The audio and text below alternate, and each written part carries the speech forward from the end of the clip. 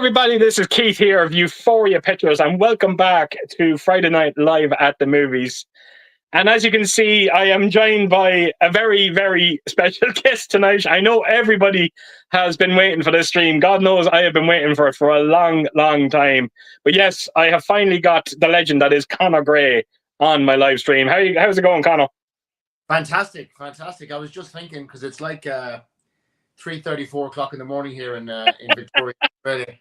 And I got up and I popped out to McDonald's. I had a quick burger for breakfast. And as I was driving back, it made me think of a Scorsese movie or something. This has been like 3 years in the making, and we finally got here. So I hope we don't disappoint. No, that's never going to happen. That's never going to fucking happen.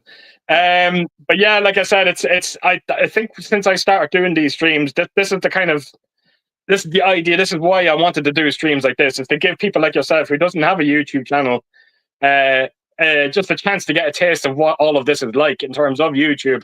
And I think the hope of having people like yourself on is to almost give you the kick up the ass that you need to start your own YouTube channel. Because as you can see behind Conor, it's a very impressive collection, to say the least. And I'm sure everyone would love to see it. Yeah, I have been thinking. Listen, I spoke to you before about it, and I have been thinking about it for ages and ages. And now that we're kind of settled in this new place when we moved in here last year, I obviously did the big garage conversion, which, you know, we put a lot of work into, which took ages to do because we had to insulate, carpet, we had to get the whole. Obviously, this was a functioning garage before, a double garage in a house, so there was a lot of work to do. So there was insulation, carpeting, getting the internet ran in here, and just turning it into what we want. We wall mounted the TVs, the whole lot. And this has now become effectually, I think we spend 99% of our time in here. We don't even use the front room of our home, really. I spend my whole time in here watching movies, watching TV shows, gaming. Both my wife and I game a lot as well. So, and my little boy Henry comes in here. It's like the go-to room. And even when he gets up in the morning, he's not interested in anywhere else in the house. He grabs his breakfast and he is straight down here to the big TV to watch a movie.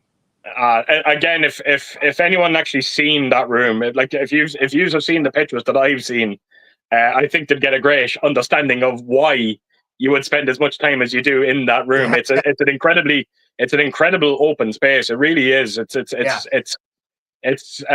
sure it's exactly how you imagined it would turn out for you. Yeah, well, when we were looking at all different houses before we ended up purchasing this one, my wife was talking to me about kitchens and laundries, and it was all going in one ear and out the other. All I was thinking about was the garage conversion. So I came. It either had a purpose-built media room which I could convert, or it had a garage that we could convert. And this had exactly what we wanted. It was a double garage, 9 by 8 meters, which is quite big. And I couldn't be happier now that I've set up. And I remember correctly, you did say you only just got the air conditioning put in as well. We just had a split system put in, running off the solar. So I've got complete heating in here now, and complete air conditioning. So separate to the rest of the home, which is really good. Because obviously you and I met up for Christmas. I was in Ireland for Christmas. I had like a 3-month trip, which was amazing. And then we came back in January, and it was like 42 degrees here, 43 degrees, and we couldn't even use the room. So even with the insulation, it was still 30 degrees in here, which is like crazy hot. And so we decided, right, we'll get the aircon fitted. And they fitted a lovely, difficult to see, but they fitted a lovely flush system which sits up on the roof, runs off the solar. So yeah, I have it constantly like 15 degrees in here every day, the way I like it. Yeah, you see, that's the problem with Australia, isn't it? It's like one extreme to the other, because you get extreme heat, but when it gets cold, it can be quite cold as well. Cold. And down where I live is only about 20 minutes from the Australian Alps, so it gets to like -2, even -3 around where I live. But then in summer, it can be 42 degrees and bushfires. So it's one extreme to the other. No wonder you got the air conditioning in there, because there's no way you could sit in that. It'd be cruel. Be uncomfortable. We've done it before. Like we've had it before in this room. You know, like I think the highest you can expect over here in Ireland is probably around 28 degrees, and even at 28 in here, it's rough. It really is rough. I mean, Yeah, we had to put multiple fan systems in here to kind of just get anyway kind of cool us down. It does become, yeah, it could be. We could do a bit of air conditioning ourselves, put it that way. And But unfortunately, I was just going to say, I was going to just say, just unfortunately with this room, it's air conditioning is out of the question, so we have to make do with what we got. Yeah, and I think also not just like your media room, which I was lucky enough to get in, and we watched a couple of movies together over Christmas, but houses in general, I think in Ireland, certainly in Europe as well, probably, they're not really designed for that kind of heat. Like No. over here, they're open space, air conditioning is a thing, it's all fitted in the homes usually, so we're kind of prepared for it a bit better. So while 28 degrees might not sound hot to a lot of people here in Australia, I can understand it will be uncomfortable if you're not prepared for it, and it's not what you're used to. It's rough because like Ellen will tell you, we'd be in here, Ellen will be drinking like pints of cider, and the pint, she'll have the glass now, I mean, full of ice.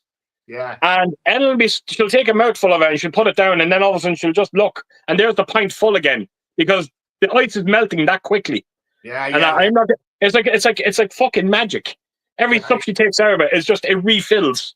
It can be very rough. So we do have a great fan system in here, and thankfully it does kind of keep us cool. But there was a time there where we didn't have that, and I swear to God, there was one night we were in here, and it's a wonder we didn't dissolve to death. It was fucking terrible. There's one time I actually went out. I got out and I went for a piss, and I swear I thought I was actually pissing fucking snot. That's how fucking dehydrated I was. And I came back in here, and I swear to God, it looked like Ellen was melting in front of me. And bear in mind, I have all this fucking stuff in this room, so we had to fix that issue. But now, like, thankfully, we're fine now. But there was a couple of rough weeks, I'm not going to lie. Keith, what about getting a ceiling fan fitted? A small ceiling. That would be fucking ideal. I think it's actually a great idea. We might actually look into that. Because I think that would actually much more economical, much cheaper, and it would suck up that warm air. Yeah, absolutely. That's actually a great. There you go, Alan. If you heard, that's a great fucking idea. Yeah. Right, Conor, I'm going to continue here. So, do you want to talk about a few movies that you've checked out yourself in the last couple of days? I've had a busy week. I was talking to you on Saturday after Leeds won the championship, and that night I had watched a couple of movies. So I'll start there. I watched the 4K transfer of The Outlaw Josie Wales. Oh, wow. Yeah, which I told you about. For me, anyway, I thought it was one of the best 4 transfers I've seen, full stop. I thought it was amazing. I was really, really taken back by it. Enjoyed the movie. The Dolby Atmos, the HDR, the surround sound, everything about it was on par.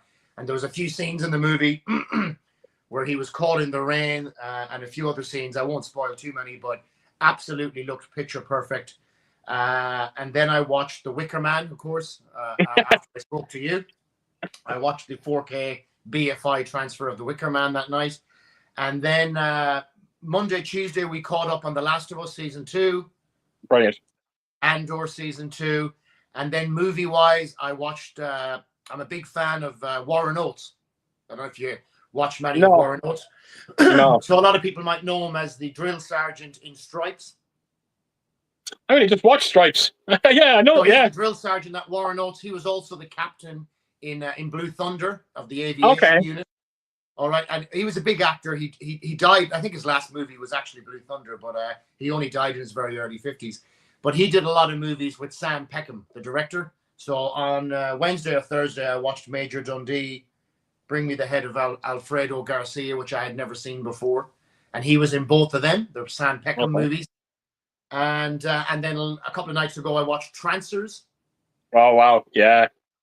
Which was pretty cool. And as I discussed with you, I've now found out there's like 4 or 5 sequels, which I've bought all of them. And I hope they're going to be as much nonsense as the first one. And I went to the cinema and I watched Until Dawn. Oh, how'd you find it? Listen, I've played the game like you have. I'm actually replaying the PS5 version. It wasn't amazing, but I had a lot of fun in it. There was some crazy cool deaths in it.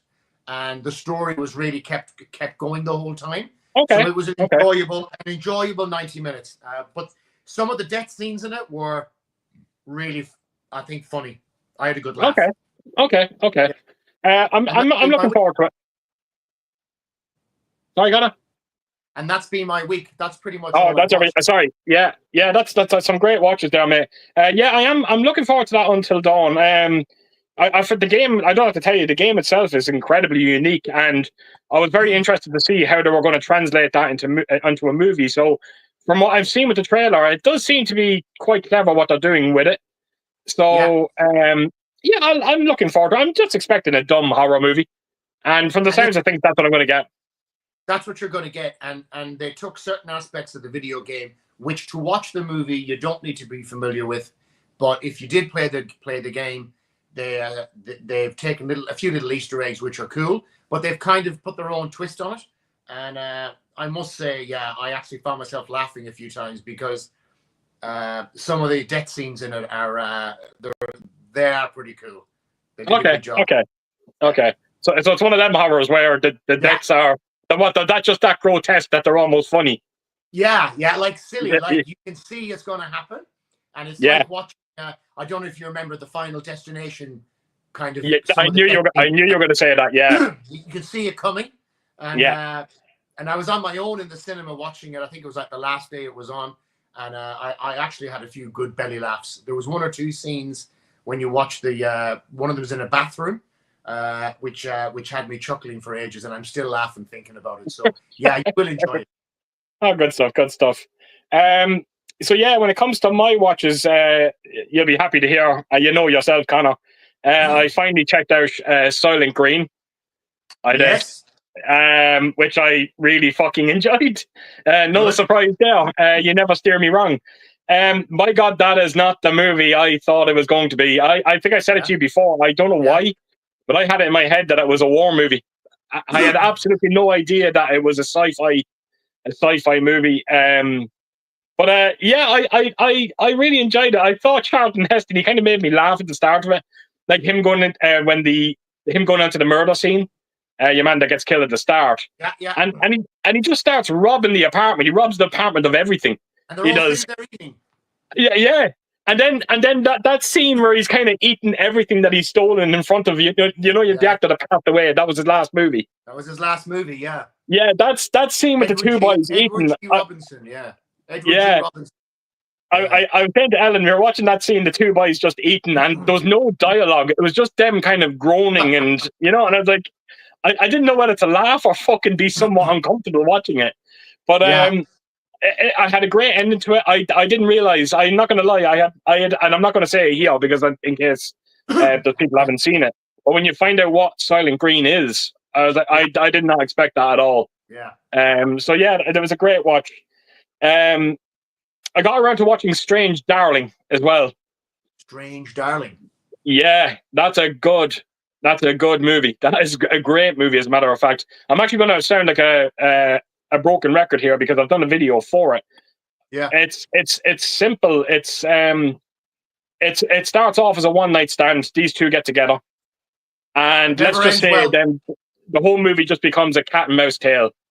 But I can't say nothing because there is a bit of a twist to it, and I'm not kidding. I kind of sat here and I said to Ellen, I was like, wow, that fooled me. I did not see that coming. I can't say anything more about the movie, but it's done. I like the way it's done in terms of storytelling because it's done in chapters. There's 6 chapters for the movie, but they're non-linear. So it starts off in chapter 4, and then it'll go to chapter 1, and then it'll go to chapter 5, and it's very strange to say the least. But I tell you, it works incredibly well. But if you're into them kind of like I said, them cat and mouse tail movies, them kind of thrillers, Strange Darling is definitely one for you. I watched Matrix. I started going through all the movies that Ellen got me for my birthday. So we watched Matrix Resurrections last night. And so I swear to God, I've taken such a massive U-turn on that. I hated it when it first came out. But I actually really enjoy it now, even though it's nothing near as good as the original trilogy. But still had a fun time with that. What else did we watch? What else did she get me? She got me Pretty in Pink in 4K. Oh, that's another John Hughes classic. Great revisiting that one. We were never. That's another movie I'd done a U-turn on. You know, when I stacked that up against a lot of the John Hughes, I know John Hughes didn't direct it, but he wrote it. But when I stacked Pretty in Pink up against a lot of John Hughes movies, that one was always kind of way down for me. Yeah. But when we watched it the other night, it was definitely the best viewing experience I had for that movie. Maybe it's to do with the 4K transfer because it looked absolutely insane. And then last night, I finally got around to watching From Beyond. That was a blast from the past. It really, really was. All right. I thought I was very familiar with that movie. I really wasn't. There was parts in it where I completely forgot about it. But it is the ultimate body horror. It really. Okay. That's what I thought I was going to get with The Substance. But unfortunately, I fucking didn't. You didn't. I didn't like The Substance at all. Didn't like it at all. Couldn't get on board. But From Beyond, yeah, great Stuart Gordon movie, another H.P. Lovecraft movie. And the 4K transfer on that one was absolutely fucking spectacular. So yeah, we got through a good few now in the last week or so, but that's all I'm going to kind of talk about here. Right, so what I'm going to do is, Conor, we are going to jump into the comment section and get this going. So again, folks, I don't have to tell you, there's 58 people watching. The way fucking StreamYard has all this set up now, it's a pain in the ass, so I'm going to be a little bit slower getting to these comments. So apologies for that. But we got Trekker Knight here just saying, hey, and he went on. He went on to say, is this the best YouTube buddy up ever? Like the YouTube version of Lethal Weapon. And he even went on to say, we even have a murder. You fucking do indeed. You do indeed. There you go. That's cool. That's great, man. Thank you so much for stopping by. Thanks, Matt. We've got hopefully someone that's going to be joining me on a live stream very soon. It is David Punton. David. And he has good evening, Keith, and good morning, Conor. Really excited for this stream. You're a gifted heart, Mr. Gray, and always look forward to Keith's videos, especially when you send him your amazing gifts.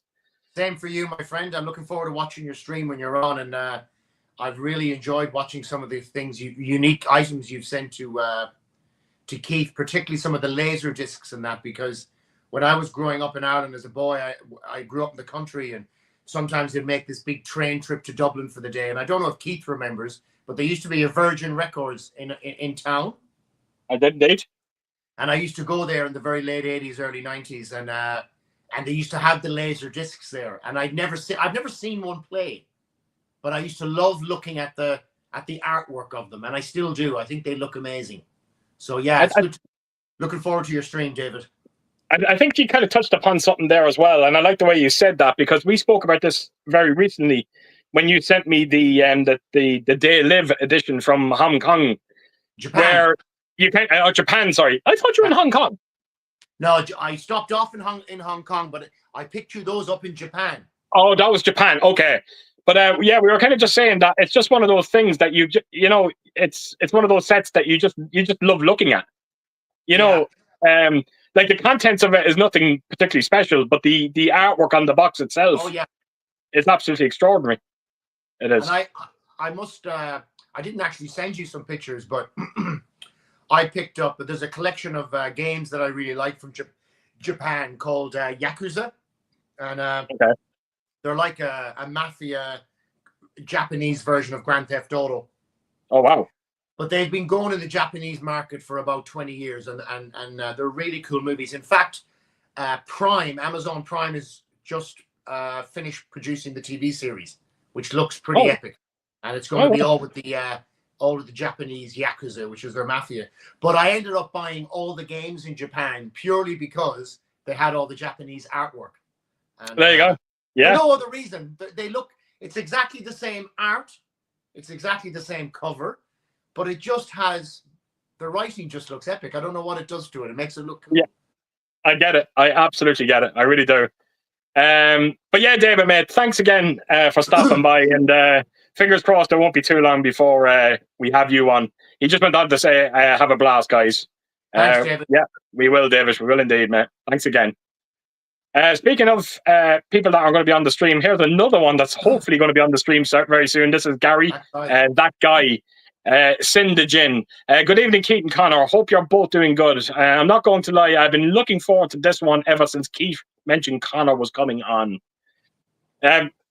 You were looking for it, Gary. I'm fucking looking forward to it. I was seriously looking forward to it. I'm not going to lie. I did say it to Ellen. I was sweating it a little bit today because I knew the time difference with Conor. And I was there and I was like, oh, God, what happens if Conor sleeps on and he misses his alarm or something like that? But I was sweating a little bit. But it's great to have you on. I had a career in the military, Keith. If I have a timing, I'll be there. Yeah, fair. That's something I never even fucking dawned on me. It never dawned on me. I shouldn't have worried at all. No, I was very excited to be on. But I like that guy's picture, his thumbnail. I think it was Fright Night, was it? That's right. Yeah. He's hopefully he's going to have his YouTube channel out soon. Cool. I know he has 3 videos. I'm not going to say what the 3 videos are. Okay. But hopefully, and I did see one of his videos. Now he did say he was going to change it because he felt that he was a little wooden. I didn't think he was wooden at all. But he has a good thing going here. I think his channel could do well when he gets it going. I think it takes a lot of courage. I think it takes a lot of courage to do it, and I love supporting anybody. I obviously been following you for years now, but there's a lot of other people I watch as well, and sometimes when I'm gaming up here on my computer, I have my iPad sitting beside me and I have different streams going or I watch channels. And I think it's really courageous that people get behind a mobile phone in their home or an iPad or whatever and talk about something they love or enjoy and share with other people. It goes without saying, I 100% agree with you. It's not easy. It's I think people out there, people that haven't tried it would think it's very simple to do. It's not. You won't believe how nervous you can be in your own environment. Even now doing streams, I'm still kind of, you can just feel that the tension still does be on me. Just for the fact that you just don't know what way these streams are going to go and if StreamYard is going to fucking act up or anything like that. But there's always nerve. But then not only that, but just strive to be as good as you can as well. And then you're just, but of course, it makes it very easy when you're surrounded by the community that I'm surrounded by. They make it somewhat easy for you to do. So I think Gary's going to get a lot from it. I think Conor, you'll get a lot for it if you ever do get around to doing it. Yeah, I think I will get around to doing it. And I think when I do my one, I don't want to be one of these YouTube channels that does a bit of everything. But I love my music, my soundtracks to movies and video games. I love video games. And I love movies and TV shows. So I'll try and focus it in around that. And obviously I'm going to lean on you for a little bit of assistance and guidance. And I think I will do it because I think it'll be fun, and I think, I mean, you seem to get so much from it. I've made so many friends through your community. Yeah. With different guys that I now talk to and on a regular basis, which is fantastic. And coming across movies and TV shows that I've never even heard of. Absolutely. Really cool. It's fantastic. And as a matter of fact, I'm going to make. And as a matter of fact, I'm going to do. I haven't done it yet. I've been looking into it, but I'm thinking about starting a Facebook group as well. I get something going there as well. Which I think would be great, just to have people that don't have channels, at least there, you have that Facebook group. They can come on and just interact and share their thoughts on their movies and all the purchases and all that kind of stuff. So I think it'd be a great idea. We got Ellen here saying hello to everyone in the chat and welcome to the stream, Conor. Ellen, thank you very much for moderating tonight. And no more than yourself with Keith. Sinead was my technical expert. She set everything up last night for me, and I came in here this morning. It was like a Steven Spielberg setup. So I'm really, really happy. While I was fucking fast asleep. So good on her. No, it's a great thing. Like I said it in my video that I put out. Was it yesterday or the day before yesterday? The birthday haul. I told everyone on that video everything that Ellen does, and particularly on these streams. I think everyone knows what Ellen does, and it's probably why we don't get trolled at all, because she's just right on it all the time. So it's great. It really is. She's very helpful. But then again, having said that, I do have a lot of moderators in the community as well. So they're it's not just Ellen as well. They're they're playing that part as well. Ellen also went on to ask our first question of the night: is there, if there was one thing that you could change about a movie that you love, what would it be? Oh Jesus! Whoa. Yeah, I haven't. I think I'll go first if you want. Oh yeah, no, that you're always first, Conor. You're always first. Yeah, one of my favorite movies of all time, obviously, is The Wicker Man. But another movie of mine, different genre, one of my favorite movies is Once Upon a Time in America by Sergio Leone with Robert De Niro. And as you may or may not know, over the last few years, because I don't think you've seen it, is that correct? No, I haven't seen it. Right. I first saw that movie with my brother-in-law John, like when I was like 10. So I've been seeing that movie for a lot of years, right? And it's had various different versions of it put out over the last 10 years. Director's cuts, different editions. There's a bit of a... His family have certain rights to the movie. The cinema won't let go of certain things. And so, sorry, the producing company. So we're kind of stuck with this medium of a movie that... There's an end scene in the movie, which I won't spoil too much, but there's an end scene in the movie where Robert De Niro is in an opium den, and he looks up and he smiles, and that's the end of the movie, right? It's a great ending, but maybe you kind of as I got older watching the movie over and over again, I began to question the whole story. Is any of it real? Okay. Is anything that happened real? And is that face he does at the end of the movie a sign that maybe it's all just a load of bullshit and it's not true at all, or it is true, and or is some of it true? I wish there was some kind of a version released or something that could give us a definitive answer about the whole big picture of the movie. And maybe I get that. And maybe by doing that I've spoiled the movie. I don't know, but yeah. It could be designed that way because it's open for interpretation. You know, it's, you just don't know. But I get what you're saying, mate. Yeah, sometimes every now and again. It's a bit, Keith, like the ending of The Thing, where they're both in that room together. Oh. Is both of them infected? One of them or none of them? Like, you know something? I tell you, mate, though, I have to tell you, I wouldn't change a fucking thing with that ending. That is one of the greatest fucking endings. I love it. I do love it. But I get it as well. Yeah, you don't know. You just don't fucking know. It's you don't know. I get that. But it's funny. The first movie that came to my head when Ellen said it to me, you know, because the movie you have to love. I went straight to Aliens, and there's one thing that happens in Aliens, and it crushes me every single time it happens. Hudson's death. Bill Paxton's death. Because when you watch Aliens, I don't know about you yourselves, but I see Hudson's character as a bit of he's like the scarecrow. Oh, sorry, he's like the Lion from The Wizard of Oz. He's looking for his courage, and then we have that moment where he finally gets his courage, and then what happens? He gets pulled through the ground. You know, and it hurts. It cripples me every time I watch Aliens. I would love to have seen his character see it through. It's such a memorable performance from him as well. But but then I could say that. I could say that a bit like it's not just Hudson as well. I could almost say the same for Fazkaz in it as well, because she's fucking wonderful, and her death is very impactful. Where I felt like I was cheated a bit with Hudson's. You know, it was like, oh my God, he became the soldier that he could be, and then all of a sudden he's taken from us. But then maybe that's its design. But that's the first thing that came into my head anyway. Because I watch Once Upon a Time in America on a regular basis, right? And there's nothing about that movie that I don't love. Like everything about it, the actor, the actresses, the cinematography.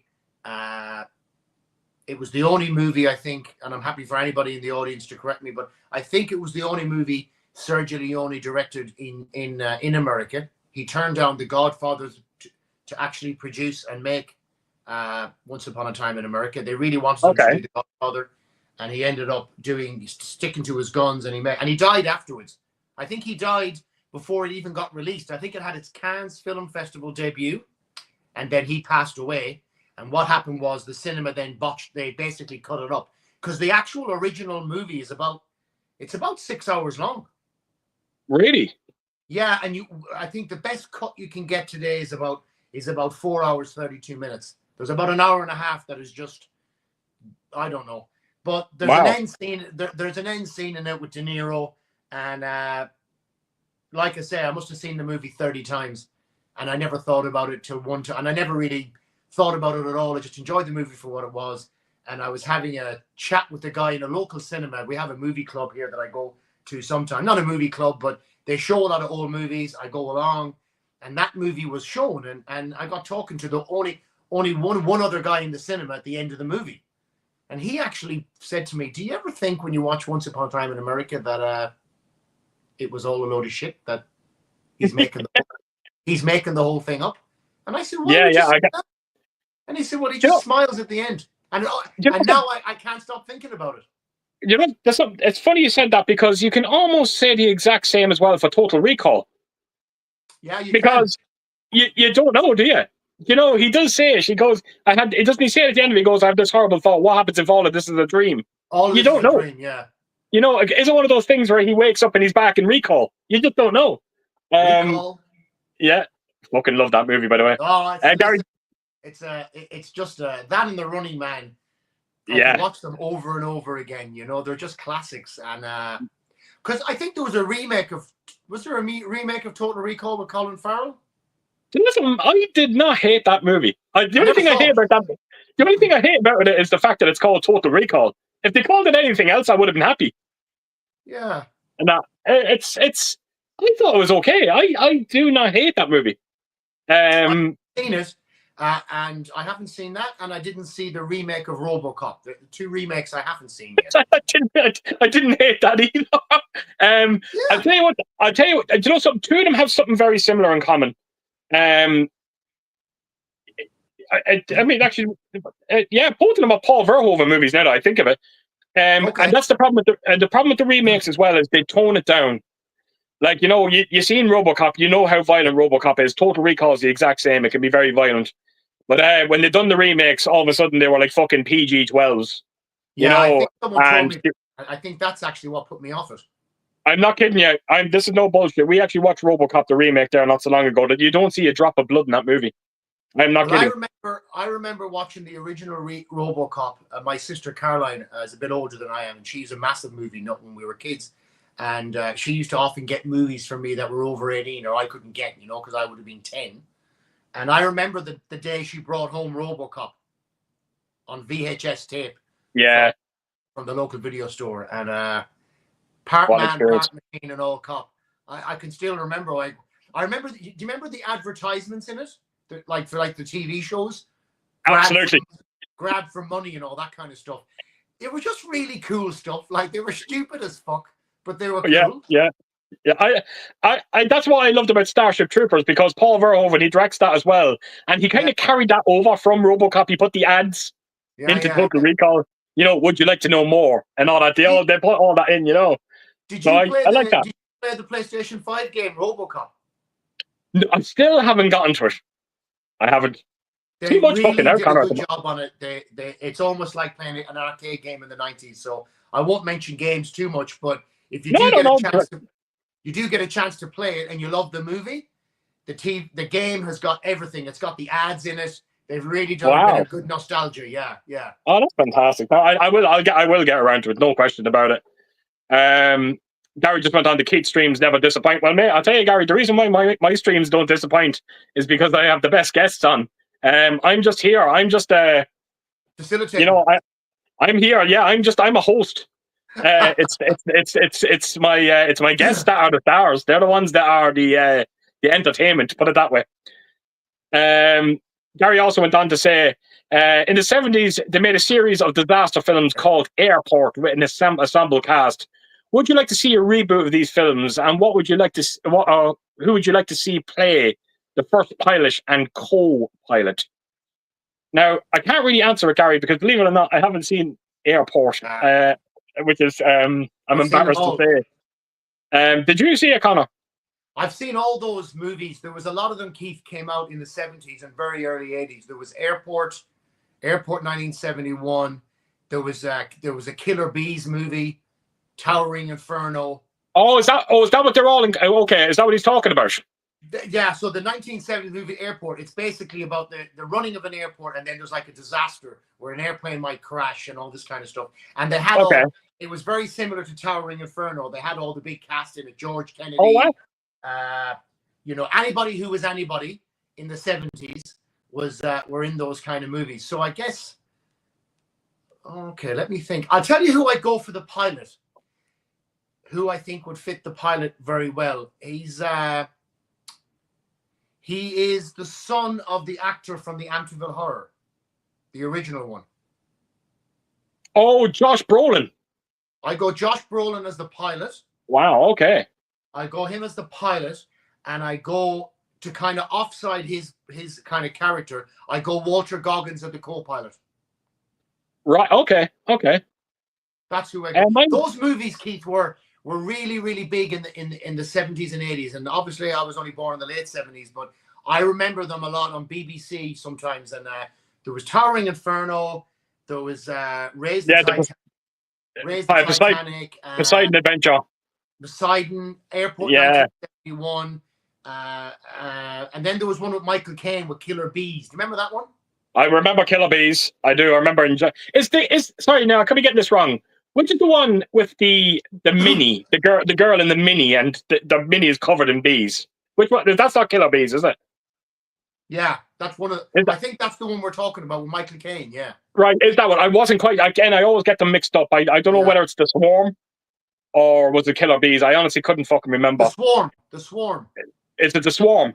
I think so. Right. That's another movie I need to revisit. But I've seen most of those kind of disaster movies back in the early 70s. But that one, Airport, now I never got around to check it out. I really need to. I could be wrong. I could be wrong, and if I'm wrong, correct me in the comments. But I think that's the movie he's talking about. I think in the original movie, I can't remember if it was George Kennedy who was the pilot. I can't. Who was obviously famous later on in life. He was in the Dirty Dozen movies, George Kennedy, and he was also he was very famous later on in life with Leslie Nielsen in the Naked Gun movies. He was like his that's outsider. Yeah, that's right. I remember that. Yeah. He's fucking great in them. I love him in that. Yeah. Josh Brolin and Walter Goggins, just to have that yin and yang. Perfect. We got Dave here saying, "Are you watching The Wicker Man or playing Atom Fall?" He's going by the thumbnail. Both. Yeah, absolutely. Yeah, I can actually see. The Wicker Man is one of the most. What can you say about The Wicker Man? I mean, that hasn't been said already. Everything about that movie. The first time I ever saw that movie was a late night showing on BBC with my late mother, and I can remember sitting in the front room of our home, little council house, and she's puffing on the cigarettes, and it was like I had my own special effects in the front room with the smoke, and that was the first time I saw it, and I was about 5 years of age. I saw The Wicker Man, maybe 6. And wow. It stuck with me ever since, and I was really lucky. I think one of the first packages I ever sent you, Keith, had the imprint.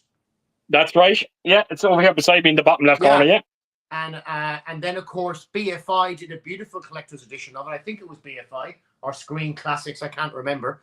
And their set's absolutely tremendous. But everything about The Wicker Man. And when I was home at Christmas, my nephews were all home from London, and they wanted to watch something like that. And I spoke about it, and they absolutely loved it as well. And they're all in their late 20s or 30s, and they really loved it because it is a timeless classic of a movie. I think The Wicker Man. I know what you could say about The Wicker Man. Don't fucking watch its remake. That's what you could say about it. Never seen it. Oh fuck! Aren't you a lucky fucking boy? Yeah. We are definitely heading into Fog remake territory with that Wicker Man remake. Yeah, it's horrendous. It's like now Nicolas Cage, is it? Nicolas Cage, and it was. Nicolas Cage is at his overacting best in that one. I have to tell you. Particularly when you see the ending of it, it's just it's a fucking god awful movie. Funny that you mentioned from the Until Dawn. We got Slipknot fan here saying, "Hey fellas, I saw a horror movie called Until Dawn in the cinema yesterday. Have you heard of it? I think you guys might like it since it's an amalgamation of many An horror amalgamation. of many horror subgenres in one film." Well, Slipknot, as you know, Conor has seen it, and you enjoyed it. I went and saw it on Wednesday. Now, obviously, you and I have spoken before. There's a number of video games in the horror genre that I love. There's the Dark Pictures anthology, which we have spoke about. I love all of them. There's a number of other ones now. The names have slipped my mind. But that actual movie, Until Dawn, was probably one of the first of those movie games that had that choice thing. It was probably one of the first. And it has, in the original game and the remake, the remaster here, it has the actor in it from, he got an Academy Award for playing Rami Malek. And he's in it. And anyways, I'm always very hesitant when it comes to video game movies because they've been hit or miss. They've been hit or miss. Let's face it, mostly misses.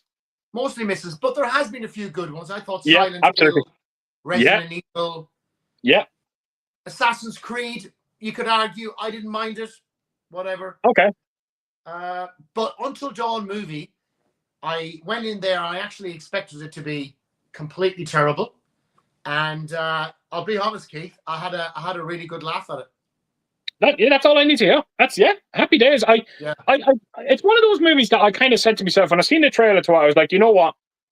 I think I'm going to have a fun time with this one. I don't think it's something I'm going to love, but I'm going to have a fun time with it. So I'm looking forward to it when I get around to it. There's a prequel game to Until Dawn called The Impatient. That's a walking simulator. That movie, that game. It's a virtual reality game. Yeah, I remember it. I do. Believe it or not, I would go as far as to say more of the movie is based on that than it is. Okay. Oh, that's interesting. Yeah. Because there's an asylum in the game Until Dawn, and you spend a little bit of time. They call it a sanatorium or an asylum, whatever the correct term is, and you kind of pass through that area when you play the game, and few things happen there. I won't go into it. And in the movie, they keep mentioning the asylum, and in that game, The Inpatient, you actually it's all set in the asylum in the 1950s. I don't know if you remember. Have you played it? The Inpatient. Yeah. So you know what I'm talking about. So absolutely. Until Dawn has got probably, I would say, 60% of the movie will be more relation to The Inpatient than Until Dawn. Yeah. Okay, that's good because I enjoyed The Inpatient as well. So yeah, it's a win-win. The movie's a lot of fun, and I recommend anybody who likes horror movies, if you get a chance to see it cheap Tuesday or whatever, or cheap on DVD, you will have a good laugh at it. It doesn't take itself serious. It's not trying to win Academy Awards. It's got some cool depth in it, and that's all you want, you know. Happy days. Yeah, I'll keep an eye out for it. Looking forward to it. We've got Darren here. He's saying if I could change one thing from a movie, I really enjoyed it would be Superman not saying "Save Martha" in Batman versus Superman. Although I understand the scene, it could have been much better executed. I think I know the scene you're talking about. Yeah, when he's talking, he's obviously talking to Batman. I think, isn't it? Yeah. Yeah. I can't remember the scene perfectly well, so I'm not quite sure. I can't quite say too much about it if I unfortunately. That's another one I need to check out. Are you a fan of those Schneider movies, Conor? Yeah, you enjoyed it? I've got that lovely 4K box set of them, and I do quite like them, and I much prefer. I want to get this correct now because I can get it wrong, and I much prefer the DC world than the Marvel world. Really? Wow. Very surprised to hear you say that. Yeah, and in fact, so I am correct in saying DC is more Superman and Batman and. That's right, yeah.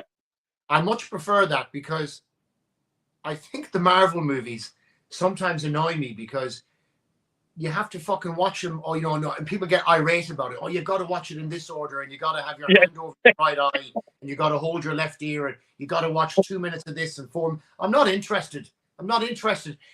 yeah, It's different if it's an Academy Award winning movie, and I've got to watch the first one, like The Godfather. I get it. But when mm, I want something that's going to be popping out of my screen and entertaining me, I don't want to have to watch 14 different things to, otherwise you just won't understand it.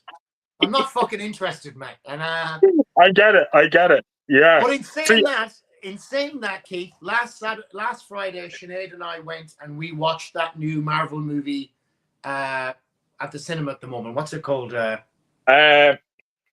Thunderbolts. Thunderbolts. Thunderbolts. Yeah. Hey, epic. Yeah. I actually, I've known 3 people now that's gone to it and really enjoyed it. We loved it. So, I was told that it's Marvel's version of Suicide Squad, basically. That's what I was told. So, yeah, I kind of get it. Like the kind of the rejects. I think that's what's. And for me, anyway, my favorite character was the guy who's in. He's like a big beard. He's like a Russian. Oh, Red James Star or Red Dawn or something. Harbor or something. Harbor, is it? Harbor? That's him, yeah. Yeah, yeah. David Harbour, that's it, isn't it? Yeah, yeah. He made the movie for me anyway. I really laughed at him in every scene. Oh, very good. Yeah, I'm really looking forward to that.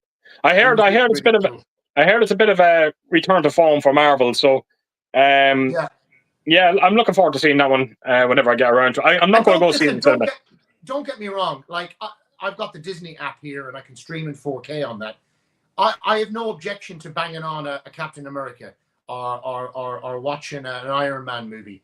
But it's sometimes I discuss it with my mates, and they start bringing out this whole map of the world and telling me you've got to watch 4 minutes of this, minute of that. Think, forget about it, man. I'm not interested. It's superhero shit. I don't want to have a PhD to work it out. I get it. That's I think we mentioned it before, not so long ago. We were just saying that when Endgame came out, I kind of wanted them to just to kind of like they kind of perfected it with those movies and then first of all 4 phases or 3 phases, whatever it was, and I kind of was hoping that they would, you know what, now just start giving us some standalone movies. You know, don't start connecting again, because it gets fucking it gets tedious. It does. I get it. I completely understand that. I really do. We got Gary Tilford here saying, "Hi Keith, have a great evening, mate. It's great to see Conor. Your generous gifts have been great to see." Listen, Gary, thanks very much, mate. And it's never been done for any other reason than I love to see people who enjoy movies. And if I can share something with somebody who loves movies, and you know, whether you're a guest in my house and we talk about movies and we come down here and watch it together on the big screen and have a few beers, or I can share a couple of, you know, collector's editions or a couple of pieces I pick up in Australia here and send them to Keith, and you guys get to enjoy them. I think that's awesome. You know, I love watching what David, you know, and many other people have sent to Keith.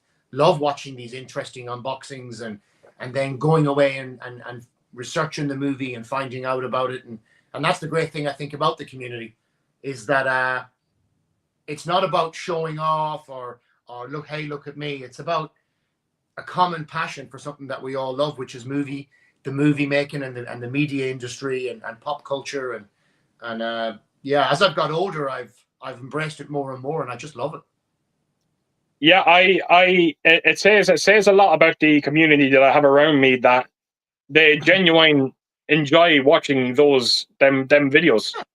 Them me reacting to items that I just don't know, you know, what's going to be in this parcel, and they seem to get a lot from it, and it's probably why I have such a great community around me, because there could be a lot of people out there that I could do a video from a parcel from David or a parcel from yourself, Conor, where people could get angry and bitter about it, seeing, you know, these wonderful gifts being sent my way. But when you see the response that the videos get, it's the complete opposite. It really is. It's they embrace it. They really do. And I think it was very important. I think it is. It's a shame it's only happened now. It should have probably happened a couple of years ago. But I think that's why it's important to have you on the stream. I think now, after countless and countless videos, it's about time we could finally put a face and a voice to the name Conor Gray. Yeah. And I think that's why people were genuinely looking forward to the stream tonight. So yeah, no, and you know what's funny, isn't it, that you and I got together at Christmas and we had a few beers in your house, and I was with you and Ellen, and we watched a few movies, and it wasn't until the next day I was driving back to the west of Ireland to have Christmas with my family that you and I were fucking talking, and we said we never even got a picture. We didn't get one picture, not one fucking picture. And I wouldn't mind, but I had it planned as well that I was going to just hook up my camera, and I was going to get you to say, "Hi, this is Conor Gray. You're watching Euphoria Pictures," and I didn't even fucking do that because we ended up watching House of a Thousand Corpses and Devil's Rejects, and we drank a lot of beer. And I got a lovely tour of your amazing room there with Ellen and you were fantastic hosts, and I had a great night. And then the next day, I drove back to the western. I ended up getting a fucking speeding fine, which came in the mail. I got a speeding fine which came in the mail from Ireland to here. Really? A few weeks ago. And when I was working out the dates, it was the morning I was coming back. Oh, are you fucking serious? But you want to hear something better? Okay. I fucking paid the fine, right? Okay. I put my credit card details in, I accepted the fine, and I sent it back to Ireland. I'm going off on a tangent here, but this is funny. And I sent the fine back. They probably sent it back to you with a customs charge. Yeah. Rejected. They fucking rejected the payment. They rejected the payment? They came back to me and they said it was going to go to court because I had been over the allocated time. And I said, you sent the fine to me to Australia by the lowest economy mail. It took about 6 weeks to get here, and the return envelope took about 6 weeks to get back. And they said, that's not our fault. I said, well, it's not my fault. I've paid the fine. That's fucking ridiculous. That is fucking ridiculous.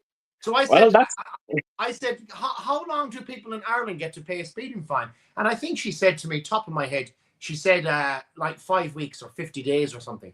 And I said, how long do you give it for international people? She said the same amount of time. That makes no sense. I said, goodbye.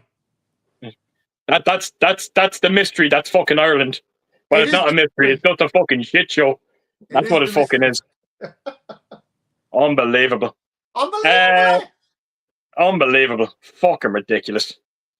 Having the fuck off. We got Ray Gabriel here saying, I need a nap soon. Hopefully I can make it to the beginning of the stream. Well, hopefully you're still awake, Ray. But thank you for stopping by. We've also got Mike here saying, buongiorno, everyone, especially to Keith and Conor. A very happy Friday to you all. Looking forward to this. Well, thank you so much, Mike. Well, happy Saturday from Australia. Because it's Saturday morning over here. So that's fucking ridiculous. Yeah. That's crazy. We've also got Stephen here just saying, hi, all. How's it going, mate? Hope you're doing well. How you going? Right. Okay. We got Gary here saying, great thumbnail, Keith. They should have left Wicker Man alone. They were never going to catch the atmosphere and tension of the original. What were they thinking with Nick Cage's version? Not the bees. Oh, yeah. Yeah. If you have a chance to kind of just check out the scene with Nicolas Cage and the bees, you know exactly what he's talking about. Yeah. It's a movie I just, for what reason I never seen the remake, I don't know. But listen, I could talk about the original Wicker Man till the cows come home. I remember one of my nephews was saying to me when I was at home, I can't remember if it was Conor or Declan, or one of my nephews was saying to me that afterwards we had a bit of a debrief about the movie, and he said to me that Christopher Lee only makes about an 8 to 9 minute appearance in the whole movie. But what a stamp on that movie he makes. He's only in it for about 8 or 9 minutes. That's all he needs. That's all he needs. Summerby, yeah. No, it's I don't know what to say about the fucking the remake. I really don't. Nicolas Cage really does not help it. I love Nicolas Cage, I really do. But he's not doing anyone any favors starring in that one. I don't know what it is. It didn't suit him. But Gary is right. It lacked any kind of atmosphere or tension. It was a slog trying to get through it all. It's a wonder I made it through. Did they follow the same kind of pattern, an island and a community? Yeah, they do. It's not gonna. I'm not gonna say it's a word for word remake, but they do. They follow the same beats. Put it that way. You know. But it just does nothing eventful happens. Put it that way in it. Because the main actor in the Wicker Man, I can't remember his name now. He used to be the original enforcer on TV. Right. Okay. I can't remember his name now. I can't remember. No, I wouldn't. I wouldn't know myself. Yeah. We got Gary the Blu-ray addict here saying, "Have a great one tonight, gents. Great to see Conor join." Well, thank you so much, Gary. Thanks, Gary. Hope you're doing well, mate. We've also got Alan Meggs. Alan. Even in all, great to see the legend Conor Gray amongst us. I really enjoy the interactions I have with you, Conor. You're a good skin, as we say in Dublin. I hope Keith and yourself have a blast. Listen. Absolutely, Alan. Thank you so much, mate. Alan. Alan and I chat all the time on private messenger about movies and stuff, and we always have good bit of shenanigans and carry on. It was his birthday a few weeks ago, and that's right, absolutely. And I was really disappointed because when I was at home, Alan was working. Obviously, he works in the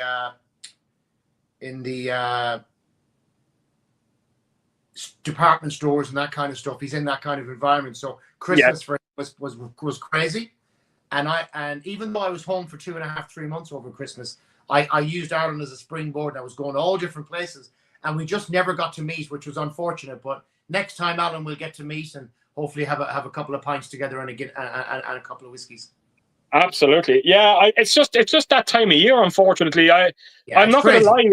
I was even getting a little bit worried with our meetup. I was kind of going, "Oh Jesus!" But thankfully, the day that you came was the day that me and Ellen were on our holidays.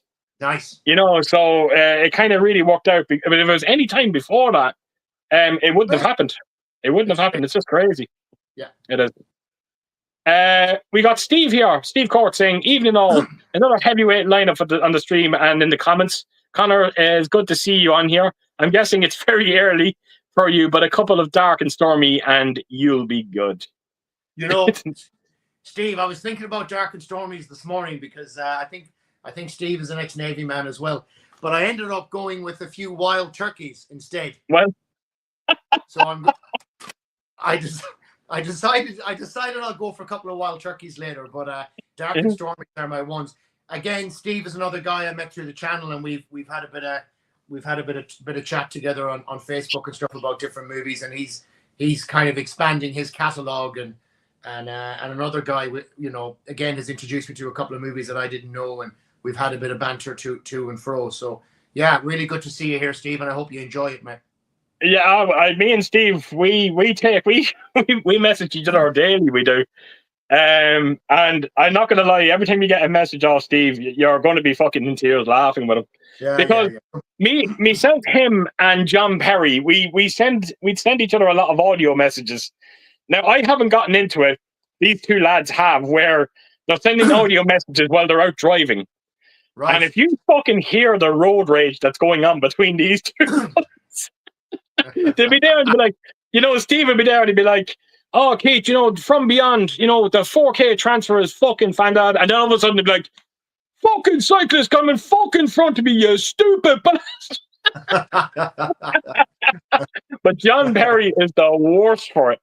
He's unbelievable. But like I said, he's one of the good ones. He really is. And I actually love actually hearing from him. He's a good lad. He really is. We got Steve also. He went on to say, "Loving the thumbnail as well. Great movie, and would pay good money for a Keith to present in a full no mesh. Have a superb time, and shout out to Ellen for keeping us all in line." Oh my God, where's my fucking yoke gone? No, sorry there. I've lost me mouse. Yeah, no, mate, Steve. No one would want to fucking see that, mate. But Yeah, look, like I said earlier, Ellen's always here, you know, keeping an eye on things. It's probably why everything just flows so fucking well every single stream that I do. I just wish fucking StreamYard would make it a little easier. We got Alan here saying, so I have to say I'm massively disappointed with the Jaws 4K 50th anniversary announcement. Another bloody steelbook. I'm very it's very disappointing, and I was really expecting a lot more. What's your opinion? Have you seen that yourself, Connor? Have you seen the steelbook release of it? I pre-ordered it from Amazon US yesterday, actually, and I will agree 100% with Alan. I am disappointed, but again, I couldn't turn down the chance to get the steelbook and that, and they could have done a lot more, and I wish they did. And you know what? It's early doors yet. Maybe they might do something like a cinema re-release or something later on in the year. I don't know, but yeah, I was disappointed a little bit, but I jumped onto Amazon US. I think it was yesterday or the day before, and I purchased a couple of movies. I purchased The Railway with Burt Lancaster, which just got a 4K release in America, and I picked up the Jaws 4K. It's a great movie, and it's funny that you mentioned it, because a couple of days ago I was watching something on the BBC about the 50th anniversary. I think it was the BBC, and it had what's his name in it? He's the fisherman. Oh, for fucking sake! He played Henry VIII, and he was the bad guy. Oh my god, his name is just gone out of my fucking head. Oh, it's gone. No, it's fucking gone. It's gone for me too. I'm not going to ponder on it too much, but it'll come back to me in a minute. But his son is doing a Broadway play of Jaws. Okay. And right. I actually thought it was the original actor. Wow. Really? When they interviewed him. Wow. Okay. Wow. Okay. Now, obviously, the original actor died in the west of Ireland, as you might know. You know, he lived in Tormacady in County Mayo. I didn't know that. No, I didn't know that. It's where he passed away. He had a cardiac arrest there. Oh, wow. Okay. He died there, yeah. And his son, I honestly, Keith, for a split second when the article was on BBC, I was doing something, and I just looked at Robert Shaw. Yeah. Robert Shaw. Thank you. Thank you. That was going to fucking annoy me. Yeah, Robert Shaw. And I actually, I'm going on a tangent again, but I thought, fuck me, that's Robert Shaw. And it's actually the son. He's doing a play which is touring America, and he's playing his dad's role in it. I'd like to see more, but listen, what do you do? It's, I mean, hopefully they'll do a cinema release. I really hope they do, but I couldn't resist buying the steelbook, and I've done it. Yeah, look, I'm not going to lie. I was angry. I was very angry, to the point that I said, you know what, I'm not fucking buying this, because I have the Film Vault edition of it, which is my definitive version of it at the moment. Yeah. And I said, is the steelbook as good as the Film Vault release? No. And then I have to bring Steve Court back into this one again, because I got talking to him, and the fucker basically talked me into buying it. Right. He was kind of saying to me, it seems to be selling out everywhere. And I went on to Amazon, it was there, but he was right, it was selling out everywhere. So I said, you know what, I'm going to buy it. Now, the thing I will say about it is, and I told Steve to check this out as well, if you look at that steelbook, the artwork is very similar to the steelbooks that we got in those collector's editions for parts 2, 3, and 4. Okay. Even the spines of them, even the spine of the new one looks identical to the other 3. So what I think is going to happen is, I think they're going to announce a collector's edition, a universal collector's edition for Jaws. And if they don't do it now, I have a funny feeling they're going to do it after the steelbook gets released. Right. I think Universal they'll be bastards about it. They'll bring out the steel first, and then turn around and go, oh, by the way, we're bringing out a collector's edition. It's going to have the same steelbook in it. I think that's what's going to happen. It makes no sense to me that Universal would bring out collector's editions for part 2, 3, and 4 and not do the original movie. They have to.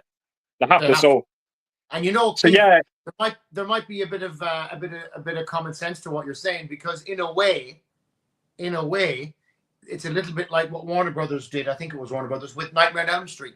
They released that first one, and everyone went crazy for it. And had I have known now that they're going to release a fucking box set, which I've paid for, I probably wouldn't have done that. it's funny you said that, because a lot of people said this to me, and I'm going to do it anyway because I'm a fucking idiot. Yeah. But someone same. brought it to my attention. Lethal Weapon. Lethal Weapon's coming out in 4K. It is getting the Warner Brothers collectors. I've never seen them. Wow, I'm fucking shocked. But anyway, yeah, that's getting, the first one's getting a collector's treatment from Warner Brothers, and there's a lot of people out there avoiding it because they think Warner Brothers are going to do the same again, where they'll bring out the collector's release, and then all of a sudden, bang, we're bringing out the complete collection on 4K. You know, so I get it. You have to be fucking somewhat clever. And I'm also kind of dubious at the moment. I know I spoke to Alan a little bit about this in private messenger, but I'm a bit dubious at the moment about I'm thinking about cancelling my Sean Connery 4K collection, because are they going to do the whole lot? Are they going to do the whole lot in 4K? No, I don't. I think they'll do it. They'll do it in segments. I think it'll be. Funny enough, I think they'll do a Sean. They'll do. You got the Sean Connery. They'll do the Roger Moore. I have a funny feeling that the George Lazenby and the two Timothy Daltons, something's telling me they're just going to come together in one box, those three, and then move on to Pierce Brosnan, and we've already got the Daniel Craig ones. Yeah, we have. But I'm not buying that, Sean. That box set is an absolute abomination. I'm not kidding. Lazy. It's very lazy. I will buy it. I will get it. I'm not going to lie. I don't like the box set. I will buy it. But I want to get it. I'm going to get it on Amazon Italy, and I'm going to get it around fucking 50, 60 quid. I'm not paying any more for it. Fuck that. It's not worth it in my eyes. I've pre-ordered it, and I'm thinking I downgraded from the Steelbook to the Standard, and I'm in a Facebook group over here belonging to JB Hi-Fi. It's a store over here that sells movies, and some of the guys were saying yesterday that you should cancel it, that you'll be able to pick it up 6 months after release on discount, and I think I will. I know you will. That's not going to sell out. That box is not going to sell out. So yeah, I would do that. We got Gary here saying, what do you think of the Dark Star 4K release? Does it need a 4K, and why just an expensive box set? I don't know the movie, and I don't know the box set. Oh, okay. So Dark Star is John Carpenter's first movie. Okay. It is. It's not good. It's not good. It's not a great movie. But look, these directors, they all have to start somewhere. I was never a fan of it, but you know what, Gary, I love John Carpenter. I don't have to tell you how much I love John Carpenter, and I will do anything to support John Carpenter. So I will pick that one up. I'm not particularly excited to revisit the movie, if I'm completely honest. But you never know. With a bit of 4K sheen, maybe it might give me a little bit more. But yeah, I'm not expecting a whole lot from it, mate. I will actually look that movie up, because I've got nearly all of Carpenter's movies now. The last one I got was Ghosts of Mars, based on one of your videos recently. I picked up a 4K copy of that, or whatever it was, that same edition as yours. I picked that up recently, and it's on my to-watch list. So I will look at it, but I've never heard of it before. Right? Have you seen Ghost of Mars? Never seen that. No. You've never. I'd love to hear your thoughts on that one. Yeah. I have to tell you, Ghost of Mars is a bit of a guilty pleasure of mine. Like, it's universally hated. Okay. But me and Ellen watched it again there not so long ago, and I tell you, both of us had a blast with it. We had a fucking blast. So I hope you enjoy it. I hope you enjoy it when you get around to it. Sure, I will. And listen, I think that's sometimes, I could never be probably a good movie critic, Keith, because no, not me anyway. I don't think there's any movie that I watch that I don't pull some redeeming factor out of it. I always try and find something, and I'm not always the best critic of movies sometimes. There's very few movies that I critically would smash or say I nearly always, I might not go back and watch it again, but I'll always try and find some redeeming factor in a movie and then for the strangest reason, I'll go back and watch it again. But I've got to recommend highly to anybody out there, if you haven't seen Bring Me the Head of Alfredo Garcia. Yeah. It's getting a 4K release at the end of the year. If anybody hasn't seen it, it's when it got released, apparently it bombed, completely bombed. Okay. And there was one or two critics in America who, I can't remember their names. They're like the big guys, but they were the only ones that basically said it was amazing. And now 40 years later, people can't get enough of it. It's a crazy cool story. It's basically, very quickly, it's about a mafia boss, a Mexican mafia boss, and his teenage daughter gets pregnant, and he wants the head of the guy who's done it. Ah, okay. And that's the premise of the story. Okay. And I really, really, my first time seeing it during the week, I watched 2 Sam Peckham movies back to back, but I highly recommend Bring Me the Head of Alfredo Garcia. If anybody hasn't seen it or gets a chance to pick up even the 4K one at the end of the year. The reason I watched it on Wednesday was I had the lovely imprint collector's edition, and I hadn't watched it yet on Blu-ray, and I thought I can't justify purchasing the 4K if I've not even given credence to the Blu-ray. Yeah, exactly. that's fair. And yeah, I watched it, and now I'm going to get the 4K copy. Oh, happy days. Okay, there you go. Great recommendation, Conor. We got Gary here saying as well, what film would you love to see get the star treatment released that hasn't already been done? Big Trouble Little Chinatown. Yeah. I'd say, fuck yeah, I'd love to say that. My good friend Michael, who's hopefully be watching, I one of my best mates online, and I meet him all the time. He's a good friend of mine, and he told me that he saw it 4 or 5 times in one day when it came out in the 80s in the cinema in Sydney, and we talk about it all the time. I would love to see Big Trouble in Little Chinatown get the 4K treatment. I would. Yeah, it's the last. That would probably be the last great John Carpenter movie that hasn't gotten a 4K transfer. The only problem we have with that is the fact that fucking Disney own it now. I was going to ask you, was that the reason? That's my logic in my head. That my hope is that maybe someday, because don't forget now, I know Disney have it, but don't forget Arrow Video. You know, they brought out a Blu-ray release of Big Trouble in Little China. Scream Factory did it as well. So you never know. Hopefully they'll, maybe 20th Century or Disney will give it to them and go, yeah, look, go nuts. Bring out a good release of it. So yeah, I'm on board for that one. I would love to fucking see it happen. I'm actually, in terms of a star treatment release, believe it or not, I'm getting one very soon for Halloween.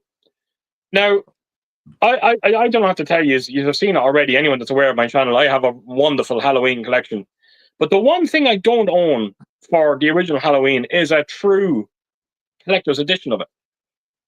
I have steelbook releases of it. I have I have the Scream Factory releases of it, and I have the Sacred Bones editions as well. But not a real epic collector's edition. Well, that's going to change all next week now, because a company from Italy called Raro Films, and I have to do a big shout out to a friend of mine by the name of Simon, who put them in contact. Well, didn't even put them in contact with me. He contacted this company and said, look, there's this channel going by the name of Euphoria Petrus. I think if you send him something your way, he could do a lot for you, our website. Yeah. And they're sending me this absolutely epic edition of Halloween. It's a one-click release. You get a knife with it as well, and it has the laser-etched Halloween title on the knife. It's fucking epic. So that's the one. Halloween up to that point would have been the one movie that I would have loved to have seen getting the proper collector's treatment.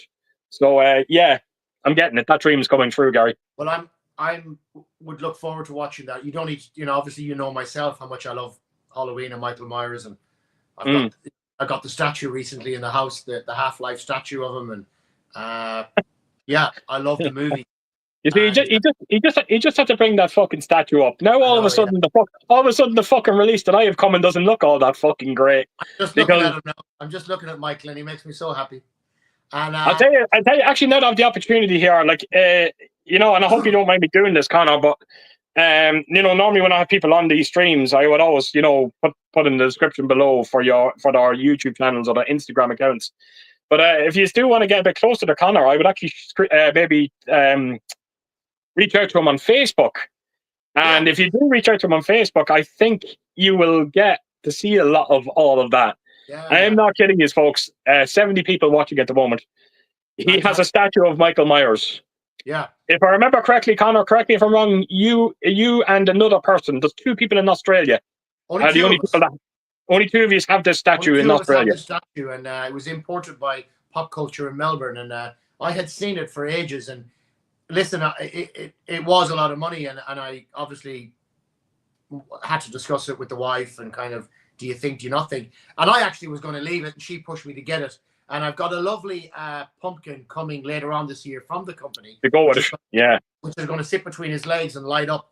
It's perfect, and it sits in the corner of the room, right in front of the original Halloween 77 poster. And I've got a number of, I think you can see those nice purple lights in my room. But on the side where he is, I've got a lovely light behind it, and the shadows pick up, and it's amazing. And I know it probably sounds crazy to people who aren't movie lovers, but my little boy Henry, who's like 2.5, and sometimes when I'm coming in the morning to give him his breakfast, I look at him in the corner of the room, and he's just standing there. And I've seen him a couple of times standing in front of Michael going like that. I don't know if that's cute or if that's something that you should really worry about. But I'll tell you, I actually just want to quickly say about Henry as well. Conor sent me a video the other day. I just thought it was the fucking cutest thing. I'm fucking forgetting now what movie it was, but basically Conor was sitting where he's sitting right now. Henry was in front. Beverly Hills Cop. There was fucking Henry sitting on the ground. Beverly Hills Cop was on the TV. And when I say that this child was in the fucking zone, and I am not kidding you, he was zoned into this fucking movie. And I said, the first thing I said to Conor was, yeah, get them while they're fucking young. Get them while they're young. And, absolutely. Hopefully he'll grow up to be and I think he probably won't have much choice. He'll be a movie lover, and I want him to be watching all the old classic movies, and absolutely. Because it's such a great pastime and such a great love of mine. But I'm really excited to see your Halloween that you have coming, and hopefully it's something that we can order and get delivered to Australia, because like you, I don't have as many editions of Halloween as you do, but I have quite a few, but I don't have a definitive one. I may as well say it then here. Yeah, you won't be able to get this. It's gone. It's sold out. I think they were limited to around 300 copies, and they were sold out. Like, I'm not going to lie, Conor. When Simon told me it was happening, like, I was very excited, and I wasn't doubting Simon at all. Yeah. But it was one of those things that I was like, you know, until I get this thing in my hands, or I get some sort of confirmation that it's coming, I won't believe it. Thankfully, Simon contacted me, and he gave me that confirmation, and it's on its way. It should be here early next week. But unfortunately, the set is sold out. It's gone. Well, it's long gone. I'm just looking forward to seeing yours, and that will kind of at least tickle the itch. If you're anyway interested, if you want, I can actually send that on to you. You can send me the statue. Yeah. No. Didn't think so. No. Anyway, I love that statue, you know, and I when I first saw it on the Australian website, I pondered for a good 2 or 3 months whether I was going to pull the trigger on it or not, because I already had the RoboCop statue, I already had the Leatherface statue, and this one was on a much bigger scale, as you've seen. But it's meticulous, man. His overalls, his face, the hair, the knife. He's standing on a bed of pumpkins, and everything about it was just epic. And now that I have it, I just look at it all the time, and it just, yeah. I'm not going to lie to you, Conor. I'd like to fucking take nothing away from Michael. Like, he looks perfect on it. But I think I told you already, I don't know why, but it's the terrain. When you see the bed of pumpkins, I don't know why. It just looks, it's so cool. Goddamn, it's so creative. It's very creative and a lovely piece. And I can't wait to have that pumpkin head at his feet, particularly when it comes to Halloween, because this Halloween I have the same Michael Myers outfit I've had for a while, but I'm hoping to dress Henry up as a mini Michael and go out trick or treating. Right. Because trick or treating is not a big thing in Australia. Halloween's not a big thing here, and it's slowly starting to make a bit of a presence here in Australia. But it's very Americanized, which is not a bad thing. Yeah. I'm not criticizing that, but for me, culturally, and I don't want to use that word in the whatever, but Halloween means an awful lot. Absolutely.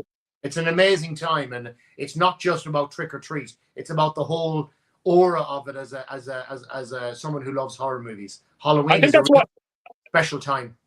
I think that's why you reference that scene a lot from Halloween 3. You always talk about when the seas run red with the blood of the innocents and that, or the blood of the children. Like it kind of when you actually watch that scene. I don't know how to describe. I really don't know how to fucking describe it. I know what you're saying. I don't know if it's just because of Halloween in Ireland growing up, it was just a, I don't know, the atmosphere of where I lived. This thing, it was just, I don't know. You were built up. You were almost brought up by the lore of it all. Yeah, it's a very strange thing. And so weeks before you were getting ready for the bonfires and doing all that. Weeks before Halloween ever came, there was a big build up to it. It was and I lived in such a big housing estate. We were collecting trees. We were getting ready for it. You were getting into your best clothes. You were dressing up. But yeah, I like that scene in Halloween 3 done by the late great Irish actor. He was also in The Last Starfighter. He was the CEO in RoboCop.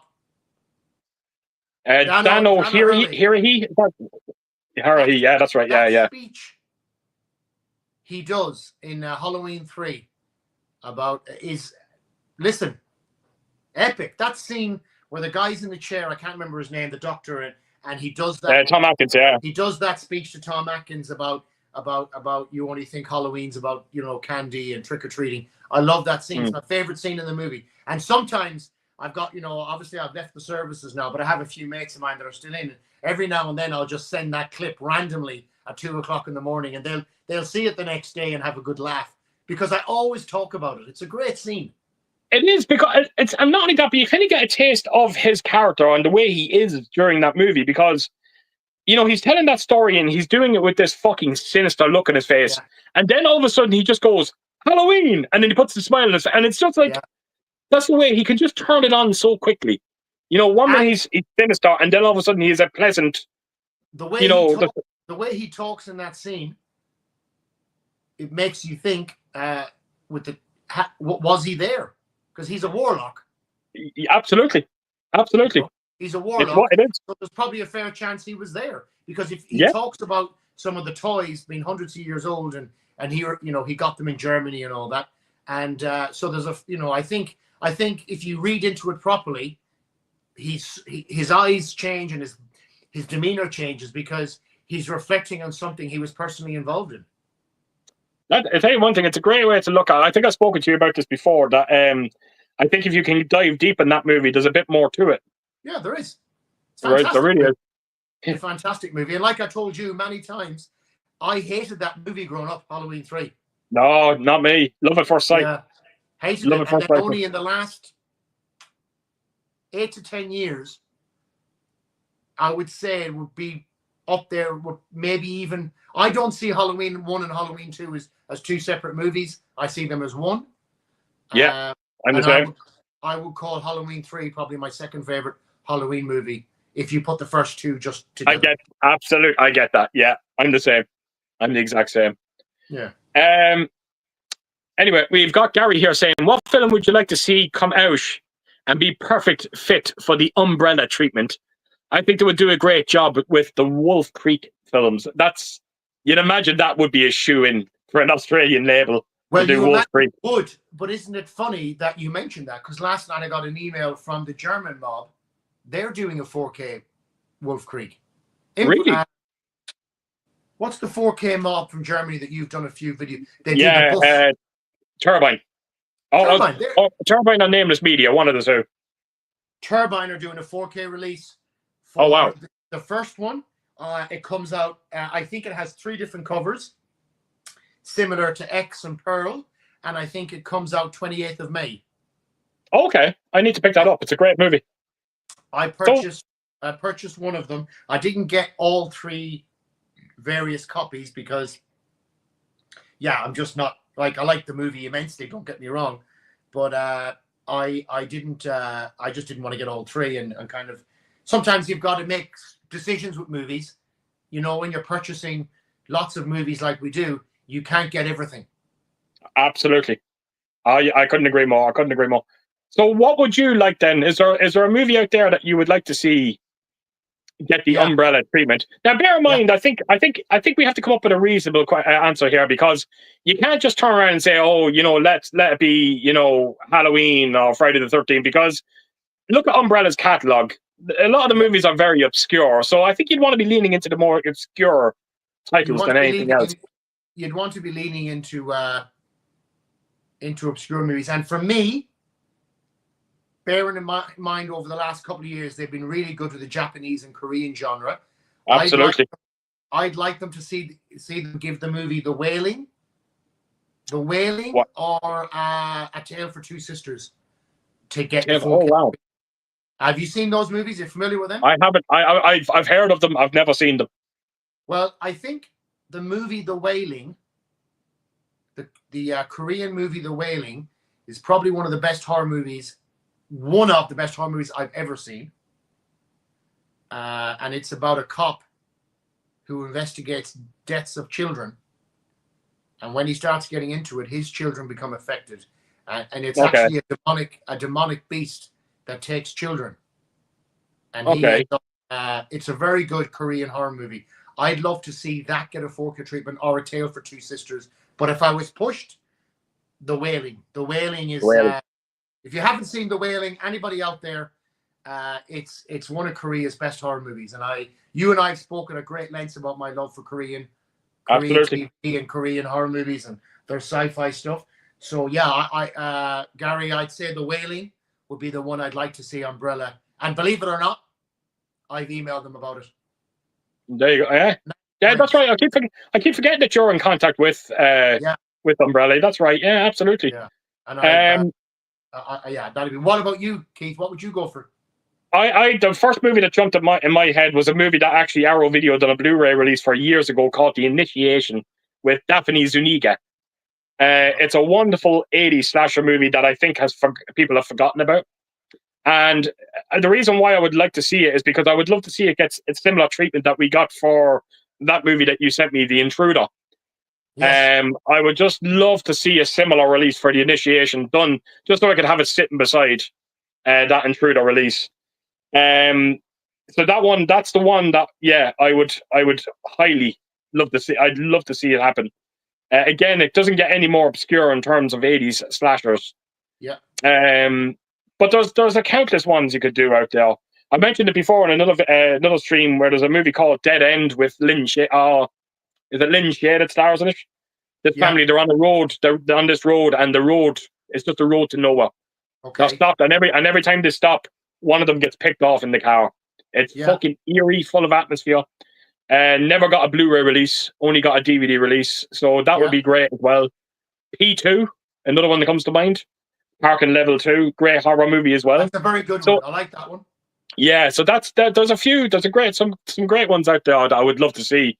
But the town that dreaded sundown, the original movie. That's another possibility. But like, I'm actually just looking at the collection. Like, I don't know if the people that are watching, I'm not kidding. I'm just looking at my Umbrella collection. I have around nearly 30 titles, and Conor sent all of them to me. And I'm not kidding you. They're just so unbelievably obscure.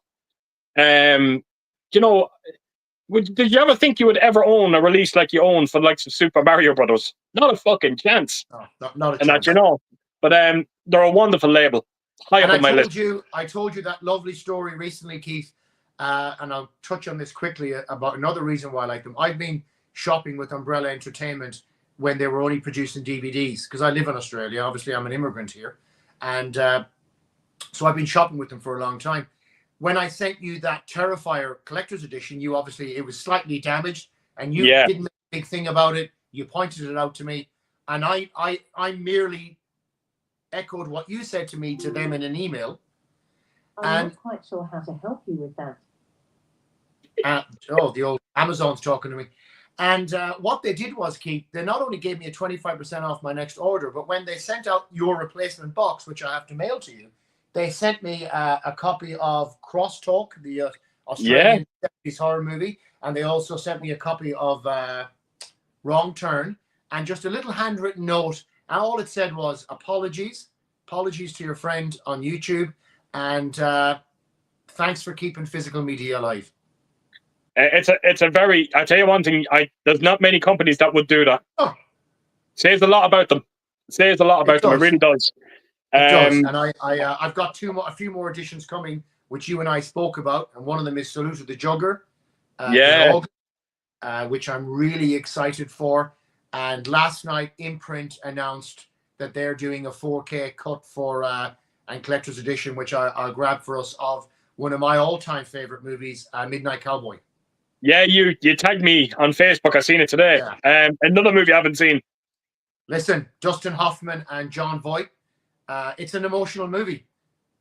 Okay. And it actually, the end scene, the story, everybody knows somebody who decided to just, on a whim and on a dime and on a wing and a prayer, to go and try and make it somewhere. And you have so many good luck stories about how people just wing it and make it. And I'm not saying Midnight Cowboy is anything, it is different, but you know, sometimes the grass isn't always greener, and that's why Midnight Cowboy is a classic. And if you haven't seen it, you're going to see it in the definitive 4K, and I think it'll be a beautiful addition. So I'll definitely be grabbing us a copy of that, because it's an epic movie, mate. Epic. Unbelievable. Look forward to seeing it, mate. Looking forward to it. Yeah. Thanks so much for that, by the way. Yeah. We got Stephen Macy here saying, hi, Keith. Welcome to the stream, Conor. Hey, Steve. Hey, Stephen. How you doing, mate? Gary went on to say, I have to say, those Wolf Creek movies are bloody brutal. Yeah, absolutely.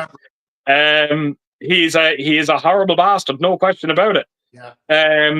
I never got around to watching the TV series, though. TV series is very good. I watched it. It was pretty good. And there's actually a made-for-TV series over here in Australia called Milat, M-I-L-A-T.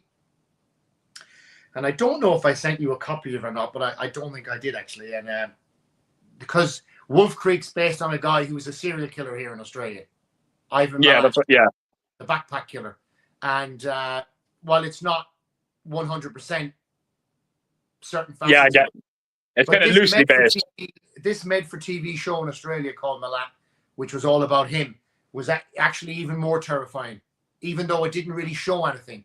Just how this guy worked for the local council on the roads, and how he managed to kill 12 or 14 people and execute them in forests with his brother and stuff. Really crazy stuff.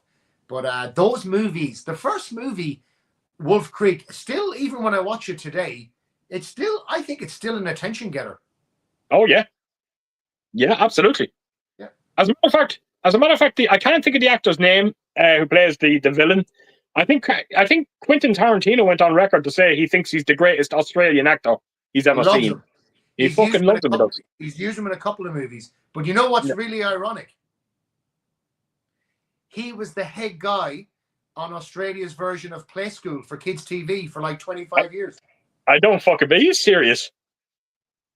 Jesus Christ, that's unbelievable. He was the face of kids TV in Australia on ABC. It's like a government-run network. So a thing similar to Play School or Back Home or Bosco or any of those kind of shows that you would watch as a kid where they teach you the alphabet and all that, Sesame Street type things. He was the main guy for like 25 years.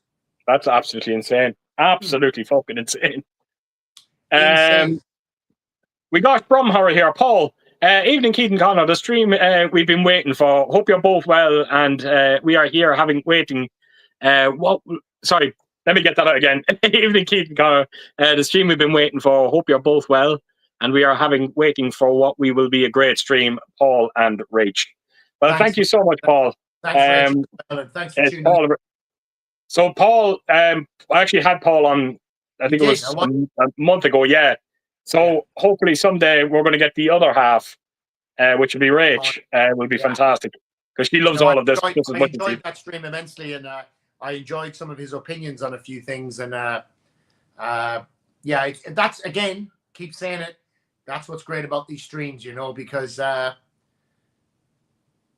it just brings people to life. You hear names, you have ideas, you think about things, and when you hear other people's opinions on movies, Keith, and something that they found interesting or something they found unique, it makes you want to go back, cross-reference, watch it again, and it's just healthy. It's good for you. I love it. I couldn't agree more. I couldn't agree more. Yeah, and I tell you, going back to Wolf Creek, I lived in Darwin, Northern Territory,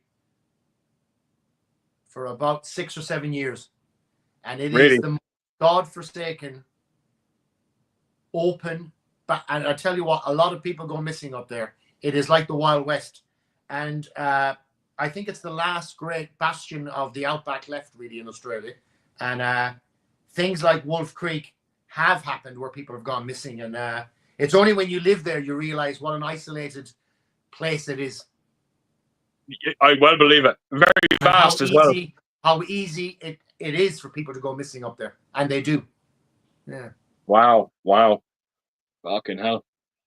We got Al Humphreys here saying, hello, Keith, Ellen, and Conor, and the chat. Hope you're all well. Yeah, mate, doing well, Al. Hope it all is well with you, mate. Thanks for stopping by. We've got Carlos here as well. Hi, Keith, and a huge welcome to Conor, to the community, and being on screen. You're in good company, sir. Enjoy. And there he is. Again, Carlos. He's got an Outlaw Josie Wales thumbnail. Well, Carlos was my second guest, if I remember correctly. And I have a fond memories of that stream because nearly the whole thing was just based on Westerns, which was fantastic. It was very educational. It's a great genre. It's a great genre. Loved it.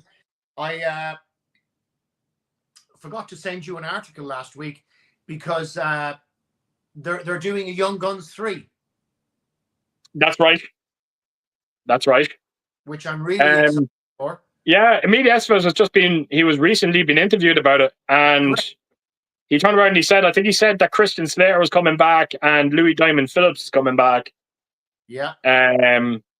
He even turned around and he said that John Bon Jovi might be interested in doing the music for it as well, like he did for the second movie. So yeah, it'll be great to see. I hope it fucking happens.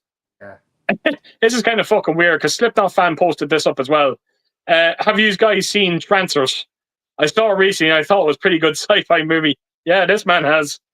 Slipknot. I watched it for the first time on Wednesday or Thursday night, and I didn't quite know what I was looking at first.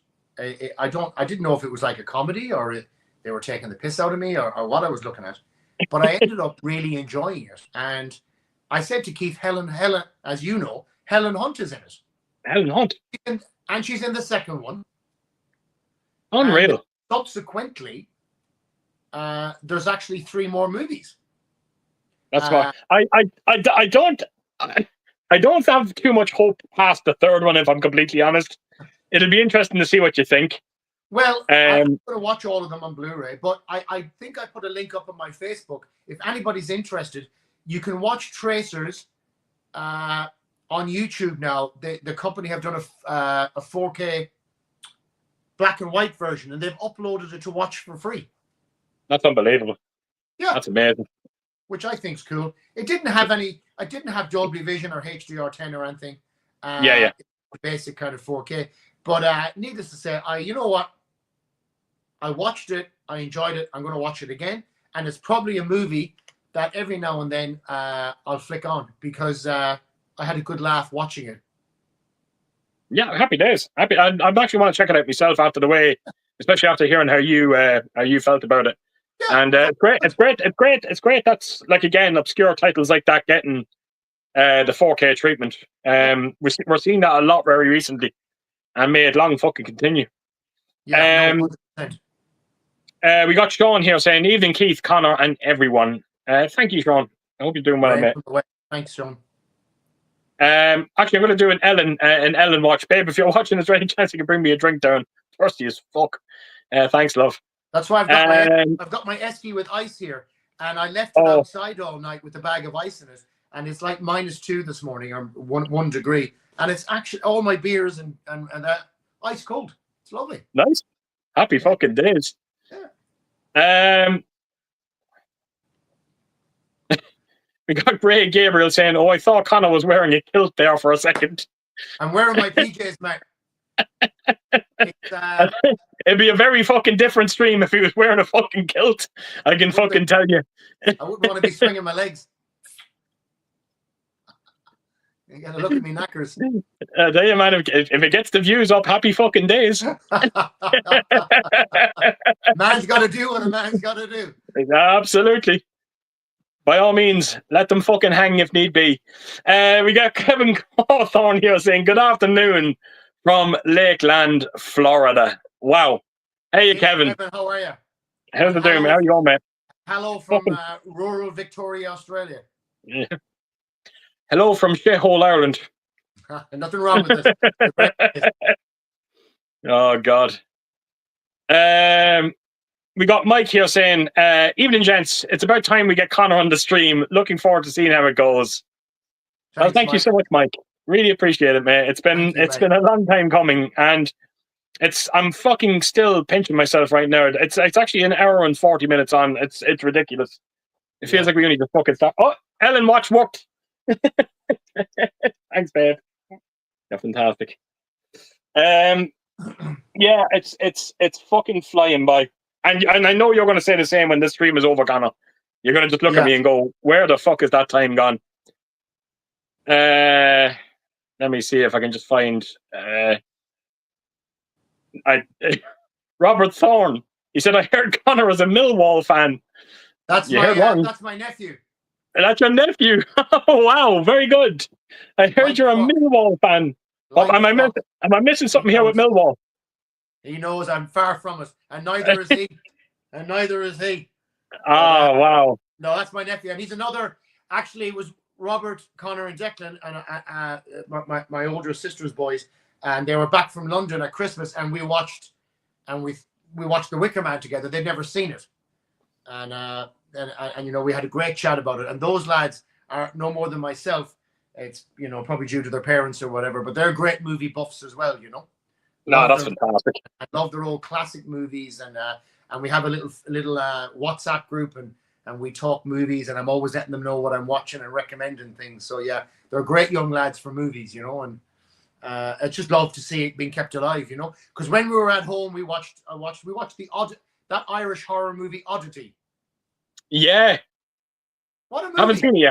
Haven't seen it yet, but I heard good things about it. Loved it. I actually hold off because the buy one get one free sale, it'll be happening here in JB soon. They've got a lovely Blu-ray copy of it here in Australia for Oddity. Oh, nice. Okay. Lovely collector's edition, which my local store has a few copies in there on the shelf, and I want to grab one before they go. So I'll grab you one of them, but it's a lovely collector's edition for Oddity. I need to actually look at it and see what it looks like. Yeah, thanks. That's fucking believable. Thanks, Conor. We got Gary here saying as well, "Conor's man cave looks amazing." I swear to Gary, I'm not kidding you. If you can actually just see the proper fucking pictures of it, it's fucking insane. Like I said, go back to just again, anyone that's watching, you know, reach out to Conor on Facebook. You'll get a proper sense of that fucking amazing room of his. It really is incredible. And like I said to you before, some of the stuff I've had for 20 odd years. So all my collecting has been over an immense period of time. Movies are all up the front. So I guess everybody here predominantly are movie lovers. So all my movie stuff is kind of from here up. So you're not really seeing it. And everything in the rear of the room is video games, collector's editions, movies, all my statues. The room goes for quite a bit forward as well. And it was a big conversion, but it's been one of the most enjoyable. And I was chatting to you, Keith, the whole way through it. Right from when we moved into the house. I seen that room when it was a shell. Yeah, a shell with things in it. So I got to see it bit by bit. Even when the carpets were all put in, you know, I got to see it all. Even though Conor did tell me a great story about that room, which we didn't kind of touch upon a bit, which I thought was fantastic. But there's something in America. You can't convert a garage in America once it has a garage door in it, is it? So in Australia, they have really strict regulations on, they call it rezoning a domestic property. And so when you want to turn a room, which is a garage, a non-dwelling room, into a fucking what they would class it as a habitable room, you've got to go through the local council. They've got to come and inspect it, and you could be in the hole for about $2,000 or $3,000 Australian, so about €2,000 for someone to come and say it's okay. And you know what, mate? I just wasn't doing it. So what I did was, to get around it, is I insulated and sealed the garage door completely. So to all intents purposes, at the front of the house, it's a garage door. Yeah. But it's actually sealed. Yeah. And it's insulated. And I got specially made curtains then, blackout curtains for the windows. But yeah, I wasn't doing that. I wasn't paying the council $3 fucking grand to come and tell me I can turn I'm not keeping 15 Mexican immigrants in here. Do you know what I mean? Yeah, I get it. I absolutely get it. It's ridiculous. I think that's fucking overreach, bro. That's what I think. Yeah. It's money making. Oh, no question about it. No fucking question about it. Yeah, no, you're right. You're dead right. Always find way around these things, Conor. Fair fucking play. Yeah. We got the Beatles here saying, "Evening, lads. I hope you're both doing well, and welcome Conor to the stream." Thanks, mate. Thanks very much, Beatles. Appreciate it, bro. I don't have to ask him, Robert. He says Conor is a legend. Ask him his favorite movie ever. If you actually look at the thumbnail, and in case people are wondering about that, and I actually just want to quickly say that again. I don't know if I've mentioned in a comment on the stream before. The idea of the thumbnails is basically, I ask every guest that comes on, I ask them what their favorite movie is, and I dedicate that thumbnail. It's all very important for me to everyone to know that these streams have nothing to do with me. They're to do with my guests, and the thumbnails are dedicated to my guests. So the minute I contacted Conor, I had an idea. I don't even know why I even bothered asking, but I had an idea you were going to say the Wicker Man. Yeah. So yeah, that's the idea behind it. It's the Wicker Man. You know, the Wicker Man and Once Upon a Time in America are very close movies, and they're such polar opposites.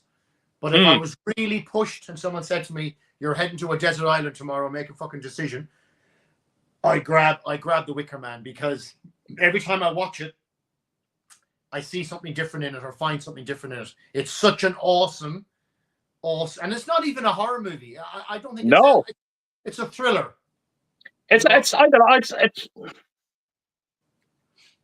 I don't know what you could a folk horror. I don't know what you fucking got. I don't know. Yeah, it's one of those. You know? Absolutely.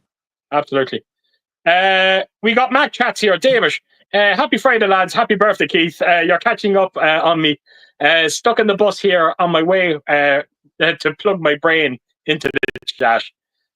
Well, thank you so much, David. What was I going to say to you? No, and thanks for the birthday greeting, by the way. It was last Friday. 45 fucking years old. Jesus Christ, where the fuck is the years gone? Ridiculous. But thank you, David, for stopping by. Hope you're well. We got Gary here saying, "Are there any movies in your collection that you really dislike but would be willing to give another go in the future?" Yeah. Wow. I think there's quite a few that I look at and go, Jesus, I didn't enjoy that. I should give it another go. I think maybe The Two Jakes with Jack Nicholson, the sequel to Chinatown. Oh, I didn't even know there was a fucking sequel to that. It was a sequel. He did it, because obviously the first one was such a resounding success that he did the second one, sequel, which didn't do very well. The original Chinatown, I've spoke to you about a few times with Jack Nicholson. That 1920s kind of noir kind of detective stuff. I really like that stuff, early 30s.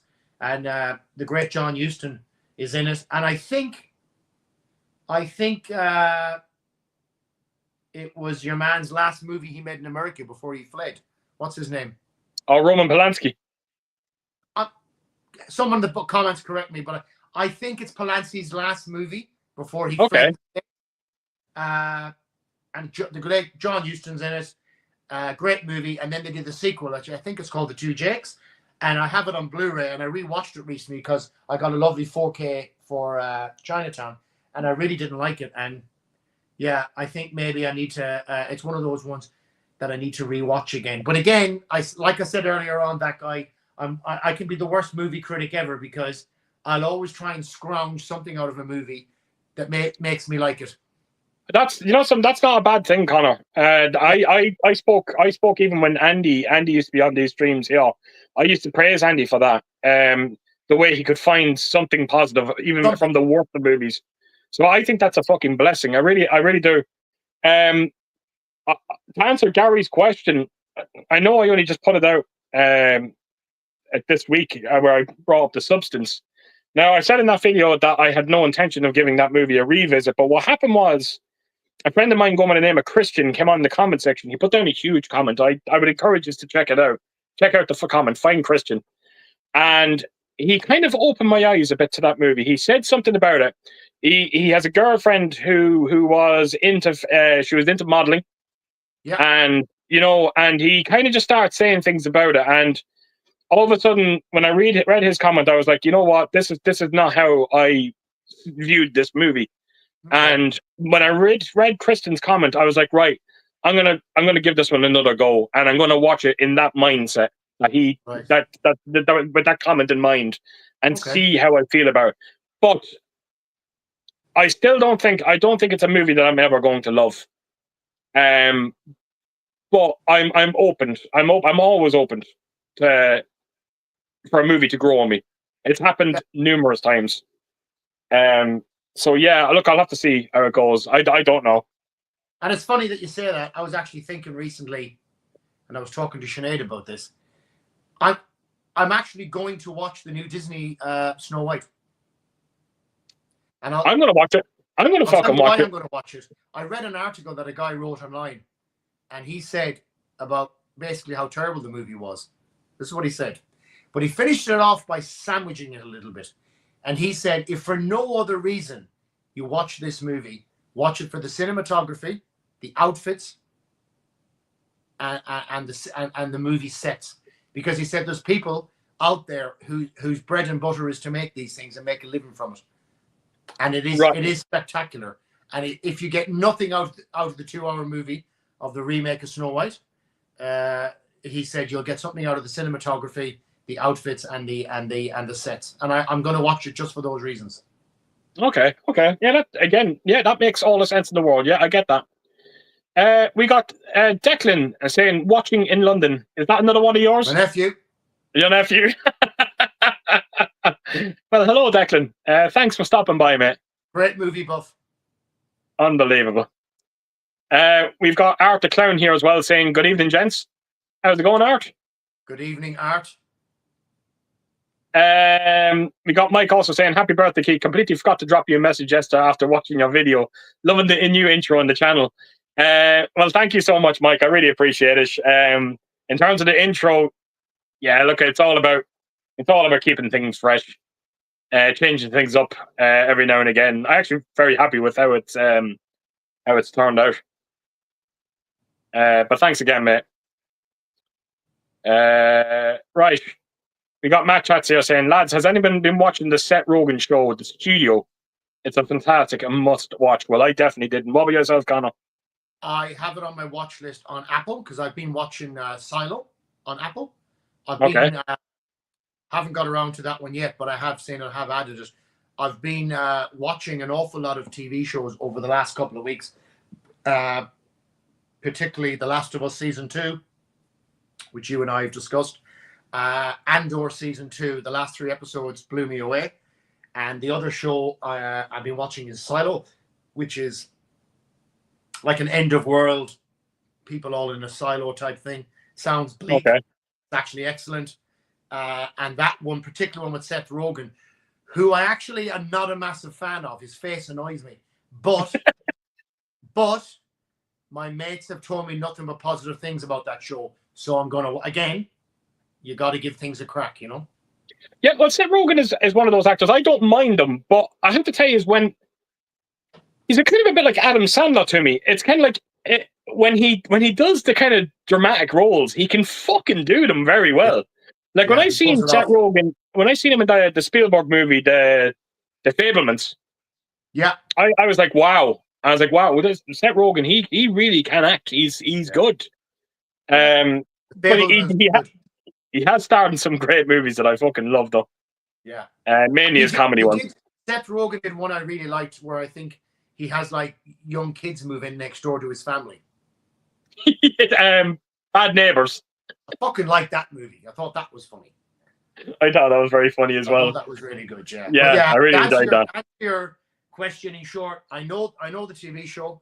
I have an Apple subscription. I actually quite like a lot of Apple's products, and that is on my watch list. So I'm hoping in the next couple of weeks, when Andor is over, I got 3 more episodes of Andor to go on Wednesday night, and then because I don't like to have more than 1 or 2 at the max 3 TV shows on the go, because I get fucking flustered, and I've been absolutely obsessed with From, the TV series From.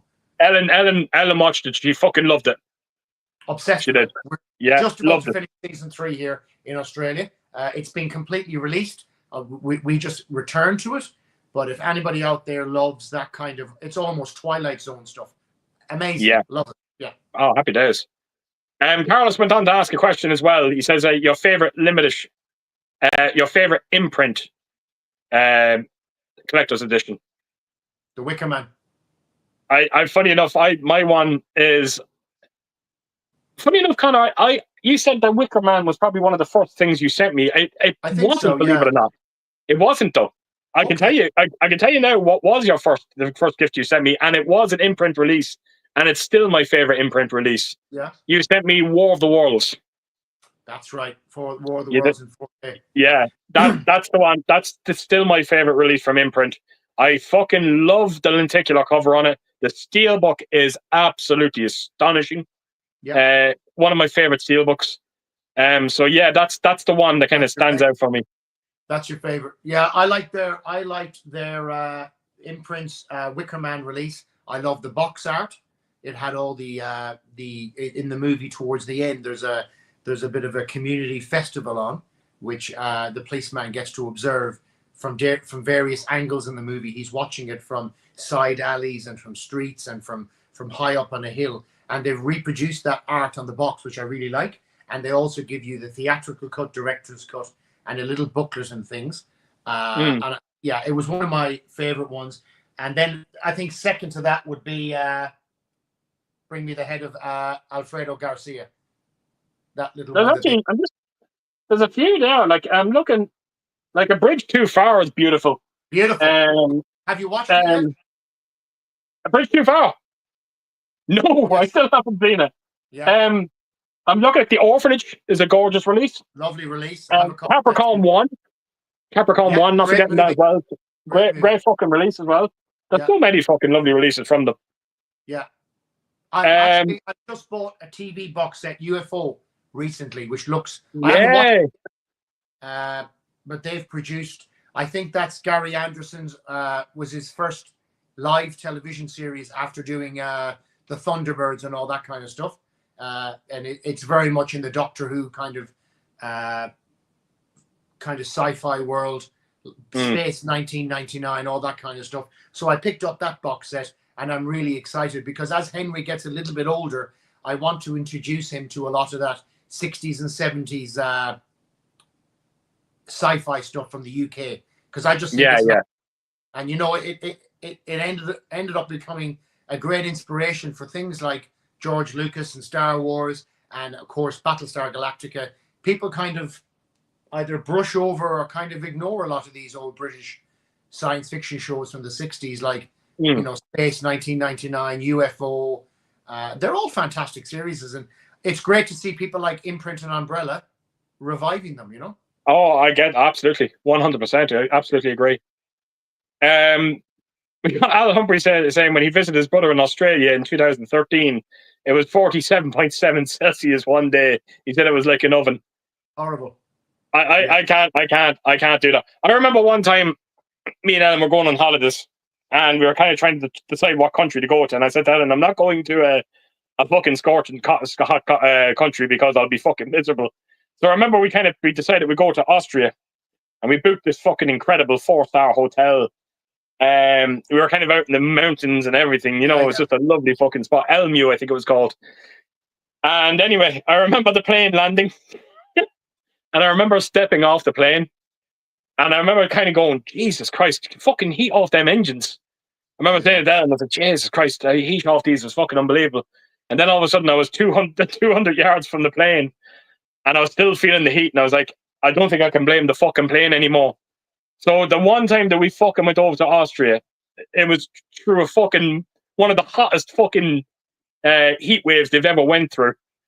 And I'm not kidding you, that when we got to the hotel, I remember the first thing I seen when I went into the hotel was a picture of this hotel we were staying in. And there it was, just covered in snow. It was an avalanche that fell down. And there's me, there's like fucking sweat coming down from me fucking shorts, from me fucking ball sack.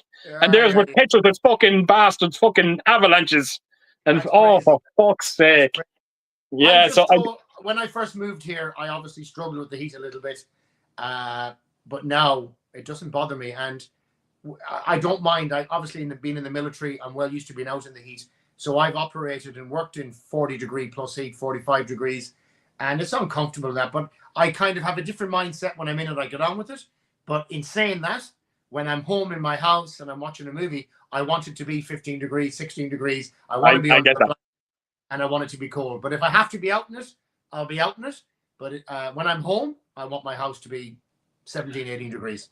Well, that's the kind of mindset that I to be in. I'm kind of like, you know, that's the problem I have with the summer. It's kind of like, you know, when you're too fucking hot, you haven't really got the means to cool yourself down. But if you're cold, you have the means to make yourself warm. That's the way I kind of, you know. Yeah, and I love there you go, absolutely. I love it. Sinead and I talk about it all the time. We enjoy summer. We enjoy spring probably more. And we enjoy autumn because it's like 25 to 30 degrees. It's really nice.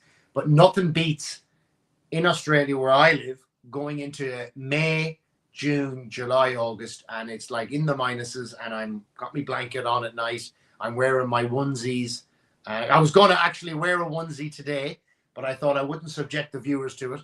But next time, I'll wear a Batman onesie. Yeah. Me and Ellen were only just talking about it last night. We're in here having a few drinks, and we were sitting on the couch here, and we had the blanket on us. We were snuggled in together, and we kind of just turned around and we said to each other, "Isn't it hard to believe that in around maybe 2 or 3 weeks' time, we're going to be like, get the fuck away from you? I know, yeah.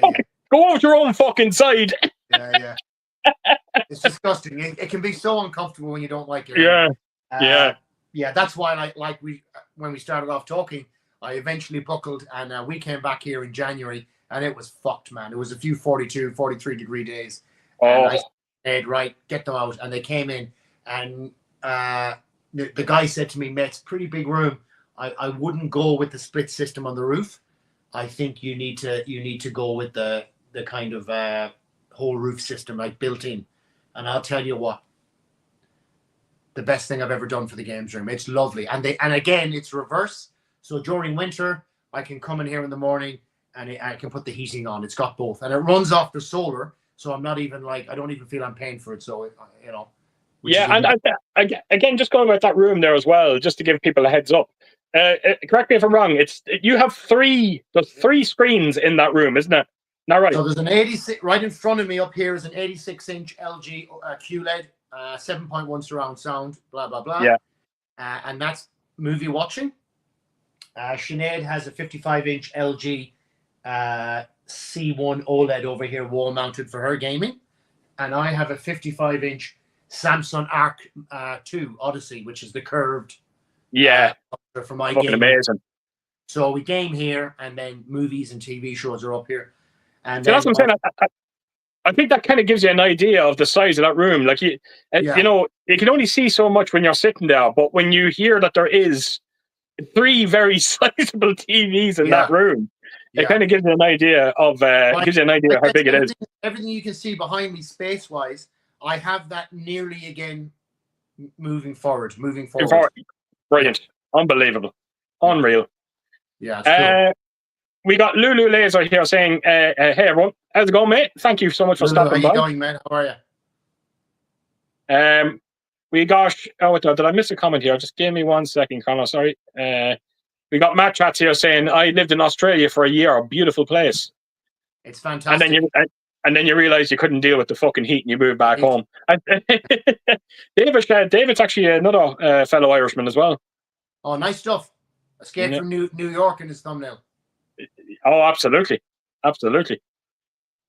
We got Gary here saying, "What's your favorite opening sequence in the movie?" Mine has to be Octopussy when Bond flew that jet plane out the back of a horse's trail. Wow, I have not seen that in a long time. That's actually a good one, actually, Gary. Well, I'm going to answer this question, then I'm going to run for a quick pee. No problem at all, mate. I'll tell you, I'm going to go a Bond movie as my favorite opening, and The Spy Who Loved Me. I loved when Sean Connery he was in bed with this beautiful woman, ski resort. He gets out of the bed. She says to him, "I need you," and he says, "So does England," and he leaves. I love it. Then there's a skiing sequence, ice skiing, and then he gets to the end and he jumps off and he opens the parachute and the Union Jacks on it. Yes, yeah, I remember that. That's actually great. That one, fantastic. That's a great one. The song kicks in. Nobody Does It Better by Carly Simpson. I just think it's an amazing opening scene to any movie. And I'm sure everybody has their favorites, but again, it's one I could watch umpteen times over, and it still gives me a bit of a tickle every time. But when she says to him, I need you, James," and he says, "So does England," and he heads off. I just love that.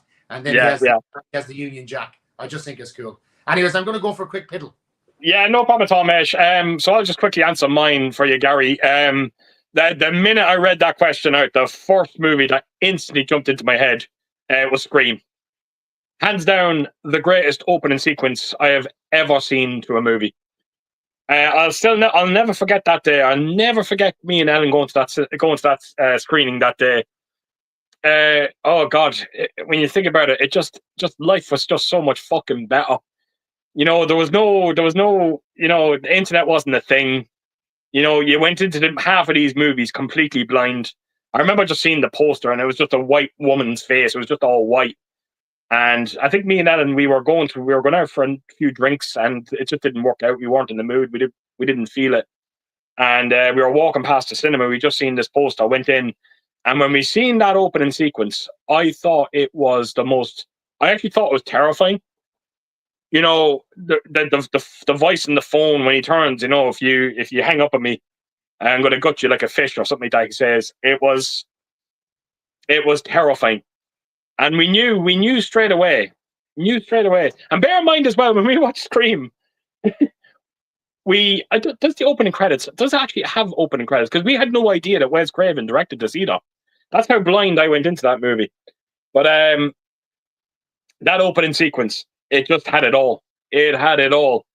And it brought me right back. I knew that we were in the presence of seeing a truly wonderful slasher movie. And we knew that this movie was going to bring that genre back. Yes, it was short-lived. Unfortunately, it didn't go as long as I was hoping it would be. But wow, that opening sequence. And again, I have to do a shout out to the opening sequence to Scream 2. Because I tell you, that's a tough act to follow. To try and follow the opening act of Scream, and then do Scream 2, and then do what they've done with Scream 2, it's fucking unbelievable. So, yeah, Gary, for me, Scream. Happy days. Now, the next comment, this is a blast in the past. We got Phil's creepy videos. Phil, he says, "Hey, Keith and Conor. Hey, Phil, mate. I hope you're doing well." Phil used to be... I used to do a lot of streams. It was the Coast to Coast crew. It was Cody from America, and they all had a group, a wonderful group. And they used to have me on every now and again. Phil was one of the guests, and we used to have some great fucking times. I think I said this before on a stream. If you do want to see me drunk live on a stream, go check out those streams, because I was so fucking drunk through so many of them. It's ridiculous. But Phil, thanks, mate, for stopping by. I hope you're well. Cheers, Phil, buddy. God bless. Right. We got Robert Thorne saying, show us the shining carpet. I'm not. I tell you something, Rob. I would show it to you, but if I even attempt to turn around some of this equipment that Sinead set up for me to do this streaming, the whole fucking thing is going to fall apart like a fucking Tetris machine. So I ain't touching it. But the shining carpet there. Keith has a shining carpet as well. I do indeed, and I'm not going to show it either, because I'm afraid I'll knock the fucking stream off if I do. Yeah, I think I'll do the same thing. But Robert is a big fan of The Shining. It's one of his favorite movies. Oh, really? Big fan of The Shining. We talk about it all the time, and it's a movie that him and my other nephew Billy, we kind of talk about it an awful lot. It's because I think it's just what an epic movie. And you and I've talked about the sequel or the prequel. Prequel or sequel? Sequel. No, sequel. Sequel. Yeah. How good that is. It's Doctor Sleep. Doctor Sleep, I think if I was to put a top 10 video together of the greatest sequels, I think Doctor Sleep might creep into my top 10. Top 10. It couldn't be so different to The Shining. But then when it drew back to The Shining, like when they went back to the Overlook Hotel at the end of it, it's just, I'll tell you one thing, whoever put that all together to recreate that Overlook Hotel the way that they did in Doctor Sleep, it's incredible. Absolutely incredible. But of course, they had to give it that aged look. Yeah. It really was. It's a fantastic. Have you ever read the book? Doctor Sleep. The Shining or Doctor Sleep, sorry, Conor. Both of them. No, Ellen has. Ellen's the big time Stephen King reader in this house. She is. Yeah, obviously I equally enjoy Doctor Sleep as much as The Shining. I know they're different kind of and that, but I enjoy both of them. And I know Stephen King's chirped in a little bit with a bit of, he didn't really like the movie, and he kind of preferred the TV series, TV series over it, because it kind of goes into the story a bit more. But the book is fantastic. But one of the things about Doctor Sleep I loved a lot of things about it. And I loved the chick in it with the hat. She had that Irish accent. I thought she was cool. But Rebecca Ferguson. She had a cool Irish accent in it. But one of the scenes in Doctor Sleep I loved the most was when he goes back to the Overlook. And do you remember in the original movie when Shelley Duvall was running through the hotel, and the guy with the champagne glass, and his head was bleeding, and he was like, such a great party. And then he makes a reappearance. I don't know. Obviously, the original actor is probably well dead, but I just loved how they included him in it. I absolutely agree. I everything about that segment at the end of it, I fucking loved. It was kind of like, it's kind of like, the way people are kind of almost, I think, and I know Stephen King is a bit torn. That's why he's not, the things that Kubrick done with The Shining that he didn't like, and I think one of the things was the ending, because he completely went against Stephen King's ending. Yeah. But I think when you actually watch Doctor Sleep, that it's almost like the Doctor Sleep gives you the ending. Of course it does, yeah. The ending that was meant to be for The Shining. So 100%. Yeah, Mike Flanagan.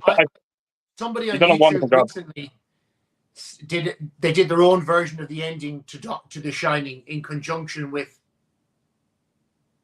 the ending in the book. Did I send you that clip? It was a bit mixed. No. Anyways, they did it basically, and my most terrifying scene in that whole movie, right, The Shining, that I still like, is the scene where Shelley Duvall gets to the top of the stairs, and she stands there, and then the camera pans out, and there's the two men dressed up on the bed, and one of them is performing an act on another male, and he's in a bear outfit, and he sits forward, and both of them look at her, because it's that moment in the movie you realize that the hotel's fucked. Yeah, I get it. Yeah. Yeah. Absolutely. Yeah, I get it. Absolutely. Because you can pay off everything until then into him going into some kind of a cabin fever state. Maybe it's the alcohol withdrawal. Maybe it's his own delusions. I don't know. But that scene ratifies the whole kind of fucking spooky house thing. Yeah, I get it. Yeah, absolutely, I get it. Yeah. We got Sean here saying, "Have people seen Sinners yet? Watched it last night. If Abigail was one of the top films of 2024, The Sinners is the one for this year. Loved it. I haven't gotten around to it, Sean. I'm still a little torn. I'm not going to lie because I've been hearing all the great things about it, and it's very hard to ignore all that. But my brother Declan went to it, which we have similar tastes, and he did not like it at all. So I'm not sure what's going to happen here. I'm not going to say that I agree with everything that Declan tells me, but he was massively disappointed with it. So I know it's going to be a wonderful viewing experience because a lot of it was shot in IMAX. And I heard it's supposed to be like a real visual treat to look at. I think someone turned around and said to me, and I thought it was like the strangest comparison. What did they say to me? It was the color purple. The color purple meets From Dusk Till Dawn. How the fuck can you ignore that? So, look, I'm looking forward to checking it out. Have you seen it yourself, Conor? I spoke to my older sister Rose last week. She had been to see it, and like you listening to your brother, she had quite the opposite. She loved it, and she said it was up there as one of her now one of her favorite vampire movies. Wow! So she really enjoyed it. So I'm going to see it on Sunday night, Keith. I'll let you know. Oh, brilliant! You have to let me know because I'm completely blind on that movie. I didn't even check out a trailer to it. As a matter of fact, it's only recently when I found out that it was a vampire movie, and I was like, I had absolutely no idea. No idea. Well, I saw a trailer for it a few months ago, and I'm pretty sure in the trailer I saw, either that or I didn't fucking pay attention. It didn't show any vampires at all. It looked almost to me like a gangster movie. Right. Jesus. Like he was coming back from the war, down on his luck,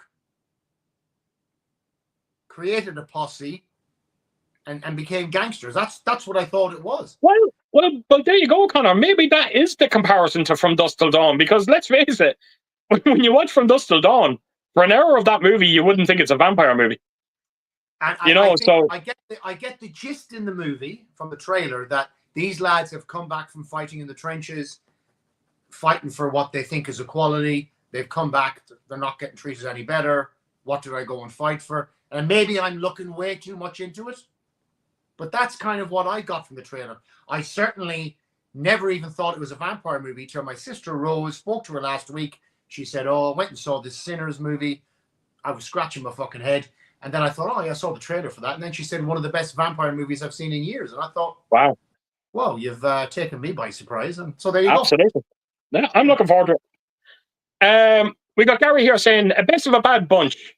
Pick one over the other." Oh, Jesus Christ. I can already answer the first one. The Fog remake or Poltergeist remake.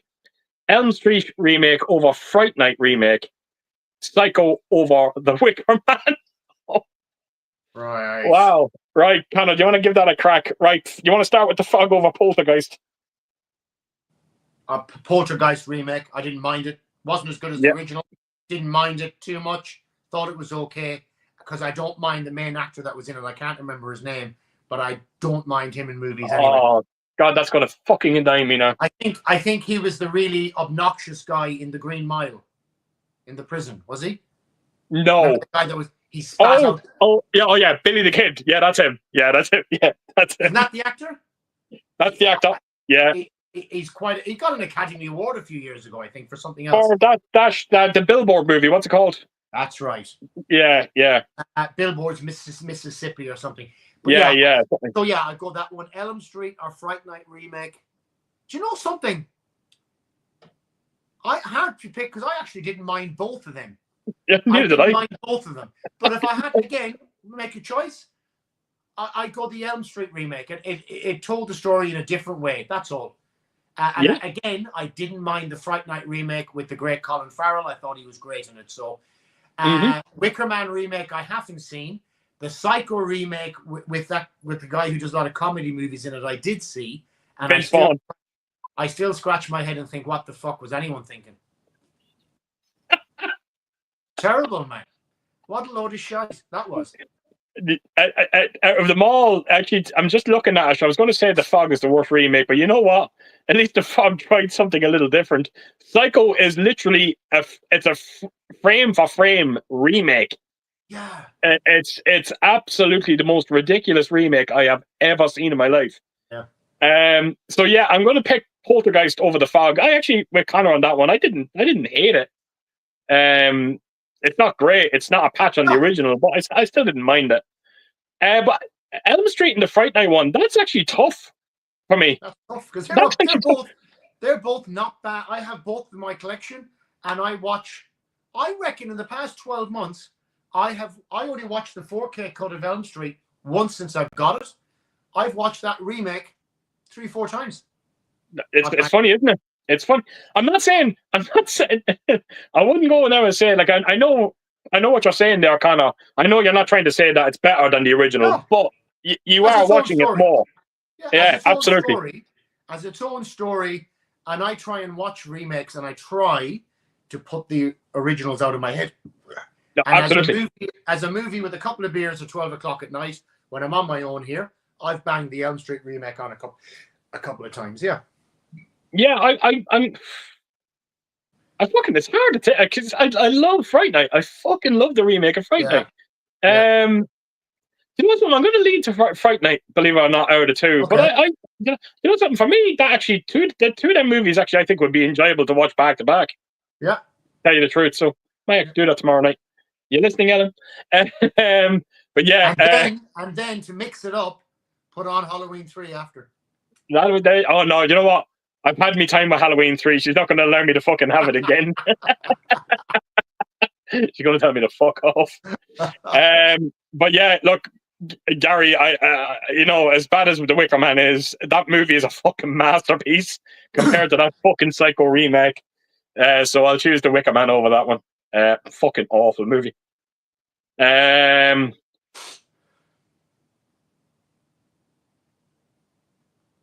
the fuck? I don't know actually what this means. It just says you're an ideas man Irish. That's just like 5 words, just put together 5 random words. It'd be somebody I know. Oh, that could be my mate Sarge. It could be him. It could be, I think it could be him. Yeah, it'd be someone I know anyway. Right. Okay. We got Al Humphreys just saying here as well. Yeah, he saw Until Dawn yesterday. He actually liked it. Yeah. Yeah, again, Al, I'm glad to hear you did too, because it has some endearing moments in it, and one of the biggest mistakes I think horror movies can make, unless it's based on a true story like Ed Gein, or it's based on Dahmer, or it's based on some guy that we know, is to take it fucking self-serious. The minute you start doing that, and you try to bring across subliminal messages where you've got to link thoughts and ideas together, that's not what I want to watch horror for. Absolutely. I can't watch blind, useless, stupid horror either. I get a bit dismayed by that.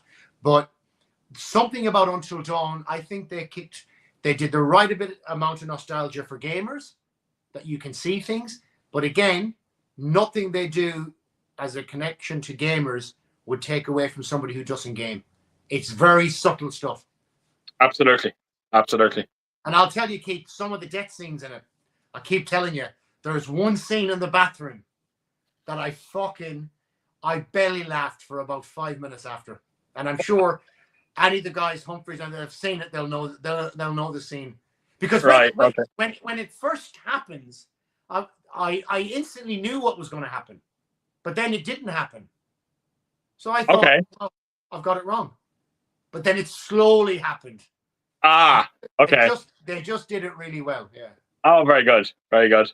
Now, we might have another nephew here. We have a Jonathan Gray saying hello, guys. That's my good nephew Jonathan in the That's west of Ireland. Yeah, another So massive movie buff, and spent a lot of time with him obviously when I was back home. But no more than myself. Jonathan is only, Keith, a few years younger than me. Oh, really? And so maybe 9-10 years younger than I am. So we kind of grew up together a little bit, and I dragged him along with me. And so he watched, or was forced to watch, all the same shite that I watched. So we, you know what I mean? And now he's got a boy, 10, 11, 12 years of age, and he's now passing it on to him. So oh, that's fantastic. Oh, wow. yeah, It's so great that you thought like Jonathan. a whole family like that can have a connection like that. That is actually wonderful. It really is. So that's the power of movies, mate. The power of movies. absolutely. That's 3 nephews now that's been supplied tonight, has it? That's it. That's it. I told Unbelievable. them they're under fucking death threat to make sure they turn up. I told them. We got Aaron O'Sullivan here saying, "Evening, Keith and Conor. I hope you're well. Have a great show." Well, thank you, Aaron. Hey, Aaron, how you going?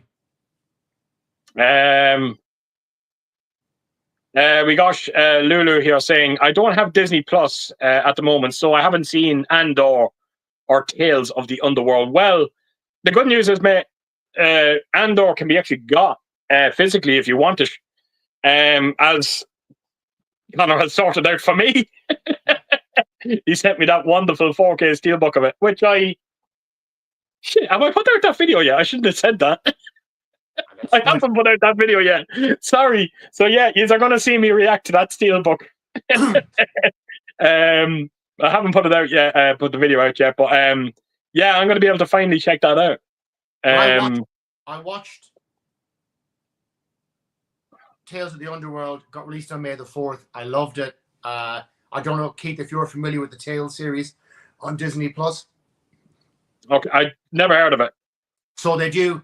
Disney has a number of shows: Tales of the Underworld, Tales of the Empire, and Tales of the Rebellion type thing. So it's like basically short little movies, animated, to do with each Tales. And Tales of the Underworld is very good. Covers off on a lot of characters that you know. It's animated, but very well done.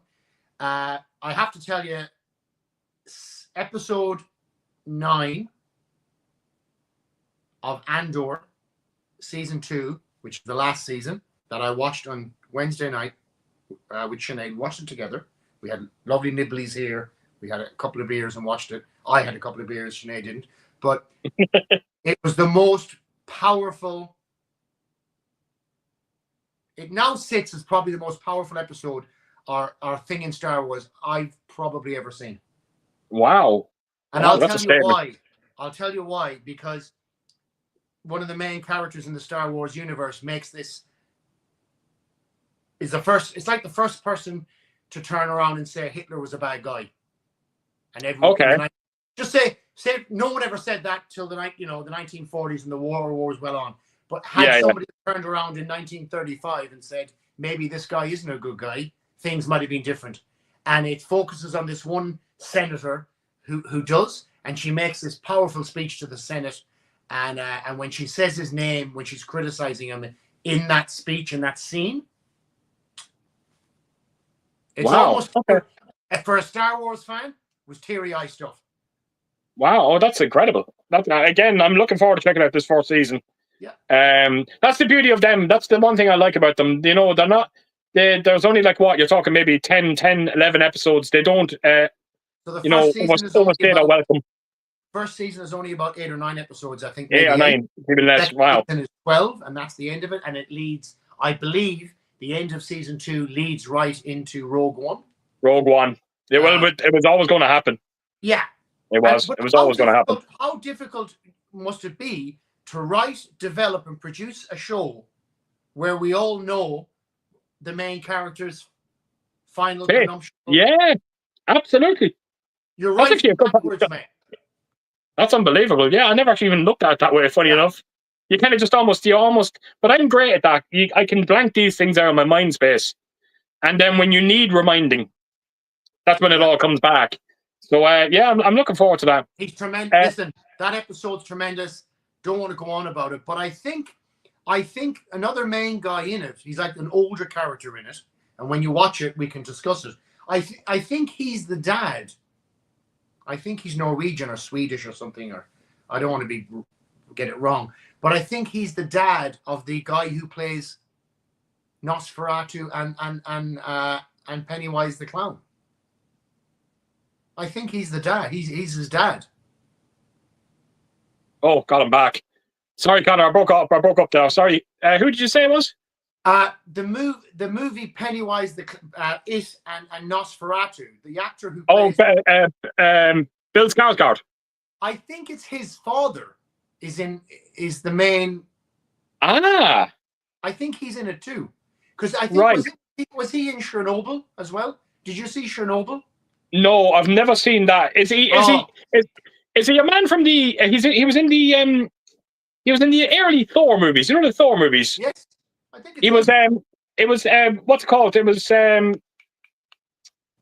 Natalie Portman's the person she works for in them Thor movies. Yeah, I think that's the father. Yeah. Anyways, he's excellent in it. But I tell you what, Keith, anybody out there who's a Star Wars fan, if you've been slightly dismayed over the last 12 to 18 months with some of the stuff they've put out, I'm not getting into the whole controversy of they, them, and all that stuff that upsets me. Yeah. Not getting into that because, again, I try and find redeeming facts of entertainment. I'm here to be entertained, not to be lectured to and all that stuff. But there's something magical. It's very easy to make a movie. Very easy, he says. But it's very easy to make a movie or a TV show about the action side of any kind of a thing. Rather it's a war, rather it's a rebellion. Them things are great because it's special effects, it's boom, bang, it's cool. What I like about Andor is it's the grassroots of these people trying to start a rebellion from nothing, raising the money, ideology, and changing things.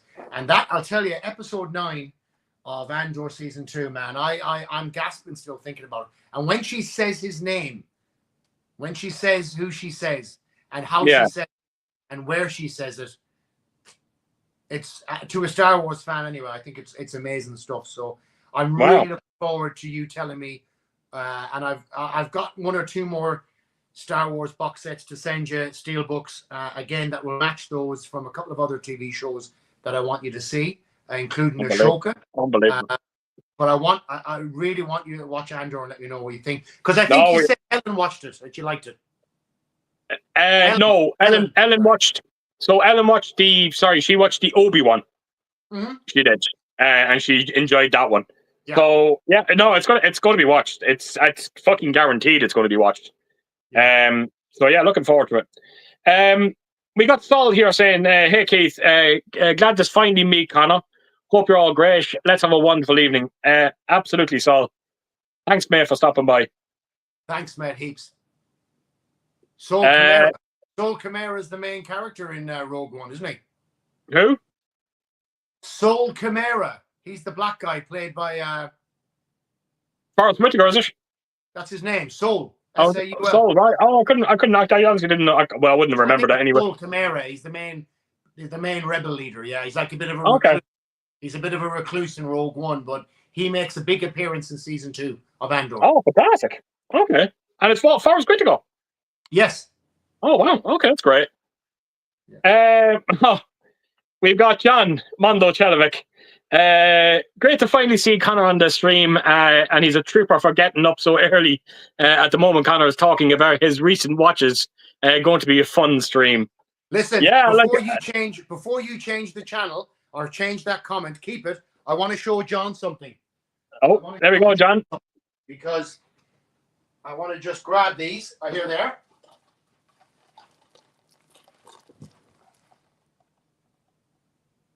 What have you got? So John did a video a couple of weeks ago about a couple of these movies. I Monster with Christopher Lee, Peter Cushing, and Peter Cushing again in Corruption. And they're both from Indicator Pictures. And so I bought both of them based on his, and I'm going to watch them this afternoon. So I love watching John's stuff, and I'm really excited to watch these. So I did get them. Wow. Based on your recommendations. And yeah, had them imported, so really excited.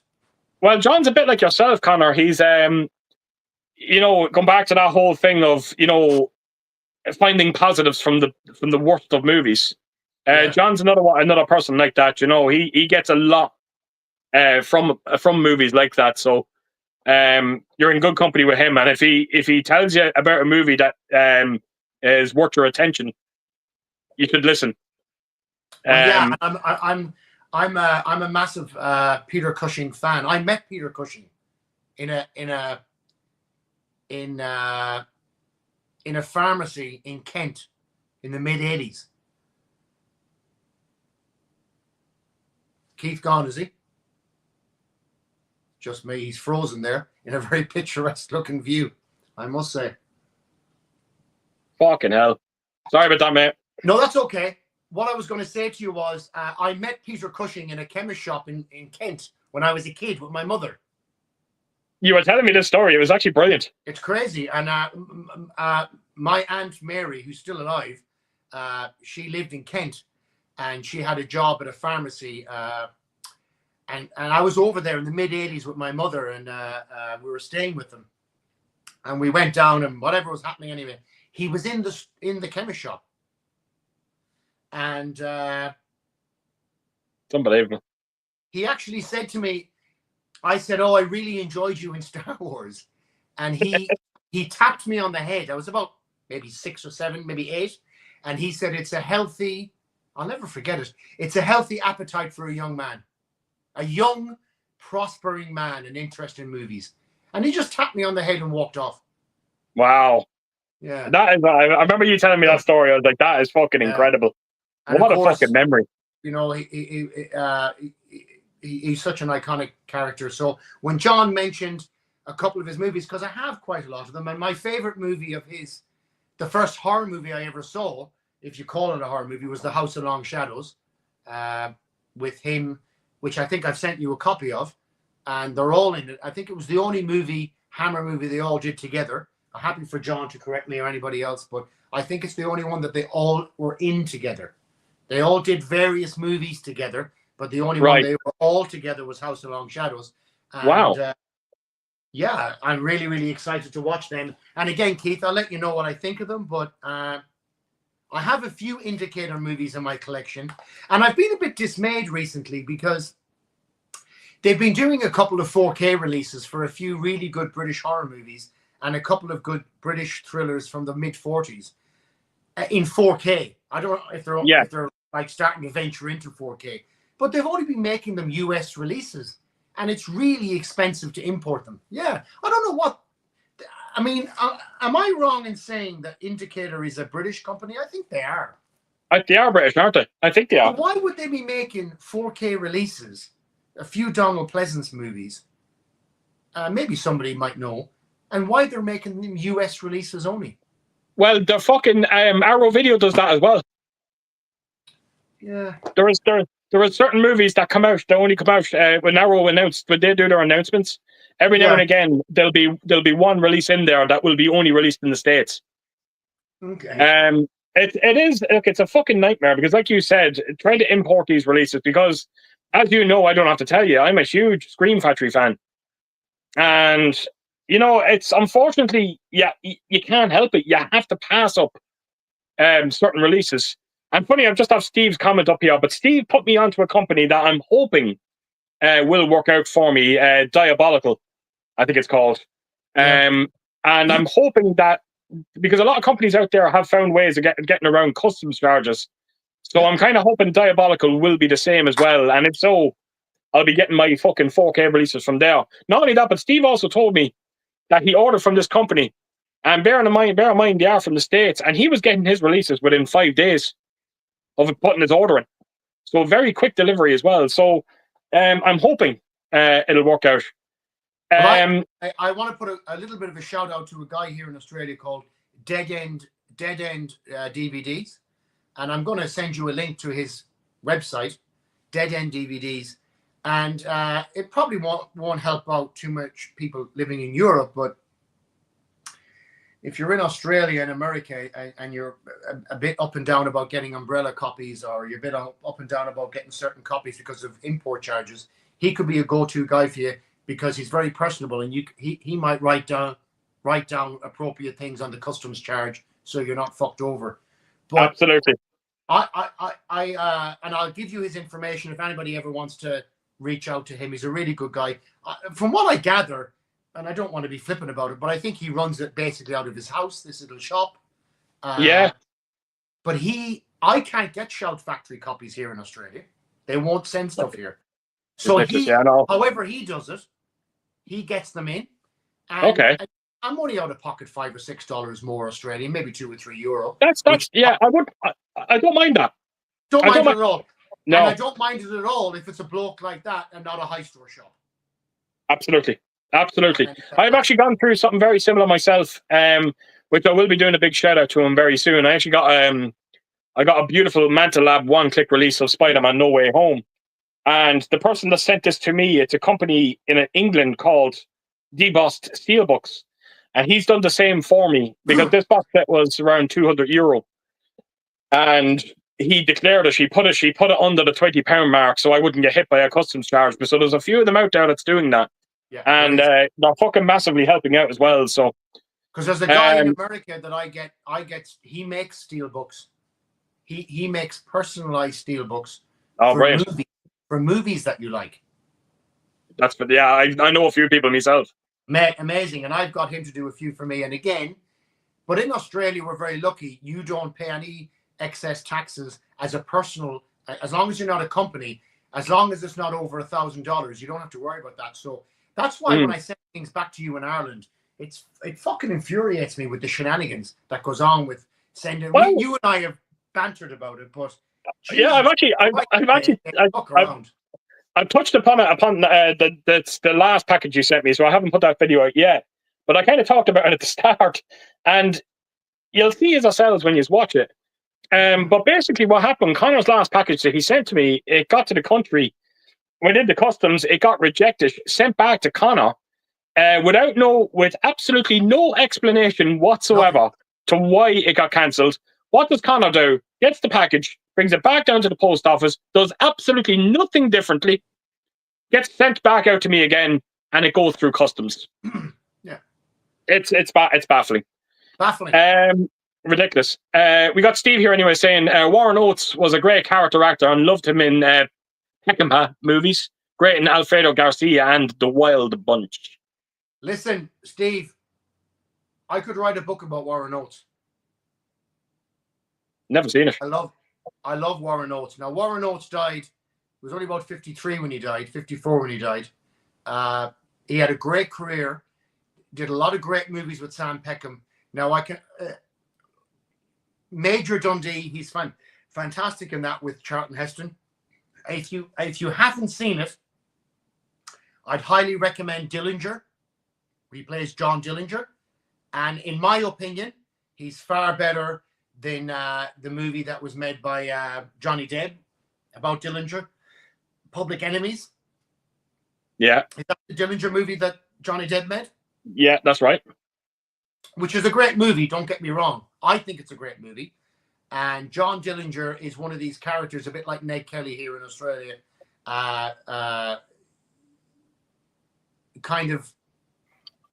Everyone knows the story, the Depression in America. The banks were taking everything, and John Dillinger was robbing the banks and he was a great escape artist.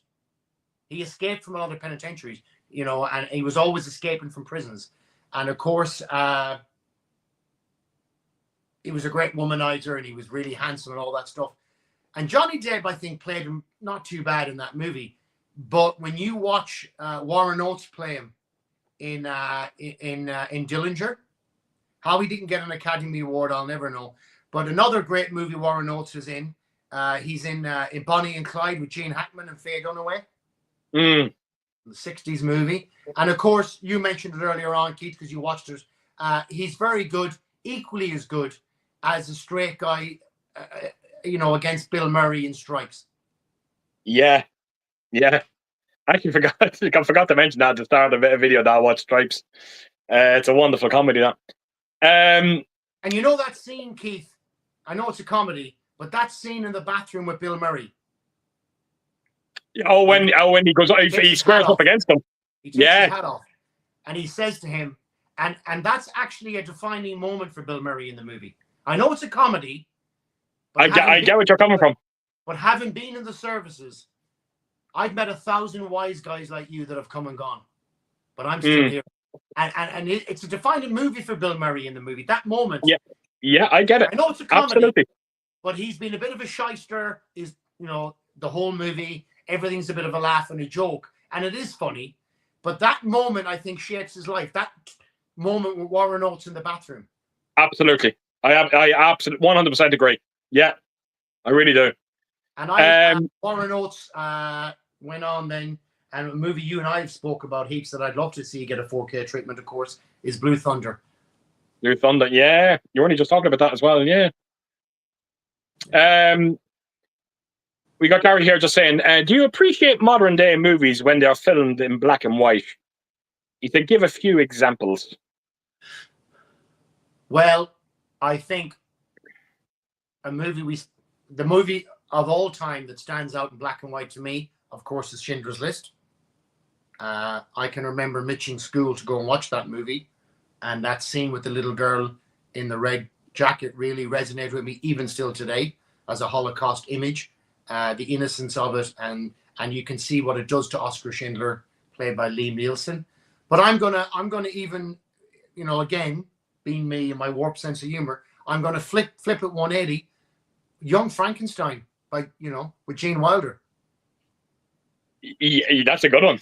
I was going to mention another movie, and I was like, if I fucking mention this, I'm going to basically tell everyone every fucking movie that you sent me in that last fucking package. Well, you're going to mention maybe the Mad Max movies. Well, the Mad Max are in there as well. Fury Road is a wonderful example of watching another movie in black and white, and by God, that works incredibly well. But Conor did send me, I may as well fucking say it. I've nearly mentioned every fucking movie in that package already. But he sent me Raging Bull, another great example of, well, I won't say modern, but you know what I mean. It's outside the era of black and white. And that's another. Have you watched it yet? No, not yet. I can't because I've that much. When I ask you, have you watched it? It's not like fucking I'm disappointed shite. No, because like I said, I just got through that Soylent Green. And then we're going to have that Star Wars, the Andor, to get through now as well. And I also have to get through everything that I bought myself, and I have to put out for fucking review. See, you have to understand, I don't know if I told you this before. I probably fucking have. Me and Ellen, we only watch movies twice a week, believe it or not. But we watch a lot in those 2 days. Yeah. We watch four for each day. So we watch around 8 movies a week. But it's hard for me to, because I need to watch everything that I bought that I'm going to review on my channel, and then it's everything else. It's trying to catch up with everything else that's been sent to me. So it'll be watched. Raging Bull, you fucking kidding me? It's a fucking classic. It's going to be watched. What I like about Raging Bull is a couple of things. A lot of these kind of movies about people are made either in their past or whatever, but Raging Bull was made warts and all by the director in conjunction with the boxer who was still alive at the time. Even those scenes were just in Paint 'em in glorious pictures. And I've got a nostalgic attachment to it. It was a movie my late brother and I used to watch together first with him, and he kind of got me into watching it. But Joe Pesci is amazing in it. Yeah, Joe Pesci I agree. in that movie, to me, anyway, he makes it. I think you'll enjoy it. I look forward to discussing with you. But yeah, Schindler's List in black and white gets me every time. I think it's hauntingly. It fits it perfectly, but equally as good for those who have seen it. Young Frankenstein with Gene Wilder, directed by the great Mel Brooks. Yeah. White. What giant knockers you have. All those one-liners in black and white. Fucking cracking. And I'll tell you another movie. I'll tell you another movie that I would love to. Oddly enough, I just think it would be very effective, even though technically. Well, not technically. It may as well be a black and white movie, but I think if they did do a black and white variant of it, it could look very interesting. Nosferatu. You know, it is like I said, it's mostly all your the original 1922 movie was black and white, obviously. yeah, of course, yeah, that's what I'm saying. And if you did it with the modern, is still fantastic today. That's what I'm saying. I think if you did a black and white variant to the recent version of it, I just think it could be an almost another honest throwback to that original movie. And it's one of those movies that I know, like I said, when I reviewed it, when you look at the 4K of it, you know, the only thing you have to concern yourself with is black and white. As ridiculous that sounds, but if they just give it that proper black and white treatment, I think it could be. It might be even more eerie. It might be even more atmospheric. I don't know. Probably more eerie. I think probably more eerie. Yeah. Did I tell you that Scarsdale, that the main actor in it that plays Nosferatu, they actually hired like a concerto or something, some kind of an opera singer to work with them for months to get his voice. Yeah, his voice. Well, that's the first thing we said when me and Alan watched it. We were like, his voice. Jesus, where did he get this fucking voice from? Yeah. So he had so apparently, I was reading an article. Other people here probably know that only too well, but apparently he was they had like hired some like opera singer guy to basically work on his voice and all that, which is phenomenal stuff. It's an eerie movie, Keith. You're gone again. But I saw it in IMAX. I saw it in IMAX in Dublin my last 1 or 2 weeks there. And I thought Nosferatu was amazing. Have you seen the Interview with a not Interview with a Vampire. There's a couple of movies made in the late 90s one's with John Malkovich about the making of the original movie. Oh, jeez. I can actually see the cover of the movie. Oh, God. It's something of the vampire, it's called. A Shadow of the Vampires or something like that? Yeah. Yeah, I've never seen it. Never seen it. Malkovich, and he's in the new movie, Nosferatu. I think he plays like an almost Van Helsing character. Yeah, William Dafoe. He's in it too. Wow. Actually, very quickly going to ask you about a slightly obscure horror movie, thriller, that's coming out in Australia that I'm going to try and track down. It's got John Malkovich in it, and an Australian actor. I can't remember his name now. He was in The King's Speech and all that. Won an Academy Award. I can't remember his name. Colin Firth? No. The Australian actor, the guy who teaches. The Australian. Sorry. The guy who teaches him. But it looks like it's two old men in like a retirement home. And it looks like one of them knows the other one. He's like a killer. It looks really interesting, but they're old in it, like in frame. Right. Can't remember the name of it, but I saw a trailer for it recently. But I think Umbrella are behind it, like as in like at least financing it or publishing it. So I'll keep you in the loop, but it's coming out very shortly. Any in the audience or anyone who's watching might know John Malkovich, who's very sinister anyway when he wants to be, and Jeffrey Rush. Right. You're gonna have to see. I'm gonna have to check that. Listen, I'll tell you the trailer. I saw the trailer here in Australia at Until Dawn, and it was really freaky looking. And they're in an old people's home, and John Malkovich has a puppet that he entertains the other guests in the old people's home with and makes them all laugh. But it looks to me like Jeffrey Rush's character is a retired cop in his 70s or 80s and thinks that this guy may be a serial killer that he was hunting back in the day. Right, that's fucking interesting. I definitely never heard of that. Cool, eh? And I think Malkovich catches on to him, and then there's a bit of a war of minds across Zimmer frames. Sounds crazy, but it actually looks pretty good. You just had to throw that last bit in. Yeah. Fucking Zimmer frames, seriously. We got Jonathan Gray. We got Jonathan Gray here saying, "Hey guys, hey Uncle Conor, just landed to Dublin, so couldn't answer the phone. You must have been trying to ring him, were you?"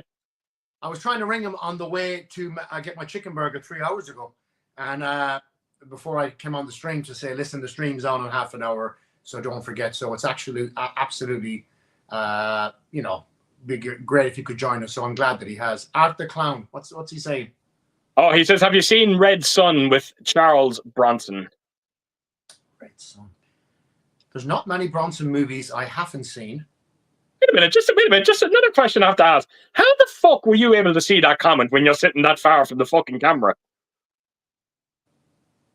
I've got beautiful eyesight, Keith. I'm telling you one thing, I'm sitting around a foot from my phone and I can barely make out the fucking comment. Yeah, I can see fucking it. Yeah. Specsavers. Fucking hell, man. Yeah, Red Sun, Charles Bronson. No, I've definitely never seen it. Sorry, Conor. Oh, I haven't seen Red Sun. I've seen a lot of his movies, The Mechanic, the Death Wish movies. Yeah. Tape. What was the one where he took the little boy or little girl in as like, is it The Mechanic? He's the assassin and takes the little boy in.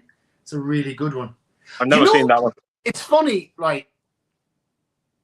How actions in real life at times can put you off people.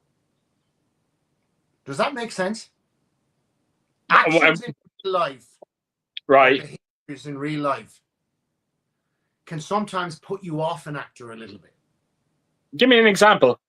Right, Charles Bronson. Okay. Do you know the guy who was in The Man from U.N.C.L.E.? And he was in NCIS and all that. The blonde hair guy.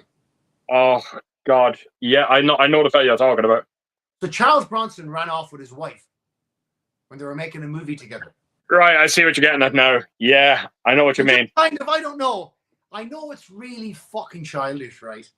But sometimes certain things happen in the public eye, which I guess one shouldn't cross the other. But sometimes it does, and it puts me off. Like I said to you recently, fucking, I can never differentiate between The Matrix and Bill and Ted's Wild Adventures with fucking that actor. What's his name? Johnny Depp. Keanu Reeves. Not Johnny Depp. Keanu Reeves. I can't watch him. I'm fucking shocked by that. I want to slap him. I don't give a fuck about, Johnny Wick and all that.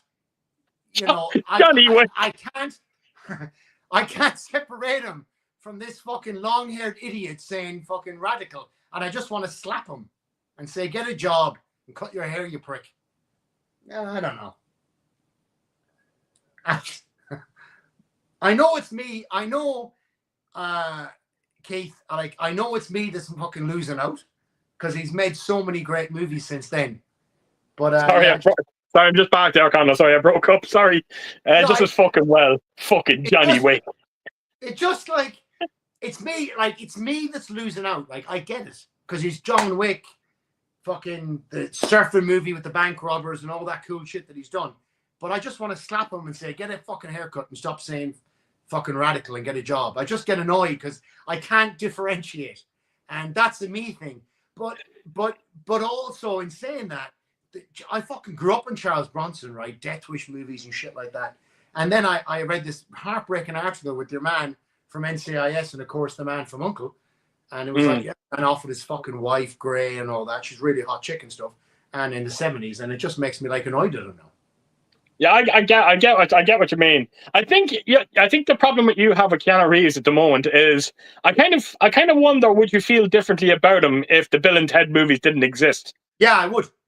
Yeah, I think it drastically changed. It is a shame because, like I said, you are missing absolutely incredible movies. 100%. I love the surfing one. I don't mind that one. Point Break. And I don't mind the one with I think it's like a bus with the bomb on it or something. Oh, Speed. I've only seen it once. But yeah, there's certain actresses and actresses. But then with Charles Bronson, right, I had a fucking 180. Or 360, whatever the fuck is the complete, I don't know the maths on it. And it was an interview with Kurt Russell. Okay. Now, Kurt Russell acted with him when he was a kid in a few movies. Okay. And Kurt Russell gave him a Christmas present. Kurt Russell was about 10. And he gave Charles Bronson a Christmas present. And Charles Bronson never said thank you, nothing. Basically walked off, had a cigarette, that was it. And later on, he went and saw him he looked this up. He tells the story. And Kurt Russell went and saw him later on in his caravan or whatever, or his tent when they're making the movie. And basically, he was pretty upset in there, and said, "I'd never had a gift before in my life." Wow, really? Grew up in a very poor house, never had a Christmas present, or maybe it was a birthday gift, one or the other. But he thanked the kid and said, "Yeah, the reason I was taken back was because it's actually the first time I've ever received a gift in my life." That's fucking insane. Grew up very poor, so I've kind of forgiven banging your man's wife now. I've gone a 180 on it, but I'm just saying sometimes, you can have those changeovers. Oh, absolutely, no question about it. We got Carlos here saying some of your favorite movie remakes and some of your worst. Top 3, if you can. So, do you want to start with your top 3 favorite remakes, Carol? Sorry, Conor. Right. I didn't mind the remake of The Magnificent Seven a couple of years ago. I thought that was okay. Yeah. I thought that wasn't too bad. I think that gets overlooked a bit. Yeah, I thought it was okay as a Western, and I thought it was a solid enough movie, and it wasn't trying to take away anything from the original. I thought it was a fairly solid remake of it, and I actually quite liked it. Another remake that I'd have to say that I didn't mind was Pet Sematary. That remake, with the actor I mentioned earlier on. Is it the main father in that movie? No, the guy who across the road, he played. John Lithgow. John Lithgow. I thought he was quite good in it, and actually, I quite liked his character in it, and I thought that wasn't a bad remake. I agree. I thought, as remakes go, I thought it wasn't a bad remake either. And Gatsby. I know that's a good one. I know Gatsby wouldn't. A lot of people wouldn't say it's not a direct remake of the Robert Redford one and all that, but Gatsby would be in my top 5 movies of all time. Actually, wow, really love that movie. It was made in Sydney in Australia. It's made by an Australian director, of course. I think it's a beautiful movie. I love everything about the Gatsby movie. I love the cinematography in it, the outfits, the music, and then I was really baffled when I first saw Gatsby because people were saying to me, "Oh, I don't like it because some of the music in it is not from the era."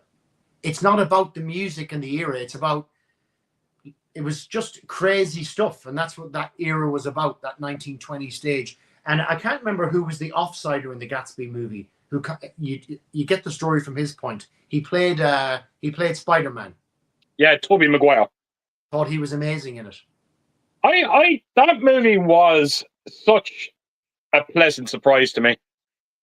I didn't know what to think. You know something? It just came out at a time when I was big into 3D, and that movie just happened to come out in 3D. Didn't know that. I took a gamble on it, and you know something? The weird thing, it was the 3D pull is probably why I got it. If it wasn't out in 3D, chances are I wouldn't have seen it. So I knocked it on, and I was like, "God damn, this movie is fucking good." Beautiful it's movie. A great movie. Has an absolutely terrible ending to it. No, when I mean terrible, I mean a heartbreaking ending to it. Yeah, but that's what F. Scott Fitzgerald's original book, and a bit like Elvis, which a lot of people didn't like recently, made by the same Australian director, made in Australia. Yeah, Baz Luhrmann. And of course Moulin Rouge. I love all those kind of movies, and I loved there was one a few years ago, Keith, with Tom Cruise about a rock and roll place. Oh my God, Rock of Ages. Love it. Oh my God. I guarantee you, I will put fucking money on this, that I will send you a picture tomorrow night of me and Ellen watching that movie. Love it. I'll put money on it. Love it. I haven't seen it in a long time. First time I saw that was, I think it was Sinead and I on our first trip to Europe together, when we'd been together in early 2010 or 11 or whatever, and we went back to see my family, and it was on the airplane. And I tell you what, it's a 21-hour flight from Ireland back to Australia, and at the time we were flying economy. We were both younger and stuff, and I almost wanted the flight to be even longer. I watched it about 3 times in a row on that flight. I loved it. I think it was the first time where I turned around to Ellen and went, I quickly realized that there was nothing that Tom Cruise can't do. Can't do. There's not many. There's not many Hollywood actors like him left. No, absolutely. I thought he was great in it. So can you name 3 of your worst then remakes?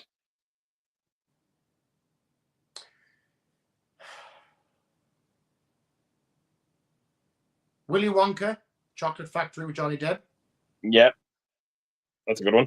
Now, while it had some redeeming features, particularly the relationship with the father and Christopher Lee, maybe that saved it slightly. But I found some of the innocence of Gene Wilder's character, while if you're switched on, Gene Wilder's character is not that innocent and is actually quite conniving and sly in some of the things he does. It's Absolutely. done in a more subtle way. The acting's better. I didn't quite like that movie. Didn't think it was great. Now, what another one we would say? I'd have to say Friday the 13th. There was a remake done a few years ago with one of the guys from Supernatural. I can't remember. He was in it. The TV series Supernatural. Yeah, that's the Friday the 13th. Yeah, it's Friday the 13th remake. Yeah. Yeah, I didn't think that was fantastic. And there's a remake of a movie done a few years ago with Pierce Brosnan, The Crown Affair. I thought that was Thomas Crown Affair. Yeah. Compared to the one with I think it was Faye Dunaway and Steve McQueen was the original. That's right. I didn't think much of the remake. Now, in saying that, a lot of my friends preferred the remake to that. Personally speaking, I'd have to go those 3. They didn't sit well with me, and particularly Willy Wonka. I was expecting much more from both the director and the actor, and I guess an actor only works with the script that's given to him. But I didn't like that movie. I liked your picks there because on both ends, because it's movies that you they're like remakes that you do forget about, good or bad. Yeah. There is, it's true. The 3 that instantly jumped in my head for the best for myself, hands down, John Carpenter's The Thing, The Blob, Chuck Russell's The Blob, and comfortably, I could say as well, Texas Chainsaw Massacre. And I know Connor's going to be like, "You fucking bastard," but I think I've told you this before. You mean the one in 2004 with? Yeah, I loved it. Yeah, it's a wonderful fucking remake. That's the beauty of that remake. I think die-hard fans of the original still appreciated the remake of it as well, which is, you don't hear that too often. I played the video game online heaps, right? Texas Chainsaw, it's phenomenal. And for those who don't game, you start off in the original house and you play either as the family or the victims, and it's very limited by what they can do because of licensing. But I can tell you, in the community I'm in for the game, everybody wants to have the remake characters in there, but unfortunately they can't because of licensing. Because I think the what's his name? He was the drill sergeant in Full Metal Jacket. Ari Elmery. He makes those movies. Oh, no question about it. No fucking question. Like he puts Leatherface to shame in that movie. He does. He really does. He's a piece of fucking work in it. So in terms of my worst 3, Heath, while you're doing your worst, I'm gonna have a quick pee break. Yeah, no problem at all, man. Walk away. I've got the bladder of a pregnant horse. Yeah, Carol, I think with my worst 3, it's Psycho is definitely in there. The Fog, no question about it. Black Christmas, the recent one that came out. Well, the one that came out a couple of years back. That actually might be my worst remake now that I think of it. Black Christmas, but there is some fucking bad ones. Prom Night is another terrible remake. Yeah, there's so many. There's so many you can fucking talk about. Right, I'm going to just move on to the comments here. We've got Evil Ash saying, "Good evening, Ellen, the incredible melting woman, and Keisha, and a hearty welcome to the man with all the gifts, the wonderful Conor." Hey, Ash, thank you so much, mate, for stopping by. Very kind of you. I'll actually try and hold that comment up until Conor comes back. But yeah, mate, thank you. Yeah, I know you said that you were going to stop by tonight, and I really do appreciate you stopping by. And I hope all is well. I hope you're not too busy either. But let me just see if I can. We just got a fella here. Sorry, Conor. It's just he's actually a regular of mine. He's a lovely lad. Who's that? And he was just saying, and a hearty welcome to the man with all the gifts, on Conor Gray. So, listen, I'm delighted to be on, mate. I'm delighted to meet some more of Keith's chums and stuff like that from the channel, and hopefully we keep growing. And I'm going to pop the link to this stream on my channel on my Facebook. So hopefully some of my Australian friends, they want to see it, but obviously time-wise for them it wasn't particularly. It wasn't working. Australia, it was like 1 o'clock in the morning and 2 o'clock in the morning in different parts of Australia. So I think it'll probably get a lot more views over the next couple of days, you know? Yeah, absolutely. No, happy days. Great stuff. Slipknot went on to say it's very funny that Conor has already seen the movies that I've just asked about. Yeah, I was kind of finding it a bit strange. I was like, Jesus Christ, what's going on here? Num, num, num, num, nanu, nanu. Nanu, nanu. Actually, Al Humphreys just went on there. He just asked you there. He's just saying to you that, yeah, there is some spectacular deaths until dawn. Sorry, Al, I can't wait to get that movie home on 4K when it comes out, because I think it'll look amazing. But yeah, there is some spectacular deaths, and particularly the bathroom scene and the cleverness of the main protagonist, how she gets the main antagonist and incorporates some of that with cleverness. So I really thought that was cool. And like I said to you, it's not going to be on any Academy Award list, nor should it be. It wasn't trying to give me any kind of underlining message. But I'll tell you what, it's 3 or 4 days later, and I'm still having a laugh, and I'm still thinking about some scenes. And that's what you want for your $15 for a movie. Absolutely. I was just going to say, money well fucking spent. We got Gary here saying there as well, is there any singers, pop stars turned actors that you thought made a decent transition? Well, I guess I'll incorporate. There's two. I can think of two, maybe three. I can think of lots. Whether they were all successful or not, I don't know. And it's funny because bring me the head of Alfredo Garcia. Guess who makes a sneak preview in that? As believe it or not, he's a rapist in it. Chris Christopherson. Really? Pretty crazy. Only goes for about 5 minutes. But when the scene came in, Keith, I kept looking at it thinking, is that Chris Christopherson?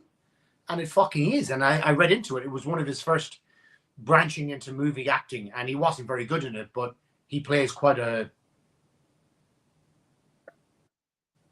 like overbearing. Obviously, you know what his intentions are. So yada, yada, yada. Now, it's funny that you mentioned singers or whatever that make a good scene. I was talking to a good friend of mine, Sarge, the last day, Michael, and if he's watching, he'll know.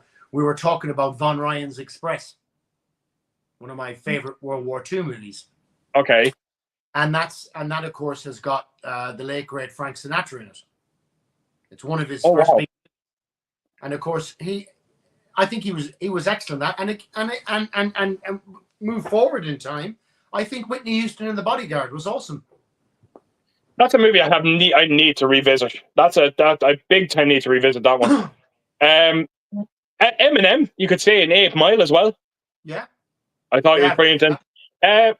One that kind of just jumped at me, even though I don't know, I've seen him in a couple of good movies, but I think as a person, he does come across as a bit of a dick sometimes.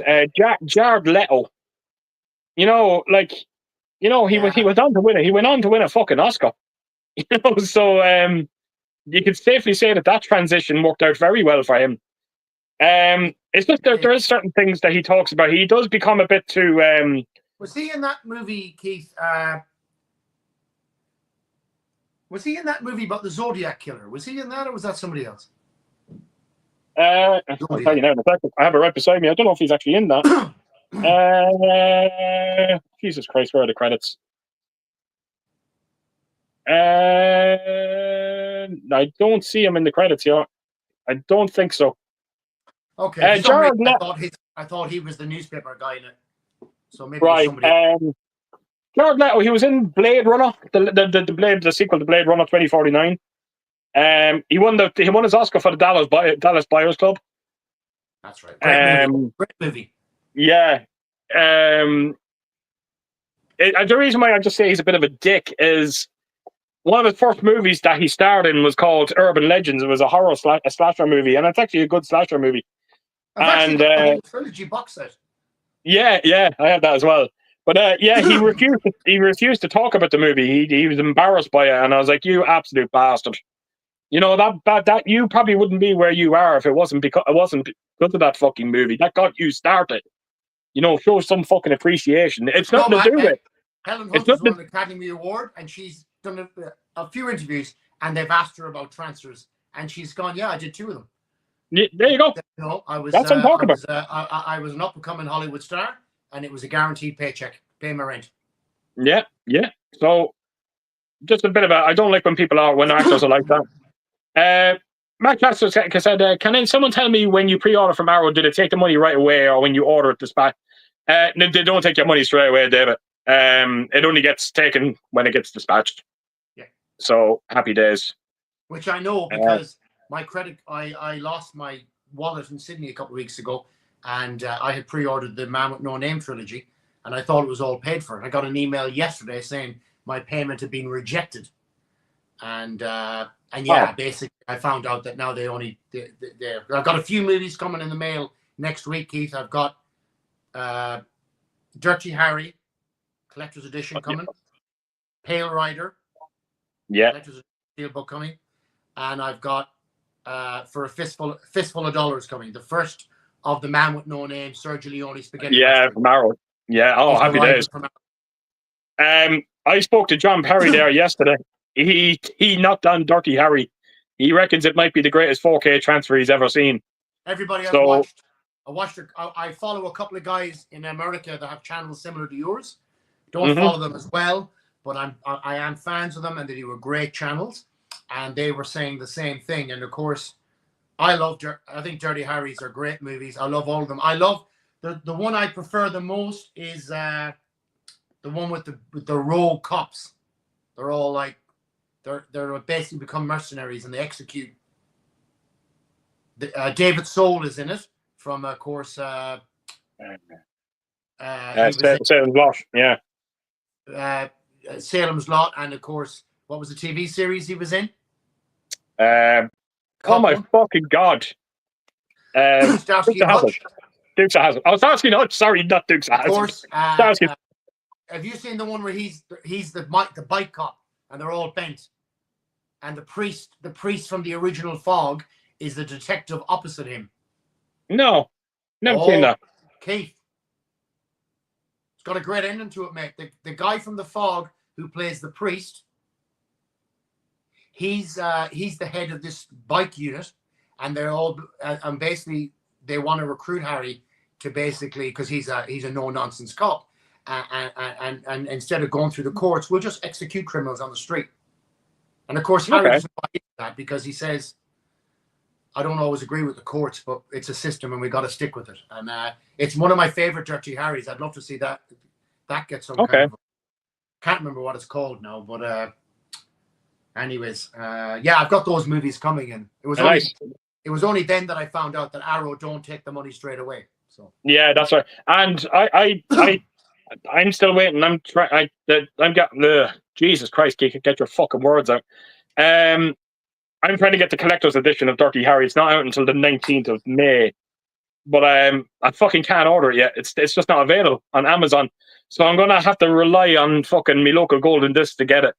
So I'm not sure what the fuck is gonna happen with it. Arrow. Did you order from Arrow? No, that's not the Dirty Harry one. The Dirty Harry's not ours, not Arrow. No, I didn't get the collector's edition for Dirty Harry. I'm telling you a falsehood there. I got 2 standard editions for Dirty Harry. And I got the edition for Outlaw Josie Wales, and I got the 3 fancy editions from Arrow for the spaghetti westerns. Right. We got Trekking out here just asking, is that a Singularity poster, Conor? If so, wow. That actually is the original poster from 2010, from probably one of the best games Activision ever made. Yeah. He actually just went on to say amazing game. Yeah. So it's set in it's in communist Russia in the 1960s, and there's a type of product they can dig up called the singularity, and it allows them to move through time. And you have to basically fight the past to save the future. It's a really cool story, and it's one that I've often thought would make a great movie, like a really cool movie, but it just seemed to have died in the arse, that game. But right, I've never played it, but I've heard of it, but I never got around to playing it. Yeah. So the Call of Duty people, it's their game. Right. Okay. I didn't. Wow. I didn't. I honestly never played it. Never played it. Yeah. Art, but I'll just ask as well. Have any of you have you got any movies you would recommend to buy? Listen, wow. I think. Listen, I to me, every movie is a recommend to buy. I'm the worst in the world. But if anyone said to me in the past 2 weeks, give me 2 movies to buy: The Outlaw Josie Wales on 4K, and Bring Me the Head of Alfredo Garcia. Right, either on Blu-ray or the upcoming 4K at the end of the year. I think both of those movies would be. If someone said to me right now, give me 2, I've got $50 spare. What can I buy? Bring Me the Head of Alfredo Garcia was Warren Oates is awesome in it. What a movie, man! Because it's not actually probably gone on about it a little bit. I probably oversold it, but I don't know what I was expecting when I saw it, and kind of it went all different ways. And the ending of it was really emotional and kind of like a fuck you to everything. Right. Okay. I kind of lost everything along this. He became so obsessed with this thing because of a relationship he had with somebody, and it just all ends up, and he ends up just being this good person at the end. And I think he was always this good person, and I think time and decisions went against him, and I just liked it. And I think Warren Oates was awesome in it. But listen, I can't praise whoever cleaned up the man with no Outlaw Josie Wales. I told you. It's Warner Brothers. I think it's Warner Brothers. Yeah, I think Warner Brothers done it. They're fucking incredible. Yeah, and I think I was saying to you that I read some really crazy shit about this AK. I don't fully understand even what I'm trying to explain it to you. But apparently for Dirty Harry, they did it through an AK transfer. No, it's supposed to be like an AK scan downgraded to a 4K. Yeah, I've heard of it. Right, I have.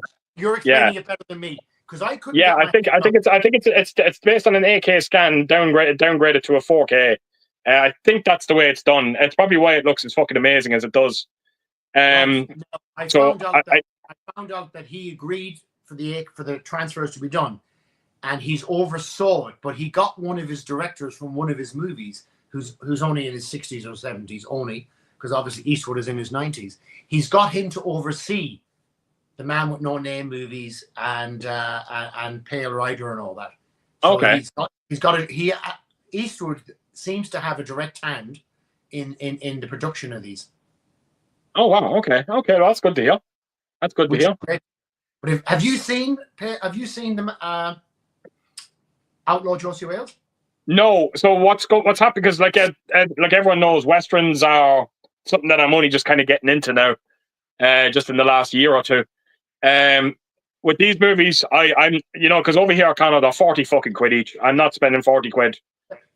So what I'm going to do is do what I always do when it comes to steelbook releases, because that's what I want to get. I'm going to wait till Amazon Italy have them on sale, and then I'm going to pick them up. You know what's crazy is when you say to me 40 quid, that's 40 euro, yeah? 43 euro, or that's what they call it. I'm paying $28 here for them, Australian. That's what I'm saying. $28 is probably around. It's fucking nothing at all. Yeah, it's a piss take. So I have to be very selective at the moment. You've got to make decisions. You've got to go, I'm buying this or I'm getting that. It can't be all. I have 5 steelbooks coming from Amazon Italy now next week. And it's all because I just took my time. I have Gladiator 2 coming on 4K steelbook. Got that for €24. Have you seen it yet? No, still haven't watched it yet. I have the third Venom movie. Got that for €22. Steelbook. I got that Companion finally as well. Got that for I 25 love euro. that movie. Yeah, it's all about just biding my time and wait. It's probably not ideal for someone like myself who has a YouTube channel, because ideally you would like to get these reviews out as soon as they fucking come out. But look, like you said earlier, we can't fucking own everything, and that's so I have to be very selective. My wife Sinead's not big on westerns, right? She doesn't particularly enjoy them, but she'll watch movies with me, and she's pretty patient in watching some absolute garbage with me at times. But a few times last week when I was watching The Outlaw Josie Wales, she came in to do things, and my son, the little boy Henry, was watching it with me while he was playing, and she even said to me later on, we're having supper, and she said to me, "Gee, you know, it looked like a movie that was in like the cinema, like the way the horses looked, the air and the rain." And I know I'm sounding really picky about it, but it really lifts me, and as a movie lover, when I see the because I've got the Eastwood collection, and I've got the Outlaw Josie Whale on Blu-ray and DVD, and I can tell you, it's a chasm. Yeah, absolutely. Yeah, I agree. We got Alan Humphrey here saying as well, I've read the book based on Silent Green. It's called Make Room, Make Room by Harry Harrison. It was great, he said. Didn't even know that was based. I've not read the book. I've read the one, obviously, for Planet of the Apes by Pierre Boulle. Pierre Boulle wrote the Planet of the Apes books, which I've read. What did you think of the Steelbook? It's not fancy, but it's uniquely cool. I think I said it in the video. It's the color of it. Yeah. Of course, yeah, it's Silent Green. You know, of course the Steelbook's going to be green. But the thing is, when you actually look at it in where all my Steelbooks are, it fucking sticks out. It's the one that really catches your eye, because there's no other Steelbook that looks like it. I don't have any other Steelbook that's in that kind of green, and it's so simple, but it works. I think it works very well. The Steelbook, I loved it. I thought it was great. Yeah. So I'm fucking chuffed with it. I really am. Yeah. Adam Eggs would just ask as well, so will you both be picking up the new Hammer 4K Quartermass edition? It's a film that blends sci-fi and horror brilliantly, which is not easy. It's also the Hammer movie that scared me most as a kid. I will definitely be picking it up, Alan. It actually looks like it's going to go absolutely perfect with the Captain Kronos. Thank you, Captain Kronos. Yeah, so I am going to be picking that up. And I'm looking forward. This, like I think I mentioned it before on a stream. You know, Hammer is all very new to me as well. But Quartermass was a movie that came out. My parents loved. My father in particular, and my brother Gregory, I think, is a big fan of it as well. So this is one that I'm really looking forward to finally checking out for the first time. So yeah, definitely picking it up. What about yourself, Conor? Pre-ordered it day one. Spoke to Alan.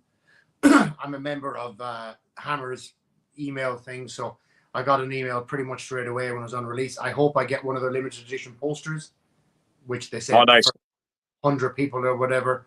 Now, yeah. If I do, I'll frame it and put it somewhere. Alan's 100% right. It's a unique movie from Hammer because it crosses both kind of borders. And, I'm a massive fan of anything to do with English, British movies, full stop. So I support them at every avenue I can, whether it's 88 films with some of their British stuff, whether it's Hammer with some of their stuff. I love Captain Kronos. And I grew up, Keith, and you and I have discussed this 100 times. I grew up I remember when my mother, God rest her, I remember when we got BBC One in my house in the mid-'80s, maybe early 80s. And I remember Friday, Saturday nights, BBC One, BBC Two, Channel 4. I remember the Hammer House collection movies been on, and every one of them I loved. And I just became obsessed with Hammer House. I think they're just the most amazing franchise. The TV series was amazing. Tales of the Unexpected. I know it's not Hammer, but that kind of genre again. Yeah, I get that, yeah. Anything to do with that British, I'll support it 100% because I love American stuff. It's great. And don't get me wrong, it's blockbuster stuff. It always is. But I'll tell you, there's nothing wrong with venturing into those British movies, whether it's Lock, Stock, Two Smoking Barrels, a Hammer House movie, The Bill, I know it's not a movie, but I'm just giving that as an example. Or even switching over. I'll tell you what, mate, the Chinese market recently in horror movies and TV shows is amazing. There's so many great stuff out there. Don't be afraid to move away from Hollywood for a little bit and look at something different. Absolutely. Yeah, I like that. Yeah. That's a great comment. The Irish horror scene is fantastic. The Hole, The Oddity. Don't be afraid. Some great Australian ones. I mean, Talk to Me. While it wasn't perfect, it wasn't amazing, it was still, I think, a solidly good movie. Well, you actually introduced me to a kind of an Australian kind of creature feature movie with Razorback. Yeah, which were great movie, very underrated. Which I really fucking enjoyed. But there's actually one great one coming, which is the Mogu, which is the Aboriginal movie. Which is predominantly Australian Indigenous actors, and it's about a folklore legend of theirs that takes children. Oh, wow, okay. Which is a movie that I don't know if I sent you the trailer. Again, it's backed by Umbrella, so you have got a copy of that coming, and I think I'm about to watch it tonight. Oh, fantastic. And it's all Australian Indigenous actors, and I'm really excited to watch that as well, because it looks like a cool story. Because, again, it's a very old culture here, long before white people arrived, and they have their own versions of Halloween, all the same kind of stuff. And this is an old mythical legend called Mogu, who basically can take children from their families. And I'm excited to see what it's like. It's funny because Alan just mentioned something about the way Quatermass kind of captures sci-fi and horror quite perfectly. There's actually another Australian movie that I'm a huge fan of, and funny enough, it captures horror, sci-fi, and comedy incredibly well. It's called Undead. And if you haven't checked that out, definitely worth doing so. It's a weird thing. It's a real kind of type of comedy horror, but there is a huge sci-fi element to it as well, because it plays out like a typical comedy horror, and zombie kind of comedy horror. Again, all held in Australia as well. But then, as the movie goes on, you quickly find out that there's actually aliens there as well, and they're actually trying to save people from this plague that's going on as well. So it's actually a wonderful movie. Keith, how we discussed earlier how certain actions of actors can put me off things. Yeah. Right? I take zombies as a very serious business, man, and I won't watch anything that in any way. I won't watch Shaun of the Dead. I watched it once. I'll never watch it again. Really? I take zombies very serious, mate. And so much so, sometimes I'll be in the car, right, on my own driving, and I'll think, there was an outbreak now, right? What the fuck? While I'm walking through fucking Kmart. But, so yeah, I won't watch. I find it hard to watch things that in any way mock or joke or make fun of something that I think's pretty fucking serious, man. Wow. Okay. So Shaun of the Dead. So you did an awesome video a while ago on the collector's editions for Shaun. Steel books, I think they were. I watched Shaun of the Dead once, and then bits and pieces of it twice here and there. But yeah, if Andy makes fun of zombies, I'm not that fucking interested in it. Really? No. Is it the Undead movie? It's a serious fucking business, Keith. It's a serious fucking business. What? I don't know. It's. I was just going back to that Undead. I don't necessarily know, because it being a comedy horror, I don't know if it's necessarily. It's not a thing of making fun of the zombies. The zombies are part of its comedy elements. Yeah. But it's not one of those things where they treat the zombies as a fucking joke in it. The biggest joke in it are the humans. Right. In it, but yeah, I think that's interesting. It's again, I'm a huge fan of Shaun of the Dead. You know that already. But I don't. Honest to God, mate. Seriously, I've spoke about this with heaps of people. I've gone, gee, Irish, you fucking love Shaun of the Dead, and I'm going, yeah, I've seen it. They go, what do you think? Nah, man. No. It's like a German watching Schindler's List and laughing at it. I don't get it. Here's a question for you then. Okay, then how do you feel about Return of the Living Dead then? Don't like it. You don't like it either? I get it, I appreciate it, but I don't respect it. Wow. Yeah. Ah, that's crazy. Okay, look, that's your opinion, mate.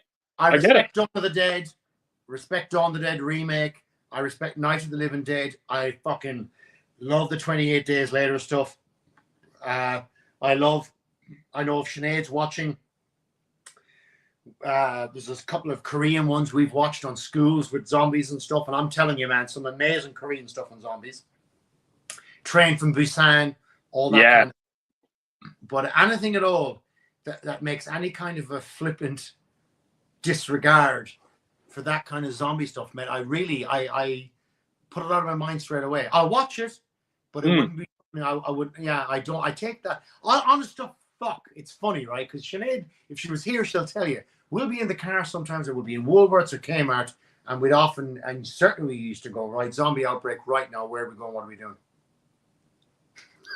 And I'll be thinking about it. But yeah, I don't like Shaun of the Dead for that reason. All right, fair enough. Okay, that's fair enough. We got Nampang Films here saying, evening all, great to finally see Conor.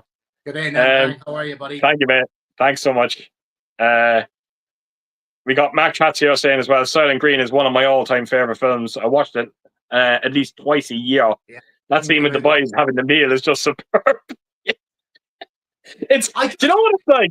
Do you know what it's almost like? God, I don't know. Don't ask me why my mind went there. But it was like watching the two of them having sex together. I just felt it just felt very awkward. Very, very awkward. Just them kind of, eating, and then they're just looking at each other and they're smiling at each other, and all you can just hear is like, You know what I'm saying? Yeah. I'm very uncomfortable. Charlton Heston is an ambiguous actor because he was doing Academy Award winning stuff, and then he would do this. He had this great, of course, transition into sci-fi and horror and whatever, and of course the Omega Man is the famous one he did, and Planet of the Apes. Everyone says Planet of the Apes, but I think the Omega Man was amazing with him in it, of course, which is a remake of. Is it The Last Man on Earth with Vincent Price? Omega Man, you mean? The Omega Man is a remake of an original movie with Vincent Price called The Last Man on Earth. Right. So, and then I thought, isn't Will Smith not I Am Legend? Is that not the remake of Omega Man? A remake of a remake. Yeah, yeah. I honestly wouldn't know. The original movie, Keith, was The Last Man on Earth with Vincent Price, and it's about vampires. And he and he gets out during the day, and in fact, I think probably Will Smith's version is more realistic to Vincent Price's, certainly with the doll and the talking to characters in the video stories. Okay. That's more real, but that's more connected to it. But yeah, it's a remake of a remake of a remake. But Silent Green's amazing, and of course, anything with with Charlton Heston. I don't know. I just think he's a great actor, and I think he was also, going back to our first question of the night, I think he was one of the main actors in Airport 1971 or 72. Right. Okay. Oh wow. Okay. I think he was pretty big in it. And the point I was trying to make is what I like about Charlton Heston is he's an actor, right? I could never picture Tom Hanks doing Aliens and then doing an Academy Award winning movie. Yeah, I get it. People like him did, right? They were different type of actors. But I'll tell you who I saw in a snippet of my eye, and I'm happy if anyone out here thinks I'm wrong. I rewatched the new trailer for 28 years later. Years later, yeah. Is the guy who plays SS Commandant? No, the guy who plays the SS Commandant in Schindler's List. Is he in it with a shaved head? Oh, sorry. Yeah. Ben. No. Wait a minute. Ben Kingsley. He's also Q in the Bond movies. Sorry. No, you're right. Yeah, sorry. Ralph Fiennes. Sorry. Is that him that bends down? That's him. Right. What I'm trying to, I guess, in a roundabout way, without fucking going on for 4 hours, is that's what I think great acting is. That he can do an SS Commandant M in a Bond movie, and then he's playing some kind of an occultist / naturalist in a zombie movie. And not forgetting fucking Voldemort in Harry Potter. Do you know what I mean? I 100% agree with you, and that's why I will never hold the likes of Leonardo DiCaprio in high esteem in terms of acting. Yeah.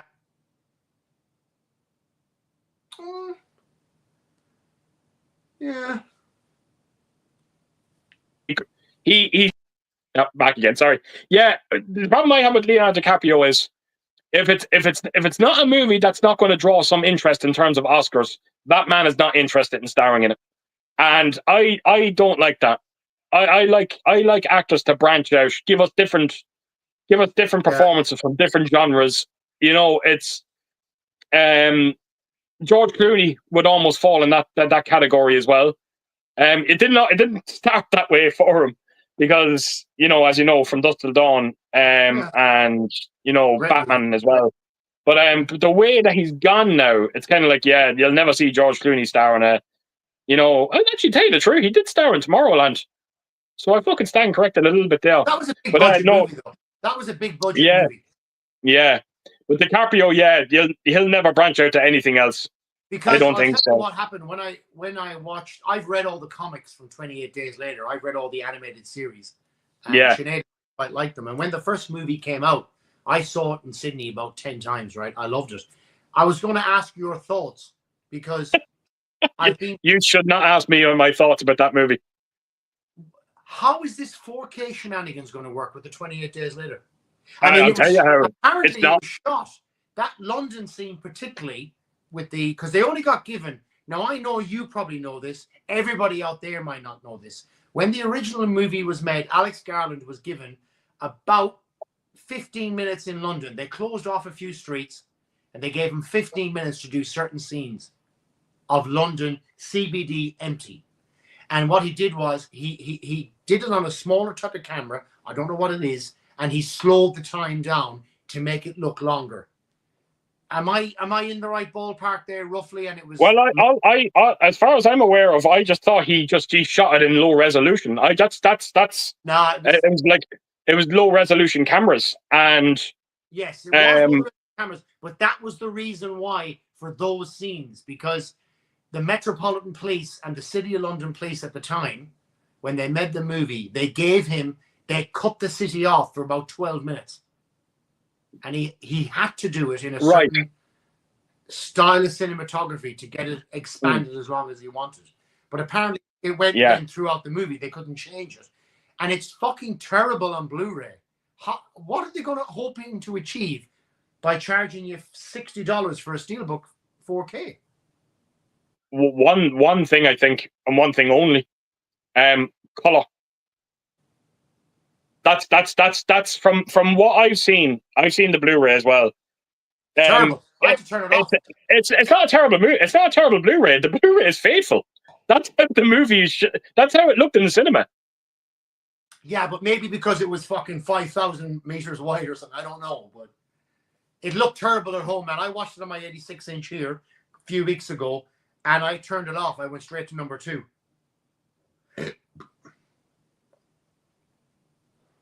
I think my, going straight to number 2 has completely shocked you there. You've paused, but I love both movies.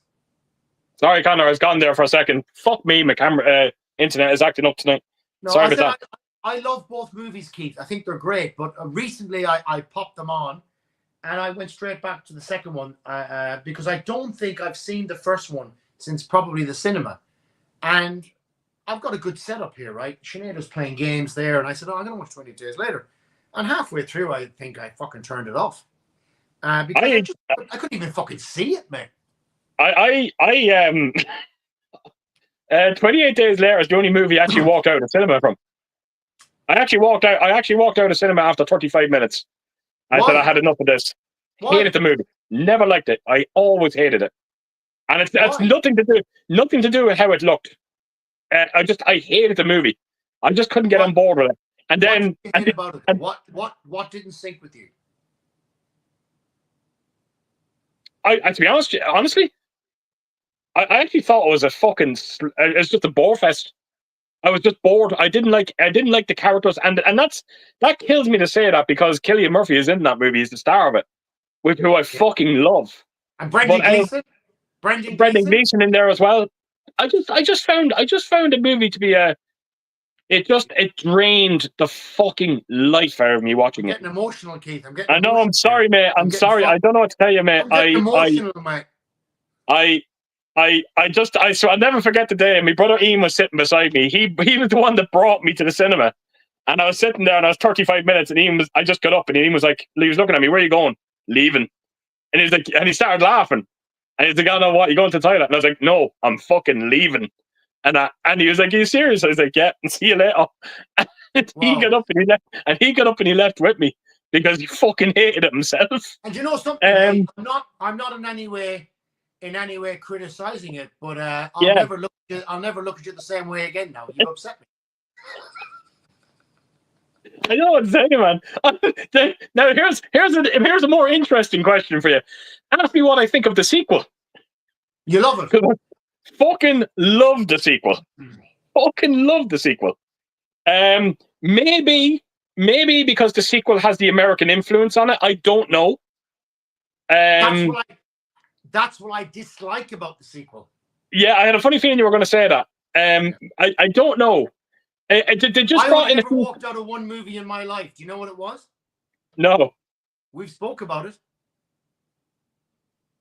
It's now one of my favorites. I left the cinema the first time I saw it in Brisbane.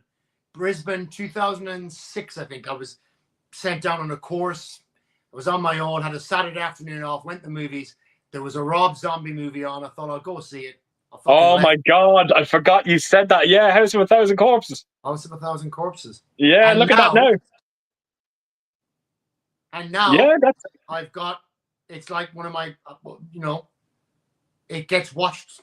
I've got the soundtrack to the movie score, which means when I listen to the music, the whole score is on a vinyl. It was like a $700 box set. I fucking adore that movie. I mean, we watched it together. It's funny how. Oh yeah. Oh, I'm the best person to talk to about you turning on movies. Absolutely, I've done that a million times before. And don't get me wrong, right? Everything you've said about 28 Days Later, right? Because I fucking sang that movies to the hilt, right? I've shown that to so many Aussies when I was in the services, right? And we were like going here or going there. Like, oh, you fucking watch it. Oh, pull on 28 Days Later. It's fucking amazing. Like I was getting a hard on over it. And then everyone was like, mate, this is shit, bro. Shit, man. And the first person who watched it with me, beginning to end, and loved it was Sinead. You know, my wife. And she fucking loves both of them, and we both do. And I've read the comics as well. And it looks to me like the comics are going from this third movie now. And obviously there's a bit of controversy to the other movies. They wanted him to make it for years. He wouldn't do it. They wanted to change things. They finally got him back in there, Sony. He's now doing it, but he's got complete rights what he wants. I think it's going to be a fucking amazing movie. And I can tell you, the animated series, like the comic series, because in the comic series, the black chick you meet in the first thing, she's in the comic series. She's the main protagonist. Yeah. And you're on that island with her, and you transit across into Scotland and work your way down. And I'll tell you what, man, I will be at that cinema day one for that movie. I love it. I think everything about 28 Days Later changed the genre for me. I was so tired of something that I love, being zombies, being shown as cumbersome idiots walking along like that. The next minute, they were moving fast, quick, and they were thinking, and that's what I loved about it. And the Koreans took that, and they made them thinkers. And that's why I've watched some of these amazing Korean shows over the past few years. There's a really cool one called something in a school, I can't remember, and I have a box set to send you with the whole series in it. And it's set in a Korean school where the whole town gets fucked over by zombies. And you would think a classroom as a whole thing for basis for a TV show would be boring. It's Wow. mint. Okay. It's mint. And That'll be interesting. what I'm sending you is a pirate copy because you can't get a physical Yeah, copy. that's what. Yeah, you were I telling hate me to do before. that, don't get me wrong, right? I don't like pirates, but in But some no, but instances, if it's taken out of my hands, if it's taken out of my hands, I couldn't give a flying fuck. no, If I have to buy a bootleg release to own a movie physically, that's what I'll fucking do, and I'm not ashamed to fucking say it either. I agree with you, mate. And rather it's like the recent Texas Chainsaw Massacre on Netflix or whatever it is. If I can't get a physical copy, then I will bootleg. And I bootlegged all of the Andor and Obi-Wan Kenobi and all those stuff. I bootlegged them They from fucking come out. Yeah. It's I did unbelievable, isn't it? at the time, Yeah. a few years ago, and then all of a sudden they got released on Steelbook. But Unreal. what do you think it is with Disney that they hold back all the time? What is it? I don't know. I think they were clever what they done with that Star Wars. I think they knew that the diehard fans were going to pay for Disney Plus, and when they got all the money that they needed to get out of all of that, they turned around and said, "Right now, let's appeal now to the physical side of it, and send these out." Star Wars was always going to come out. Course, I don't know why people were worried. They were always going to come out. There's no way they're going to hold Star Wars to streaming services. It was always going to come out physically. So I knew to stay away from them in terms of bootleg form, because I knew it was going to happen. It took a while, but I knew it was going to fucking happen. We got Gary here as well, just saying, is it me or do you think Hans Zimmer's score Parlay from Pirates of the Caribbean belongs in a Western? I swear to God, mate, I honestly cannot remember the score of that movie. I think it'd fit in a Western. But you look at any big Western that you've watched over the years, right? Any big Western. Isn't Johnny Depp's character almost like them, really, in a way? So yeah, that's a fair comment. Yeah, that's a fair comment. Yeah, that's a fair comment. Yeah. Rather, it's absolutely. the man name movies in a certain comedic way. But listen, retro guy, I was only talking about this yesterday. Outland, Sean Connery. What is going on with? Why has that not got the attention it needs? I don't know. I really don't know. Yeah, I think Outland last year. She'd never seen it. I think it's such an epic story in that space station with Sean Connery, and he's like the marshal, and it's such a unique setting. And how it's not got some attention of even a boutique kind of company. Yeah, I don't know why. I think it will. I think it is. I think it's not a question of if. I think it is a question of when. I can imagine it has to happen. We got Macras here saying "Strange Darlings." It's great, isn't it? Oh, mate. I keep saying fucking "Strange Darlings." I even do it in my video. I keep saying "darlings." I don't know why I keep doing that. I just fucking keep going. But yeah, mate. It's. I think that the thing I loved about that movie is just the unique way of storytelling. I just love the way it was done. But I have to get that movie now, Keith. I'll add it to my list. Oh man, it's that. I'll tell you one thing: if you sit there and you're watching that with Sinead, you're going to react the same way that I reacted. I just looked at Ellen and went, because Ellen's seen the movie, I didn't, and I just looked at her and I went, Jesus, you fucking held that one in. You know, that it really fucking surprised me. So I definitely give that one a go, mate. Give that one a go. Because I think I always try. I think, to be fair, probably a bit like you, Sinead's often stuck on the other side of the seat 95% of the time. God bless her, and she puts up with all my picks. You know, right? I see what you're saying. Yeah. And she's not the massivest horror fan. No, she loves sci-fi. Loves action and adventure, and she actually quite likes the 1980s genre, you know, RoboCop. Oh, absolutely. But every now and then it'd be good to have something where I can go, right, you pick tonight and all that, and movies that kind of appeal to both of us. And a movie that we watched recently where both of us went, gee, that was good, was Thunderbolts last week. Am I saying it properly? Thunderbolts, isn't it? Yeah, Thunderbolts, isn't it? Yeah. Yeah, because I'll tell you what, man, it covers mental health. I think how they slipped that in there was really well done. And I know the mental health thing is done to death at times and it can be overbearing. But the way they did in the story and how they incorporated it, I think personally was beautifully done. The movie was fucking fun. I was entertained for 2 hours, man. I left there going, laughing and enjoying myself. And I think sometimes we lose that in Hollywood, I think, a little bit. I get that. I do. Arthur Clem was just asking as well, have you seen The Accused and what did you think of it? Is that The Accused with Jodie Foster? Oh my God, is that the one at the start of it? Yeah. The whole court case. The pinball machine. Yeah, you know what, mate? I tell you what? I seen it once before, Art, and I tell you, it's a wonderful, wonderful movie. But I have to tell you, I can't watch it. it's hard to watch. No. It's a very hard thing to watch. You know, and I know, and I know these things happen. Of course, they fucking do. But and you know that what you're watching is a movie. But I tell you one thing, it doesn't make it any fucking easier to watch it. But it's a wonderful movie. It really is. I actually did watch it, and I turned it off. Right. Believe it or not, my favorite movie, second movie of all time, Once Upon a Time in America, in the now director's cut, has got one of the scenes is quite graphic, with De Niro and a very famous American actress in a car in a scene similar to that. And I actually, when it comes to it, I click forward one scene. I've never actually watched that. I've never actually watched that scene.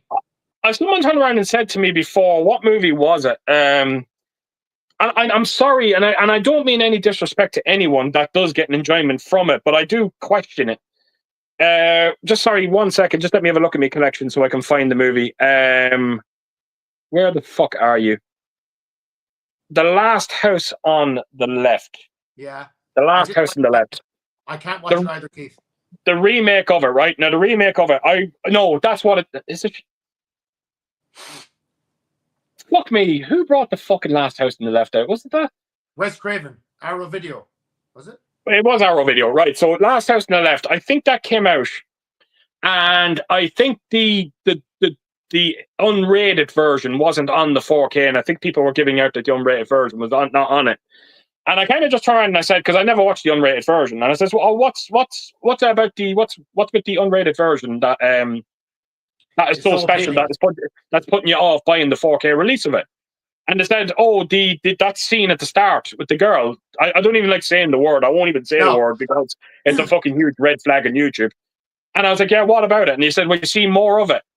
And I was like, why would you want to see more of what they already showed in the theatrical version? The theatrical was already bad. We get it. This happens to us. It doesn't make the revenge that more sweeter by seeing more of that. I do not understand why people would want to see more of a woman being in the worst fucking situation a woman could ever be in. And you want to see more of that. You want to see her screaming. I do find it a little depraving. I really do. When someone turns around and says, "Oh, I wanted to see that more of that," and I was like, "Why? Why? What the fuck?" I get what you're saying, and I have The House on the Left on 4K. I didn't watch it. I knew the original. I knew the premise. Wasn't keen on that. Why I bought the 4K of the remake thing? I don't know why. But I can't watch that stuff, to be honest with you. Yeah, I'll tell you, mate. I've got to quickly pee. I've got to quickly. Yeah. The horse. Yeah, no worries, mate. No, but I was just going to say, look, I understand why they have to show certain things in like that movie to kind of make the revenge side of it that little bit sweeter. But Jesus, they don't have to go into so much detail. We get it. We know what's going on. So yeah, I find all of that just a little kind of horrible, if I'm completely honest. Trekinosh substance was shite. Can't disagree with you, mate. I really can't. But I will give it another go and see what happens. We got Lulu here saying, I decided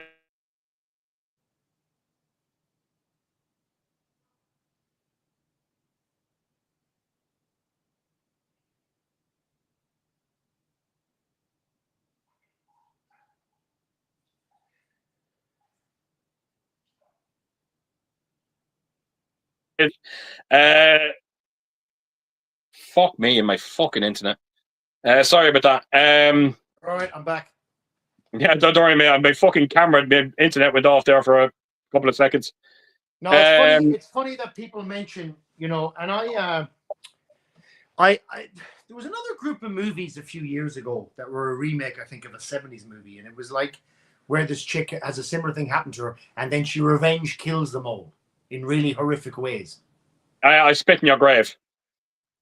Again, mate, I listen. I'm not here to fucking question anyone else's enjoyment of anything. None of my fucking business. And I'm not in that way pontificating. But my favorite movie of all time, second to, is American, you know. But that scene with Robert De Niro and her in the car. And again, I think that then ties into the end of the movie, because she actually meets them later in the movie. But she seems to have no recollection of what happened in the car and treats them almost blasé about it. So again, it ties into that scene where he's smiling at the end, and I wonder, is the whole fucking thing bullshit? Is it all in his head? He Yeah. Life never could have her. If you haven't seen it, Keith, I know everyone says to you all the time, you gotta see it, because I hear it too. And Once Upon a Time in America, mate, is a movie that when you watch it once, you'll never forget it. Okay. I think I'll get to it someday. I guaranteed. I always do. That's the thing with me. I always get around. It may take years, but I'll always get there. You'll get there in the end. Yeah. So Lewis saying here. Yeah, I was just saying he decided to skip on the substance because his body horror gives him nightmares. Plus, I'm squeamish. So I've not seen Substance yet. Can I ask what the premise of the movie is? For those who don't know. You know something, Conor? I think you might actually enjoy it. Okay. Demi Moore, she's famous. Well, she was famous in the movie, right? She's not anymore, and she's struggling with getting older. She comes across this drug called the Substance. And what happens is she takes it, and she basically gives birth to a younger version of herself. It actually comes out of her back. I'm not kidding you. Actually, the younger version comes literally out of her back. And what happens is you can live. The young version can live for you can stay active for 1 week. It's basically 1 week on, 1 week off. So the older version of Demi Moore has to stay as Demi Moore for 1 week. Then a week later, she can become her younger self. But then the thing is, if you start abusing it, like the young girl starts abusing it and she starts going over the week. And what happens is the side effects to Demi Moore. When she wakes up, her body is rotting. Yeah, okay. Because your one's right. So the whole movie is just essentially the people are saying it's all about addiction. It is. And I suppose there's a valid point there to be said. But my biggest problem with it was I just didn't see the point of it. I thought I was under the impression that her thoughts and her emotions went into this younger version, but it doesn't seem to be the case, because later on she's ringing the company.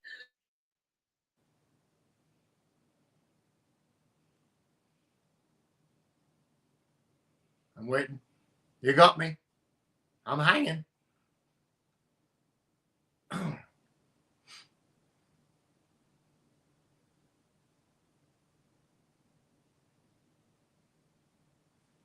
And she's telling them that she's abusing it all. Okay. See, that's why I said to you at the start of this fucking stream, don't cut off, because this StreamYard always acts up every fucking now and again. So sorry about that, Conor. Yeah, like I said, I thought her thoughts and her emotions were going into this younger version, but it's not. You know, she does ring the company during it. She's there saying that she has no control over this younger version.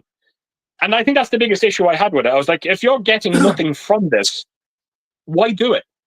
Why are you doing it? She has the means to terminate it if she wants to, but she keeps allowing her to do what she's doing for her. And I just if she could control it, and she was getting movie parts or parts in a TV show, or she was getting a new boyfriend, I get. That's what I'm saying. Yeah, that's what I thought. I thought her emotions, her memories, that all of that was going into her younger version, and that she was going to benefit from this young girl's fame. That's exactly what I thought was happening. So then I was thinking that actually is a cool premise. Yeah. If you could hide in your games room for a week, being you, and the younger you was out getting movie contracts with your brain and your mind. Absolutely. I like that. That's good shit. Yeah, but it's not the case unless I'm missing something. But I don't think I am, because that's what Ellen got from it as well. So I don't know. I don't know what else to fucking say. I'll have a look at it. It's on my list, and I'm waiting for the buy one get one free here at JB Hi-Fi, which usually happens 20th of May. Yeah, and I'll be spending a bit then. Just give it a go. Like I think it's very important. I always say that in my videos, despite what I say in my videos, I'm never there to put people off movies. I'm just sharing my thoughts on it. A lot of people love the movie, and I get it. I really do. Matt Katz just went on to say, I watched the Steve Martin documentary. It's a 2-part, really good. I didn't even know there was one out. Fantastic. All right, you were watching it, were you? I loved it, and yeah, I did. And he carves his own path, and I watched it, Keith, and I loved it, and I'm equally as excited, despite the controversy about his sexual preferences. I'm extremely excited to watch the one about what's his name? He had the tricycle, and he passed away a couple of years ago. But he made a whole documentary before he died. He got swept up in a load of bullshit, and it was never ever true that he did these things. And he obviously got cleared in the end, but by then his career was fucking ruined. A really interesting. He was a gay guy from the 80s. You can't help but remember him. The fucking bicycle, and what was his name? Funny for all the kids and all that. We all grew up watching him. There was a massive documentary about him coming out, but apparently he made it knowing that he was dying. And I'm really, really excited to see it. And okay. What was his name? He had the Dickie Bow. Oh, Pee Wee Herman. Pee-wee Herman. Thank you. Sorry, yeah. Took me a while to fucking get there. Sorry about that. Right, so you may or may not know, right? But when they arrested and did the guy from, he was in fucking Sleepy Hollow. He was the headmaster in Ferris Bueller's Day Off. He was the father. Yeah. He was the father in the original. Beetlejuice. He got done for stuff with pornography and young people. I don't want to bring it up and discredit your channel and go on about it. We all know that it's out there to read. Go and read it. And I'm not getting into it. I don't fucking know. But your man got dragged into it too, right? And he was arrested. Do you know all this? No. He was arrested and accused of all this stuff. And it ended up being guys in his 20s, guys the same age as him, and it was nothing to do with it. And he got cleared in the end and released and not charged, right? But Hollywood disowned him. Okay. That's why he was outcast at the end. And looks fucking beautiful. It's about him, and whatever I do in my private time that's not hurting anybody, it's not entertaining kids and all that. It looks amazing. I can't wait to see it. I love the Steve Martin one. And I equally loved the one that was made a few years ago. Tom Hanks made a movie where he portrayed him, Mr. Robinson. It's a Beautiful Day in the Neighborhood. Mr. Yeah. You know, because I grew up watching those guys, and I love Mr. Absolutely. Those people are missed, and obviously I've got my own little boy, and I don't want inviting things into my house that aren't proper. But what goes on too much today is we convict people in the public arena, and then we just shun them, and that's the problem. Yeah, like we said it before. Once you get labeled nowadays, it's very hard to shake that label off. Unfortunately, like that's my the old world we friend fucking live in. Like my old friend told me, one sheep. It only takes one sheep, and you're always known as. And it's an oldie and a goldie. Absolutely. Yeah, to be honest, I've seen the Steve Martin. I loved it. I love Steve Martin, and I think him and Martin Short are up there with Laurel and Hardy for me. I think they're such a great. Martin Short's amazing. Yeah, I have a lot of time for both of them. I really do. Yeah. Have you watched the one with the podcast, Murder in the House? No, Ellen did. She loved it. She loved it. Gasping. Yeah. She fucking loved it. She did. Murder in the House is gasping, laughing stuff. We got Jerry here just saying, "Hey Keith and legendary Conor." How's it going, Jerry? That's actually my second name on my birth certificate. I wish. Sorry, 1 second there. I'm just trying to fucking find these bastard comments. We got Matt Chat saying, he said, "I prefer From Beyond over Reanimator." Yes, I said it. You know, like, man, I don't agree with you. I don't agree with you, but like, my God, they're not miles apart. I have to tell you, it's. I watched From Beyond last night, and it's a wonderful movie. But Reanimator edges it for me. But again, two wonderful movies. Have you seen both of them, Conor? I've seen neither, but I purchased Reanimator last night, the collector's edition, so it's on its way. Fucking get that myself. Jesus fucking camera, motherfucker. Sorry, mate. I bought Reanimator last night, Keith, from America yesterday evening, so I have got a copy coming, and I'm going to watch both. So hopefully in the next probably 2 weeks, I'm going to have some kind of an answer for you on both. But this weekend, I've got a pretty chock-a-block list of movies to go through, and those two movies you've mentioned a few times and others have, so I'm going to try and look them up and watch them.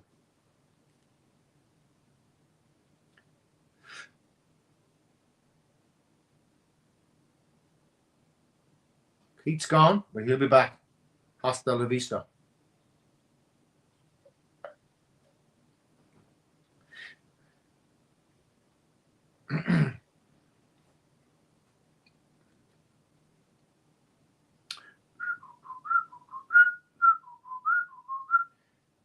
Just me here.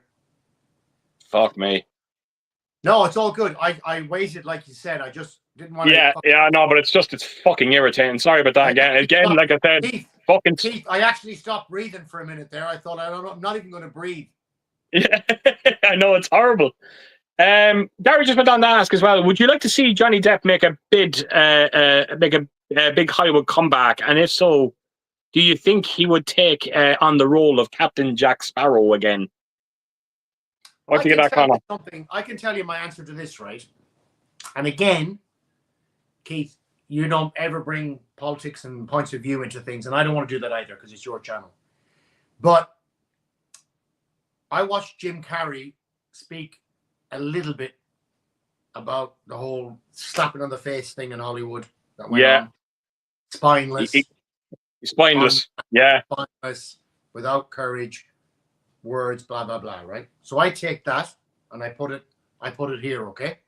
Put it there. And then I look at what Johnny Depp went through in that court case, which turned out he was cleared in the end. Mm-hmm. I looked then at Pee Wee Herman. Accused, not even accused, career ruined. Yeah. Then I look at, you look at your fucking people who are out, your Weinsteins and all this kind of stuff that goes on, right? I've taken less of an inclination to Hollywood in the last 10 years than I've ever done in my whole life. That's why I look towards the Korean market now, the Chinese market, and I'm very favorable because I live in Australia and Netflix here has got access to their market and they produce some great stuff. Johnny Depp has said recently he doesn't know about returning to Hollywood, and I don't know if he ever will. And I think we've lost someone great there because I think he is a great actor. We didn't lose someone great, mate. We lost. Yeah. Probably the greatest character actor of all time, if I'm completely honest. Yeah, I would agree with you. And it's indicative of what's going on in Hollywood at the moment. I'm not getting into it. Again, I couldn't give a fuck if you want to be a goat or a cow or a pig. I just want to be entertained for 90 minutes or 100 minutes, like everybody else does. That's all. I want to go to the cinema and pay $15 to be taken away from life. I don't want to be reminded. I'll tell you where I stand with Johnny Depp, right? I absolutely want to see him make a comeback. Mm-hmm. Would it be great to see him playing Jack Sparrow again? Absolutely. But when you hear about the way Disney handled him, if I were him and that option was brought up to me, I would tell him to go stick it up their ass. Yeah. I wouldn't go near I them. can tell you, mate, they need him more than he needs them. That's a fucking certainty, because I can tell you now, there is no one in the planet, no one in the world who can play Jack Sparrow. No. Other than Johnny Depp. No. Simple as. Yeah, so it's kind of like Harrison Ford with Indiana Jones. And no, that's it. Our Han Solo, you know, yeah. They tried it. It didn't fucking work. So that's the way I look at it. I'd love to see him back. I have all the time in the world for him. I think he's a bit of a gentleman as well.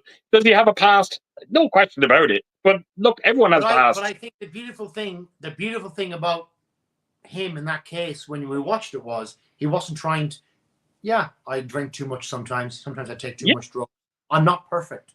I make mistakes, but I'm not X, Y, and Z. You shouldn't cancel my contracts based on X, Y, and Z until. Yeah. And you know what? If it's all X, Y, and Z proven, then go with it. I'd love to see him come back. I think, like you've said, there's so many cardboard actors out there that stick to a genre that suits their persona, and they're always put up on a pedestal. And yeah, I like DiCaprio, and he's great. So do but I. I'll tell you something, you won't see him in 28 Days Later. That's for you fucking won't sure. see him in a zombie movie. You won't see him in a sci-fi movie running after aliens. I think that's, to me, or you won't see him playing M. Like, imagine, like, to me, when I sit back and look at an actor, right, and I think, what appeals me to them? Jesus, like the actor that we were talking about there now that played, what was his name again? He played M in the Bond movies. Ralph Fiennes. So right, you put a storyboard up in front of you, and you've got the SS Commandant of Auschwitz, M, a zombie movie, and whatever else. Harry Potter, all that stuff, yeah. It's amazing. If you're saying to me, this movie they all talked about, right? I went and saw it in the cinema, and it was about the bear, the bear trappers and all that, and he got an Academy Award for it. What was it called? Fucking Revenant. Listen, I probably would have given him an Academy Award movie for the one where he was in the mental institute before I would have Revenant. I thought Revenant was good. Don't get me. I was entertained. I am right there with you. As a matter of fact, they should have given him the Oscar for the movie before The Revenant, which was The Wolf of Wall Street. Much better performance, far better performance in The Wolf of Wall Street over The Revenant. I don't know. I don't know who makes these decisions. I really don't. But look. It's all opinions. Look, I'm sure there's people out there that feel very differently when it comes to The Revenant. They think that this was a once in a lifetime performance from DiCaprio. I don't know, but I've probably seen around 3 or 4 movies that he gave better performances than The Revenant.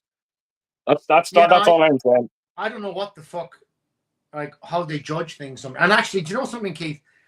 I don't know about you, mate, but when I grew up as a kid, right, I remember my mother having snacks and preparing to watch the Academy Awards, man. It was a big thing in my house as a kid. You know, Jimmy Cagney, Jimmy Stewart, the whole lot. But now, I haven't watched the Academy Award in years. I never got on board with them. As a matter of fact, if you want to put me off a movie, turn around and tell me that it was nominated for an Oscar. That's how you put me off a movie. Because the minute I hear anything associated with an Oscar, it puts me off. I watched it with my late mother because of the clothes they wore and the actors. Jimmy Stewart, Sinatra was there. All these crazy good actors, and then all of a sudden now they're not there. And it's like the biggest thing of the Oscars of the last 20 years that I can remember is some bloke hitting a bloke across the face. I haven't watched them in years. I looked it up recently because of that incident. But yeah, like I grew up and I remember the Oscars on a Thursday or Friday night. Thursday night, I think, in Ireland when I was a kid. And I can tell you, it was a big thing in my house to watch. Yeah. We loved watching it. Because they would do the red carpet, they would do their outfits, the men's outfits, and then they would do the whole spin. And I loved it, man. And then I got older, thinking it was so cool to get older that I could watch the Academy Awards beginning to end. And it just got fucking boring because they're just not interesting. They're not tangible people like I grew up with. And you can say what you want, but don't try and, in my head, don't try and compare some of these actors to Jimmy Stewart or I get it. I just can't see it, man. Or Alfred Hitchcock and these great directors, Sam Peckinpah. No, I absolutely agree. The guy who directed The guy who directed The Dirty Dozen. The guy who directed The Dirty Dozen, Keith. It's a true story. They told him that if he removed the grenade scene, that he'd probably get best movie. Yeah, that's right. Do you know what he said? Do you know what he said? He said no. Yeah, no fucking way. No. Yeah. That's what I'm saying. I think that's what's happening today. And I feel sorry for directors. I really do, because I think their hands are tied a lot more today than they were back then. I'm just looking at, and you know what? I'm one person who's starting to be looked under a kind of a more negative light now is Ryan Reynolds. Ryan Reynolds, I've been hearing now that he's interfering a lot with movies. You could say the same, and I love Ryan Reynolds. I really do. I think he's a fucking gentleman, but he is starting to go under a bit of. Tom Cruise is another. Tom Cruise got ridiculed over The Mummy because apparently, he was almost tying the director's hands. He couldn't do what he wanted to do because of Tom Cruise. And I think, as far as maybe I'm just old fashioned, but as far as I'm aware of, the director is the captain. I'm the captain. What I say goes. You fucking do what I want you to do. You're an actor. You act. Don't fucking tell me how to direct. You've seen the script. You've signed the contract. And to me, no, I agree with you 100%. And maybe that's why you and I don't make movies. Maybe it's because we don't know what goes on. I don't fucking know. No. But I can tell you one thing, mate. I watch some of the older movies, whether it's Major Dundee, whether it's an Eastwood movie, whatever. Even a Bette Davis movie or a Joan Crawford movie, which I fucking love, I always harp back to that thing that Alfred Hitchcock said. Actors are like cows, they need to be fucking shoved where they're going. Otherwise they'll tell you, and you need to tell them. And that's what seems to be happening nowadays, which is anyway. Look, we're going to move on because I have to get through a few more comments. We got Steve here. We got Steve here saying, spot on with the Laserdisc comment, Conor. I used to love looking through them, same as I love looking at vinyl. I've no way of playing them either, but it's a large-scale artwork. It's just amazing. Yeah, mate. Steve, I can tell you, Keith knows the crack. I lived in Westport. It was a 3-hour journey to get to Dublin, and it was a round-day trip when I was a kid, right? You think you were going to fucking Barbados. But they had Laserdiscs, and I love looking at the art. I loved peeling through them. And David, who has sent Keith some beautiful Laserdiscs, has shown them. And I remember seeing them. I remember looking at them going, wow, what is a Laserdisc? It's amazing. And then, of course, we got to an age where we went, such shit. We don't look at that anymore. And now we're back in there again. It's amazing. And that's the thing.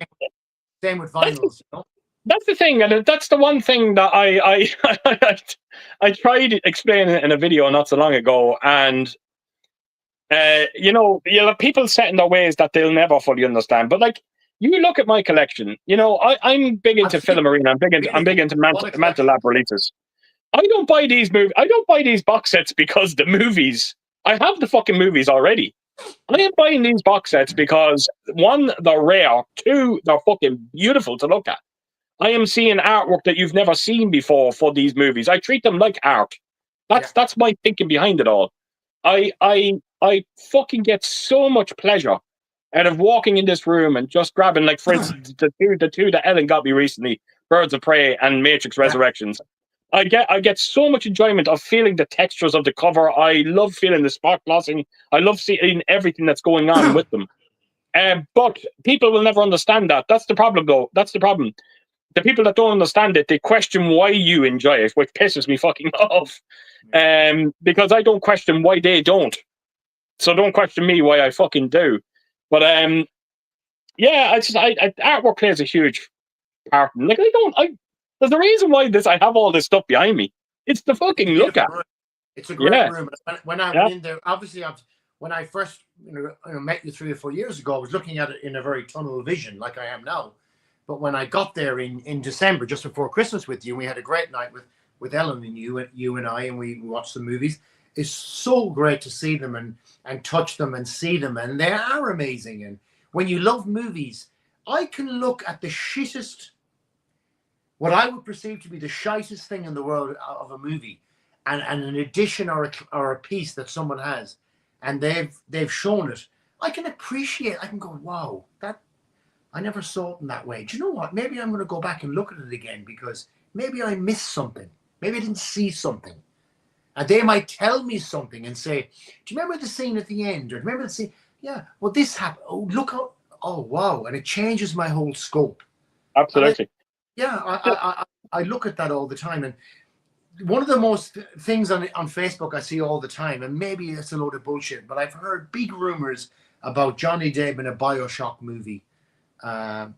And I hope it happens because it's my favorite game. That'd be amazing. That would be amazing. Would be amazing. And I think him as the main protagonist, and you know who I mean, the main protagonist, he fits his character and looks well. And I agree. I'd love to see it. But getting back to that question.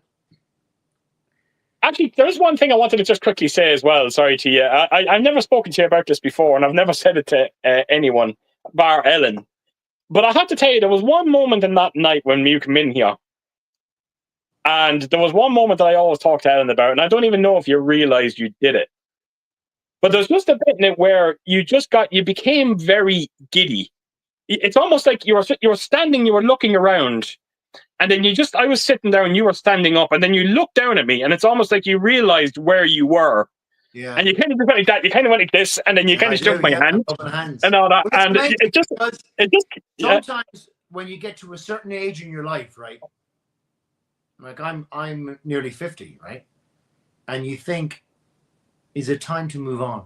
Am I invested in, like, what am I doing? So when my wife we were looking at her home. I retired from the military. I got my pension. Everything was going in good directions, and obviously, we're happy in everything in life. But it's like she was on about the practical things in life, the kitchen, the bathrooms, 3-4 bathrooms, everything that I never had as a kid growing up. My kid's going to have. Beautiful. I'm happy that I'll pay for it. But in the back of my head, I was thinking, can I convert that to a cinema? I could put a 86-inch there. I could fit the record player there. And so when you're on your own, when you're a man on an island isolated, you're thinking, maybe I need to just go along with the kitchen shenanigans. But then you meet other people. That's the beauty of the channel, Keith. You meet other people and you go, wow. So when I walked into your room, I felt like, I got this shit. I'm not fucking alone. I'm not the only fucking. Do you know what I mean? Yeah, I like the way you said that there because I know there's, and I have so many friends, and I will always regard them as friends despite never meeting them. Steve Court, going back to Steve Court. Steve's a great guy.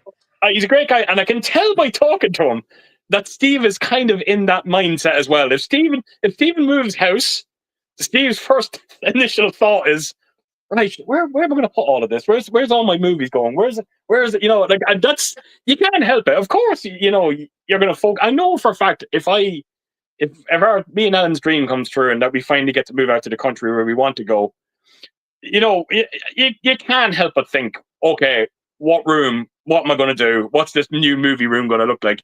Fuck the kitchen and sit room. What's the fucking new movie room going to look like? And I know, and I'm surrounded by people like that. I've got a wife who supports that, which is amazing. Absolutely, and I can tell you now, Steve's wife as well is the exact same. John Perry is another great example of it as well. The way that John spoke about because his movie room is his bedroom, and he said the thought of him. He said, and I love the way he said this in his video. He just said it very recently. He said, this thing of waking up in the morning and the first thing you see is your collection. You know, who needs a big fucking country view when you've got that in front of you? You know, that's the way I thought that was brilliant.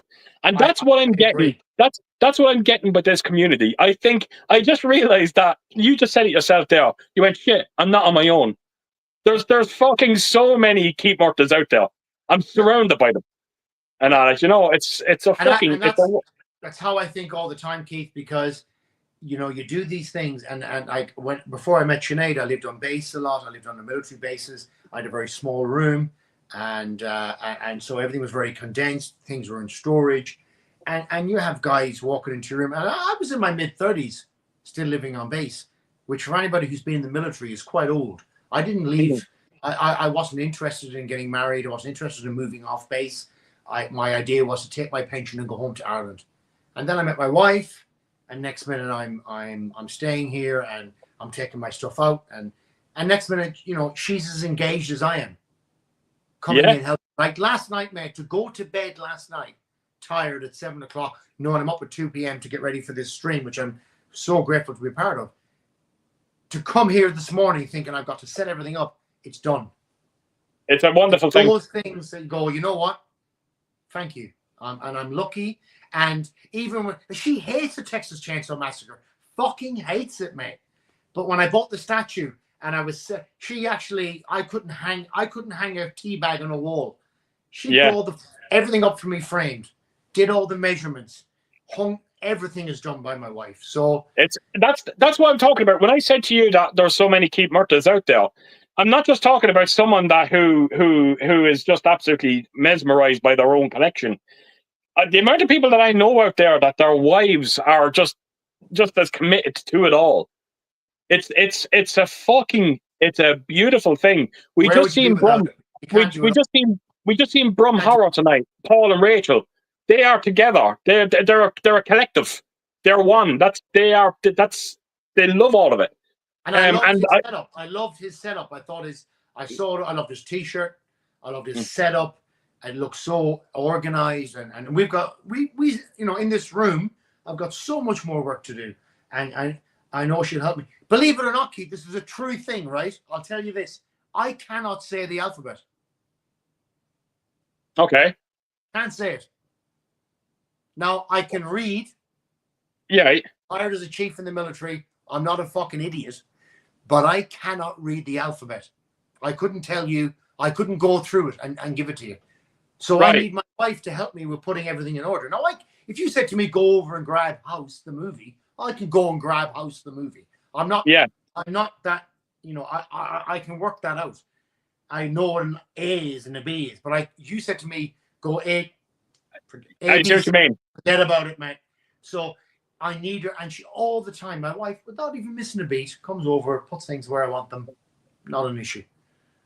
I'll stack them here in the morning when I've been watching movies all night on my own. Come back the next morning, they're all where they need to be. I wouldn't have a fucking clue of the alphabet. I think it's a wonderful thing. I just think I really do. I think it's wonderful that we just have partners in our life. Like, you know, even Ellen does it with me. It's kind of like, you know, like if I find, like, I don't know, like a Manta Lab release and it costs 200 quid, you know, and I'd be like, I'd run it past Ellen, and Ellen would kind of just look at me and go, you can't take it with you. Fucking enjoy it. You can't. Enjoy it. It's like that too. Sometimes she does look, because the postman comes to the house sometimes, and it's, you know, there's all these memes on Facebook about the wife and the packages, and in our house it's the other way. And then of course I try and sell it. When it's arrived, then I try to sell it. Oh, you know what? This was actually only 4K released in Bangladesh, and it's a really cool copy. And I know that she's thinking, go fuck yourself. But she goes with it and nods. But you know, this was only released in Bangalore, which is no longer a country, and I think it's an essential edition. And it makes such an edition, man. It makes such an edition. And, and again, don't undersell the community and the channel. You and I first communicated over a Maniac Cup many years ago. I was many years ago now as to why there's not a Maniac Cup 1 in 4K. It's only 2 and 3, and you know the circumstances as to how I found your channel. I always brought your name up, and I always told people that there's a story behind that, and there is a story behind it, and I'm there going wasn't never, and I said that I would never tell the story unless Conor told me to tell the story. I'm going to tell the story. Right, I'm gonna shut up. There's still 54 people watching. If you just want to know why Conor, how we came about. This is if you're wondering why Conor sends me gifts so much. Go on, Conor.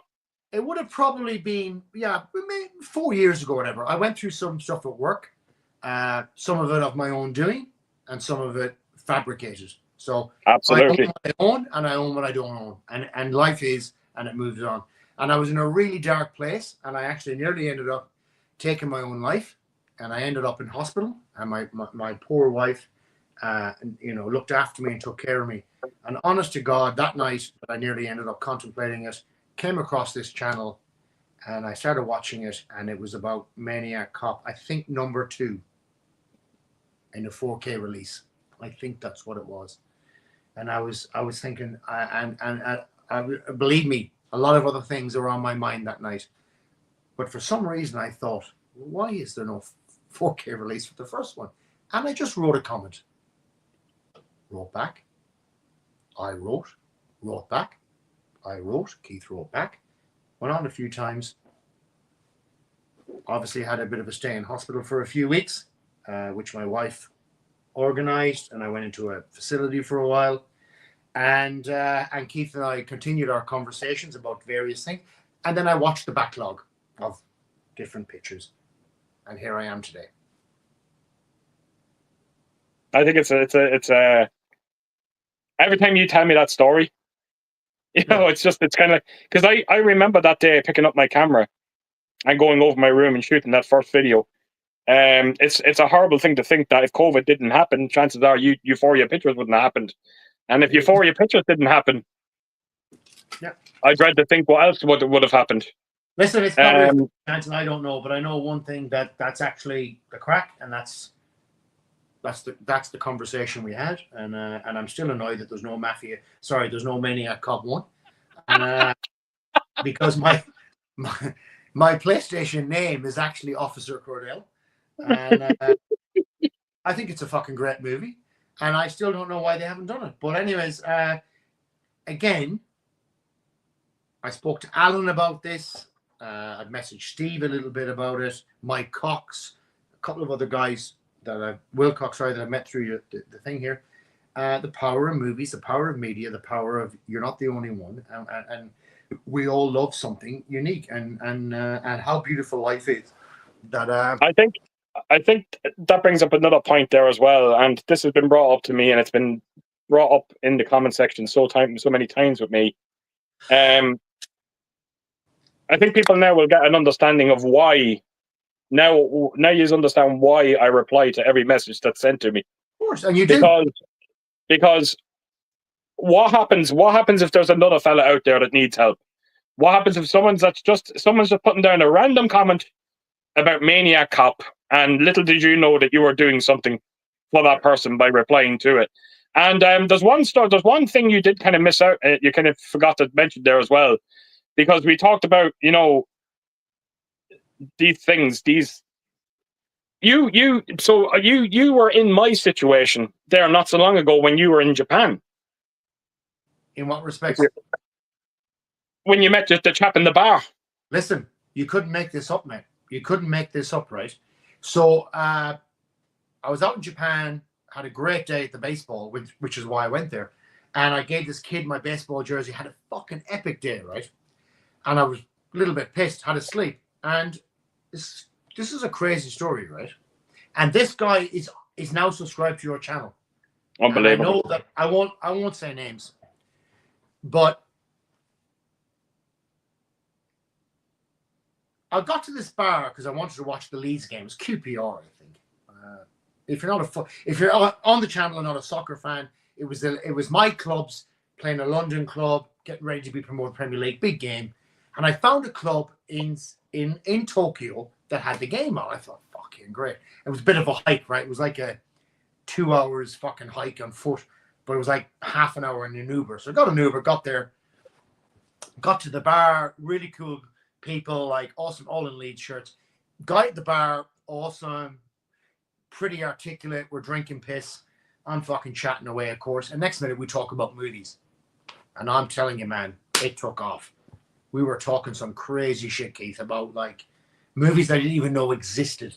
And he told me that story about fucking Bruce Lee and the whole fucking James Bond thing and all that, like, which now I found out to be true, right? Because I've invested. And he was afterwards, do you want to go for a meal? I was like, fucking sweet, for a meal and all that. And then later on, fucking get in the cab, go home, yeah, have a great night. And he said to me, all my business was in order tonight. I was going to take my own life till I met you. Unbelievable. I got out of the cab, right? I said, what the I got out of the cab, right? I was like, what the fuck are you on about, bro? And he's like, I was actually going to take my own life tonight. I was going to throw myself in the river, organize my finances, the whole lot. I'm not going to say any more about, because if I give too much away, the guy's a pretty prominent guy, and I'm not trying to sound like a wanker, right? But this guy is not a guy who works in a 7-Eleven, which doesn't in any way demean as if he did. Yeah. What I'm saying is the guy didn't. So when not only did I realize who he was, now I know who he is because I've done my homework, and who his dad was. But he turned around to me at this pivotal moment in a taxi and said I was gonna actually take my life tonight. I was gonna throw myself in the river.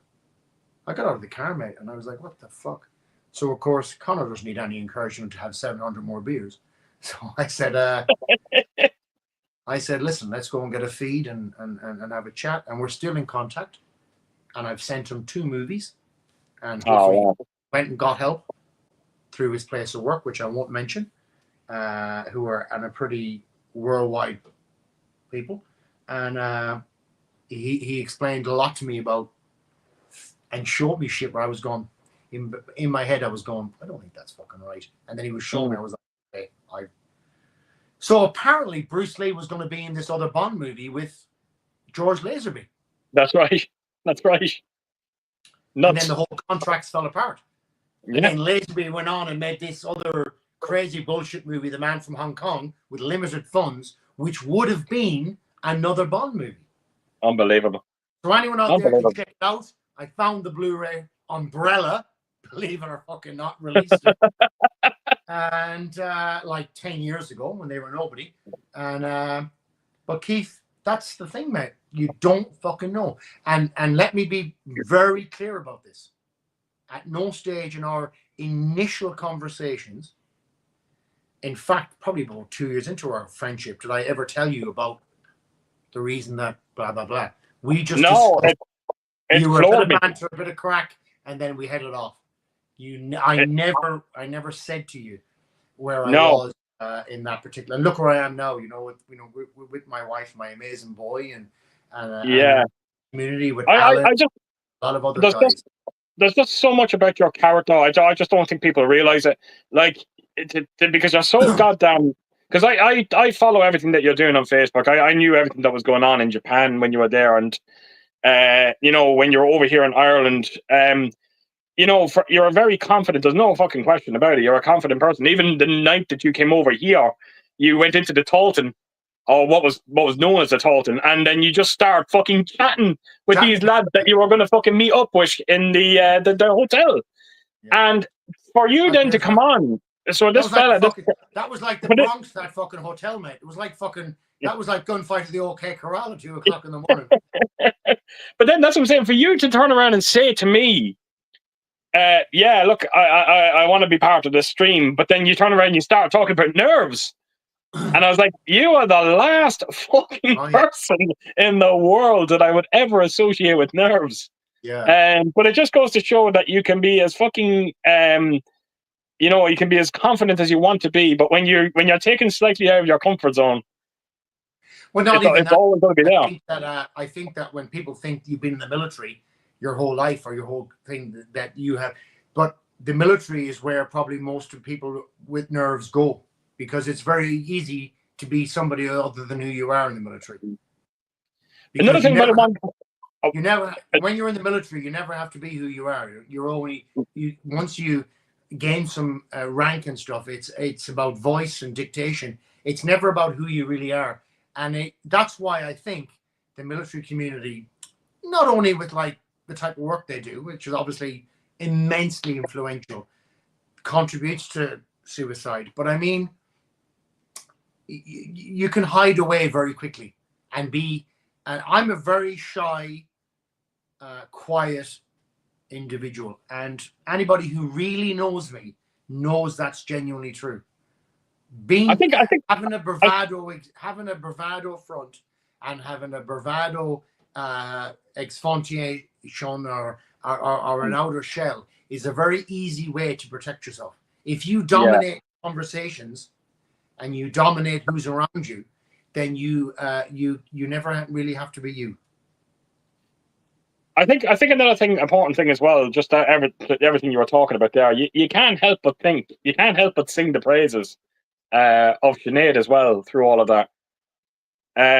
You know, not only that, mate, but the morning I decided to leave the ship that I left because of some complaints that were made against me, and you know what? In hindsight, some of them are probably genuine, and some of them bullshit. I probably wasn't the easiest person to work for, and I get it. And I'm frank about that. It was my way or no way, or 1,000,000% or no percent. I wasn't the easiest to work for. I get it. I come from a different era, but my wife was very caring, considerate, and Sinead stood by me 100%, got me into hospital, and I'm here today. And that's all I can say. All I can do is move forward. And if I'm sure I've pissed a lot of people off when I was in the services, and for that I'm eternally sorry. I just have a different upbringing. I grew up in a different era, and I could never get my head around why your job is not your whole life. Yeah, which is obviously mental. It's mental to think like that. I know Absolutely. That now, but then it was a different thing. Normal. Why are you telling me that going to sea for 6 months is not good? Like I couldn't fathom that. And so for that, I'm eternally sorry that I wasn't always approachable or easy, amicable, whatever the words you want to use. All I can do now is live the best life I can, throw myself into the things that I love, which are my family, my wife, movies, TV shows, video gaming, and be the best version of me I can be. But I can tell you, I'll tell you one thing, right? To go into get into a more of a lighter mood there. I think there's one picture that you have on Facebook, and I think it sums your character up perfectly right now, the way that you're living your life. But Conor posted up a picture a while back, and I always tell people about this. He posted up a picture of himself in first class on an airplane, eating caviar while watching The Burbs. And anybody who knows me knows that's complete ambiguous. That's and me. a big fucking glass of whiskey beside him as well, I might add. I think that picture put the biggest fucking smile on my face. It's almost like yeah, I'm living a good life here, but The Burbs is there as well. That's all I want. That's all I want. And what a movie that is. Yeah, what a movie. Fucking loves The Burbs, and I can we love it, man. It's a movie that makes me smile what a movie, bro. The Burbs, man. Is it fucking weird? I said this to Ellen, and Ellen fucking looks at me. But every time I watch The Burbs, I actually want to put myself into that environment. I want to live there. I want to be good. You know what? What's his name? He died a few years ago. The fat neighbor.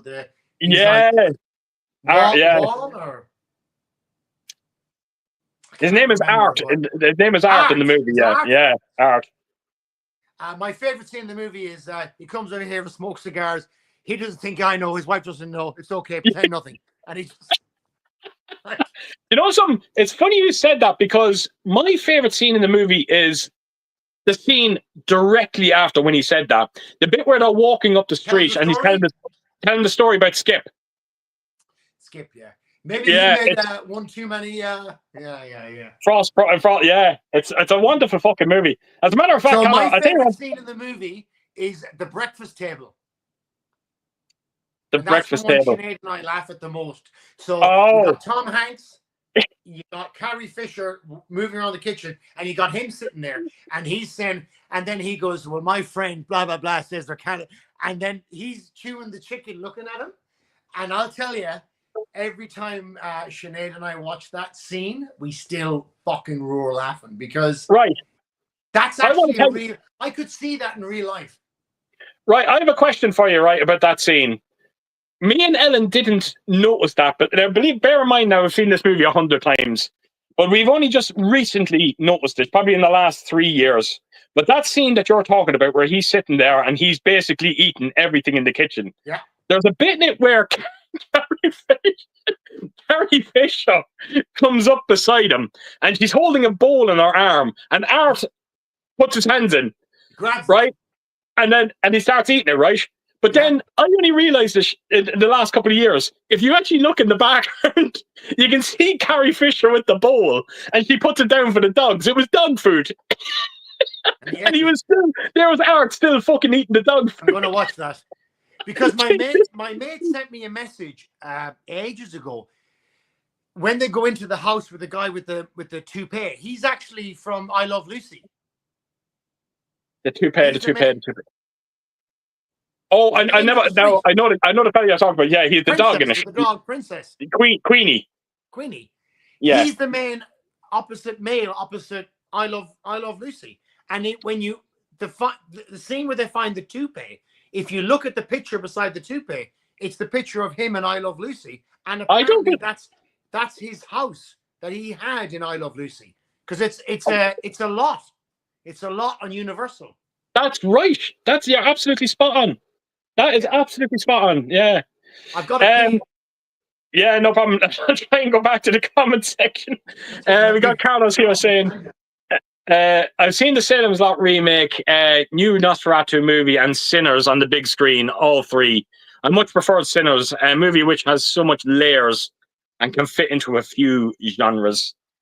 Yeah, because the beauty of that comment, Carlos, is the fact that I love Salem's Lot and I love Nosferatu, and now you're putting that ahead of you're putting Sinners ahead of both of them. So look, that's fucking music to my ears, mate. Can't wait to check it out. Now I just want to quickly address it while Connor's gone. I'm so sorry that we haven't gotten through many comments tonight. I had a funny feeling that this stream was going to go this way, where it was going to be, it feels like a hangout environment more than anything. And I hope you forgive us for that. But it's been a fucking blast. It's been a blast catching up with Conor, and I can tell by his fucking demeanor that he's not done yet, which is fucking incredible when you consider what time it is over there. Unbelievable. No, it's funny. I heard you mention fucking Salem's Lot there, and I was just thinking. I watched that because I was as eagerly anticipated as you were to watch that.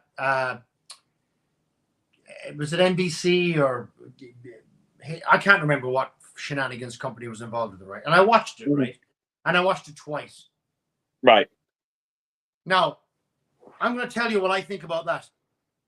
I think nothing until they release the full thing. Yeah, right. So I'll tell you, there's one scene that sums that movie up perfectly and what's going on in terms of how badly edited it was. There's a bit in it where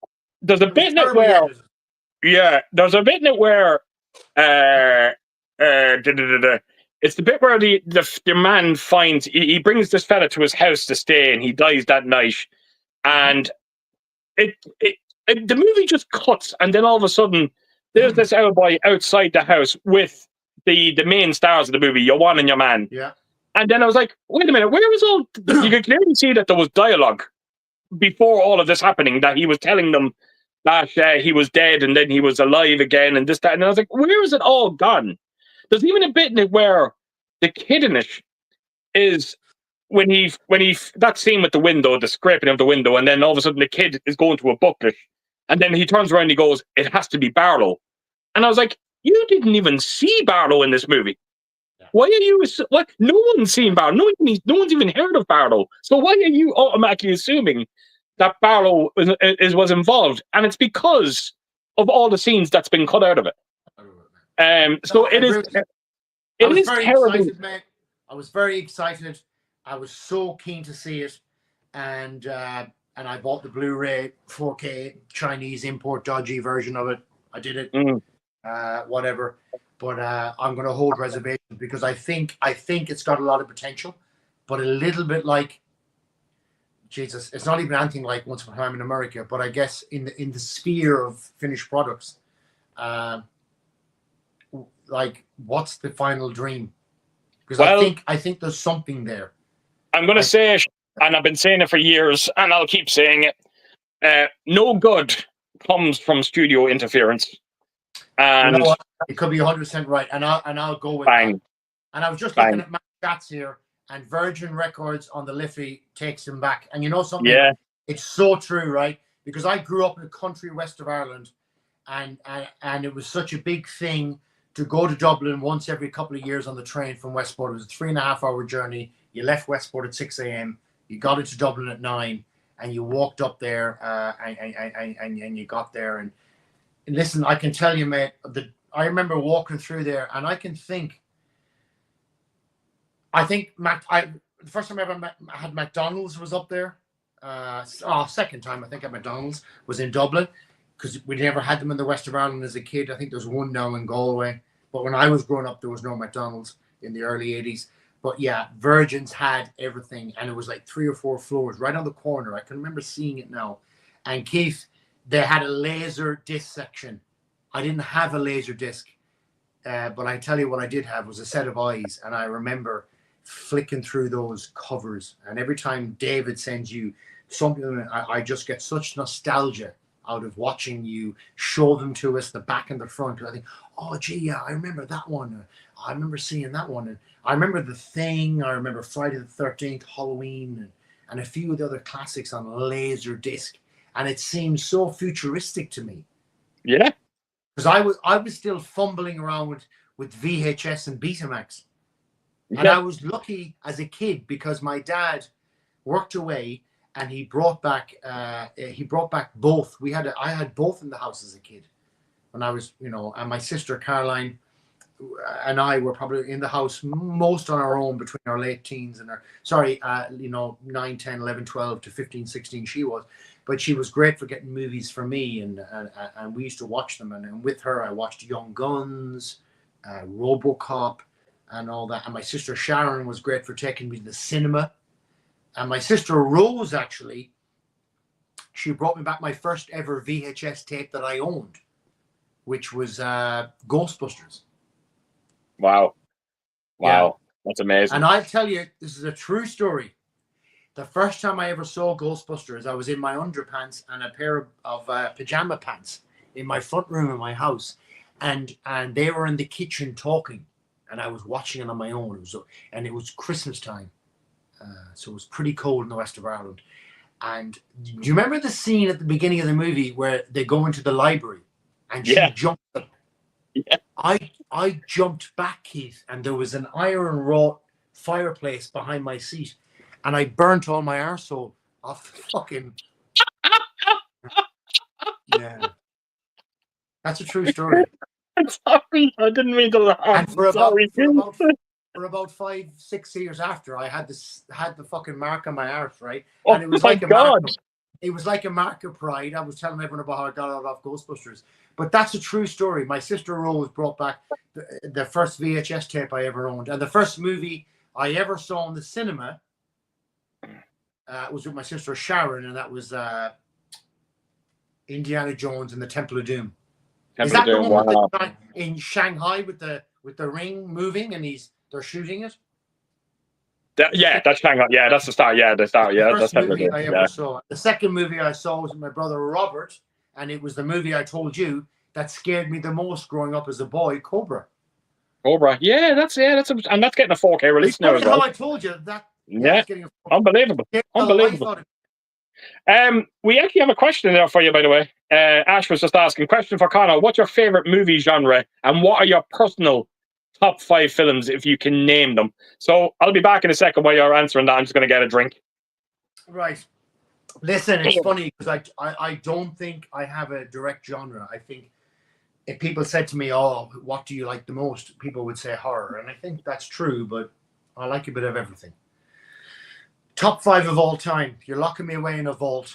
I've got to pick 5, right? Number 1 has to be The Wicker Man, the original 70s British movie with Christopher Lee. Number 2, Once Upon a Time in America. Number 3, I'm going to do a double movie here to make number 3 up because I can. Halloween 2. I don't see Halloween and Halloween 2 as 2 separate movies. So to me, it's one movie. So we got Wicker Man, Once Upon a Time in America, Halloween 1 and 2 is number 3. Number 4 would probably be Children of the Corn. Wow, that's a surprise. The original Children of the Corn. And number 4 would be probably Halloween 3. Wow. Children of the Corn's a real surprise here, though. There's movies that's, I think, when I pick movies that I love, they have to have an impact on me or a moment in time.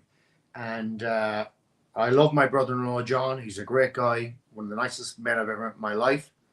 And he introduced me to both The Shining and Once Upon a Time in America when I was about 10 in my sister's apartment in Hackney in London in the mid-80s. But I think the original Children of the Corn, people bag it out today, but I think it's a fucking top movie. Well,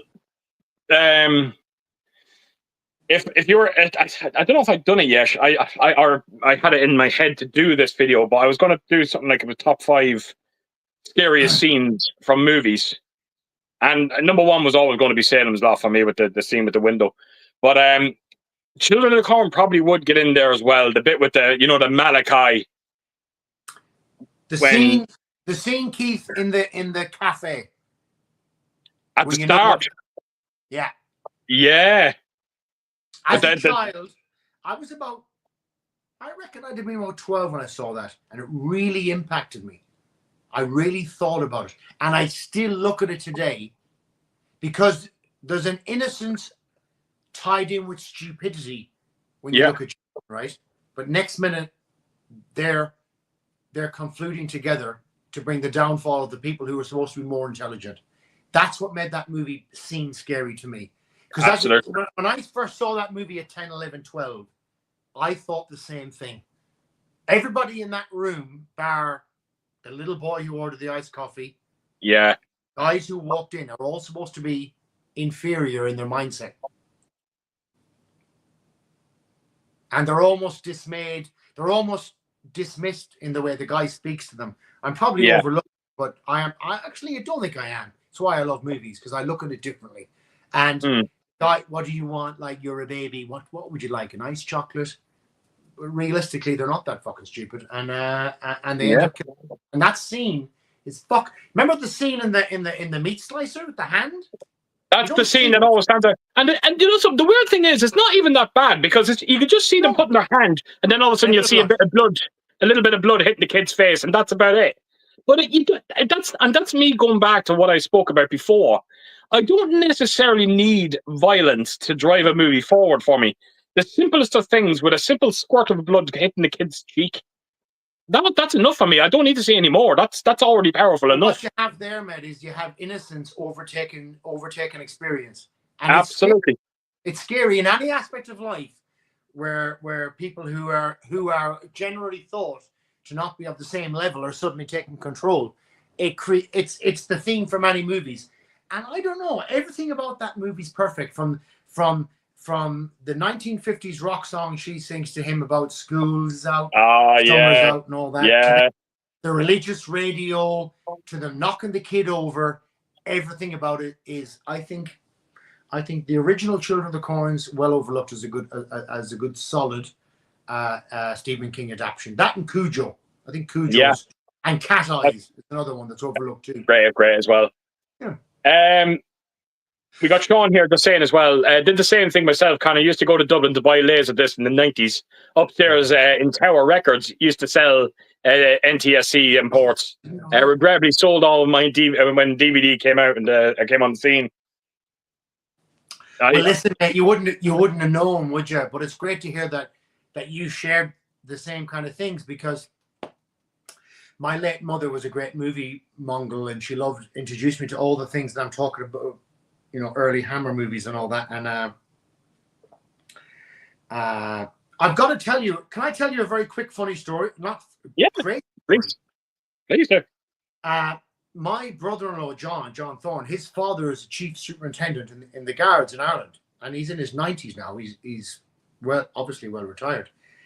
He, in the movie, can I just grab you that? I want to show you this, because this story, guys, is absolutely crazy.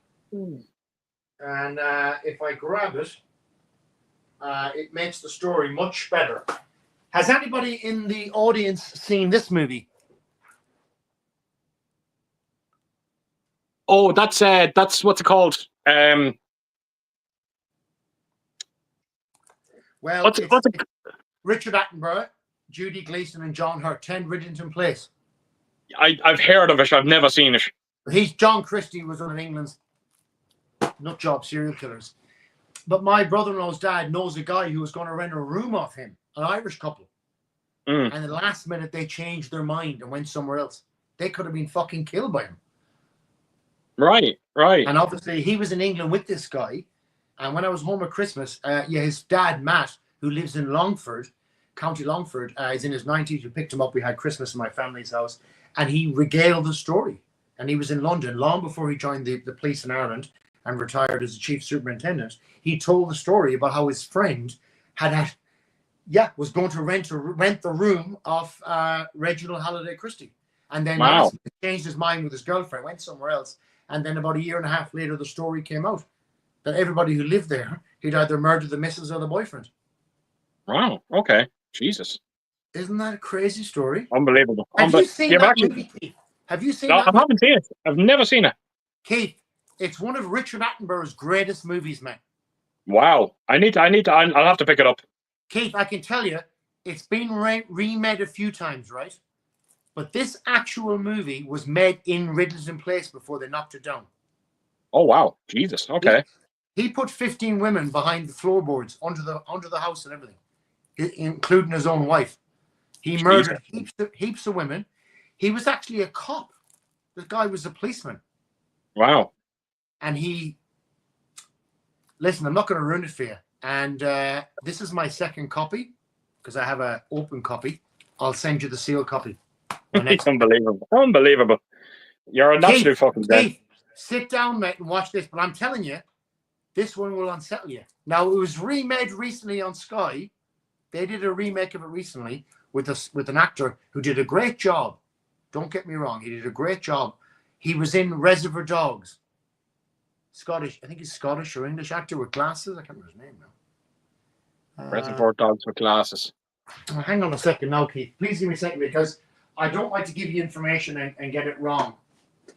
The guy was in Reservoir Dogs, which I've got the edition here of, and he was in England. I think he might be Tim Roth. Tim Roth. Okay. Tim Roth played him recently in a Sky production of this. Watch both if you want, but if you want to watch a movie written and directed, how this didn't get an Academy Award, I'll never know. And John from Mondo will obviously, hopefully, back me up. John Hurt and Judy Gleason are in this movie. It's about 2.5, 3 hours long, but it tells a story of Christie. And you're obviously, boy, anybody out there who's not seen this movie, Richard Attenborough obviously went on to do crazy movies, Jurassic Park, the whole lot. Of course, yeah, of course. He acted in this, and he directed and acted the movie in the house. And about 4 weeks after the movie was finished, they knocked the house down and demolished it.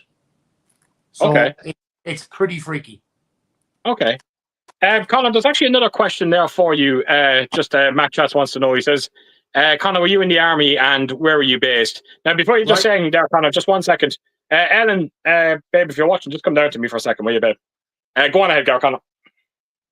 So I was Sydney, Townsville, Darwin, Adelaide, and then my last posting was in Canberra, Federation Guard, and then I transferred to the Navy in 2010, 2011. So I had like 8-9 postings in the army before I changed over to the Navy, which was probably not the best decision I made, if I'm honest with you, but I did it. And we all move on. That's life. No problem at all, mate. Yeah, there's a few of these that come in tonight. I'll get through them all. I'll make sure. But go ahead, yeah. Ray just put down a $10 super thanks, and he said, "Happy belated birthday, Keith. Massive fan of the channel, and I wish you and all your friends and all the best. Long live physical media. Cheers, my friend." Well, Ray, mate, that is so fucking kind of you, mate. I can't stress to you how much I appreciate that. I always appreciate anyone that stops by these streams, but when someone donates a super thanks, it's very fucking special, to say the least. So thank you so much, Ray, and I really appreciate the birthday wishes as well. Thanks again. Ray, thanks very much, mate. And like Keith said, it's people like you that donate a little bit that'll help Keith to buy a movie that perhaps may never get fucking, may never get shown in the sense that we talk about it. Absolutely. There you go. Physical alive, because when you have it physical, you own it. You can show it to your mates in all its glory or in all its shit. It doesn't get changed. That's the difference with digital. They always own digital. Absolutely. Absolutely. We got Matthew here as well saying, "Good evening, Keish, and hi, Conor. Nice to meet you. Looking forward to the stream tonight. Should be lots of fun. I'm so excited to getting a fistful of dollars 4K, Josie Wells, and Dirty Harry, all of which Conor just got." Well, Matthew, or has coming. Matthew, you and I speak obviously quite a bit about movies. Keep talking there a second. And I know that you were talking about your excitement for these movies coming out. I can tell you, Outlaw Josie Wales, I watched.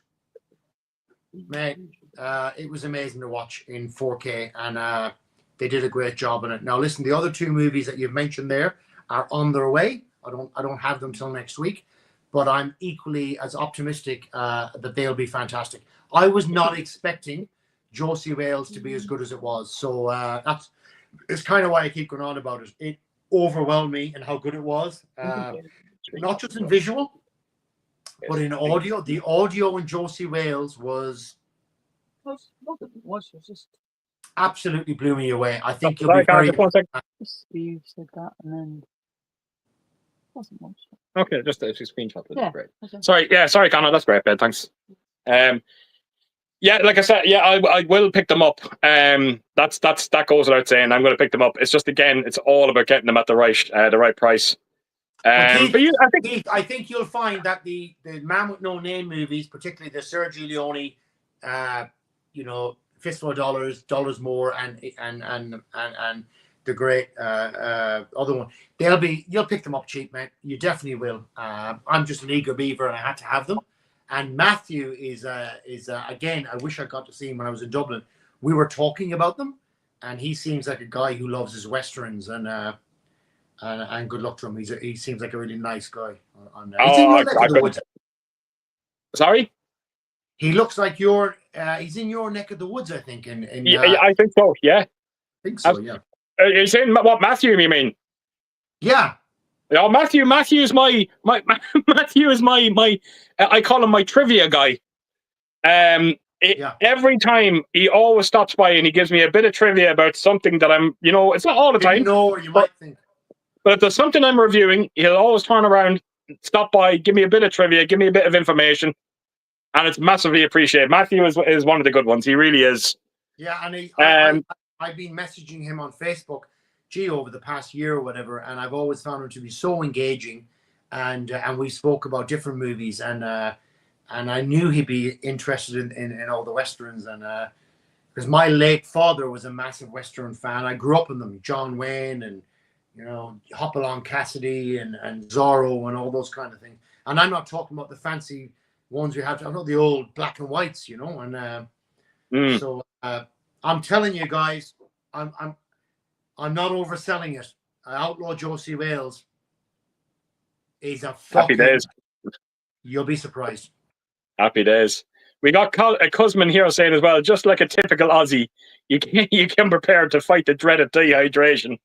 Absolutely fucking right. The first thing he said to me when he was coming on the stream, that's no problem. Is it okay I drink though?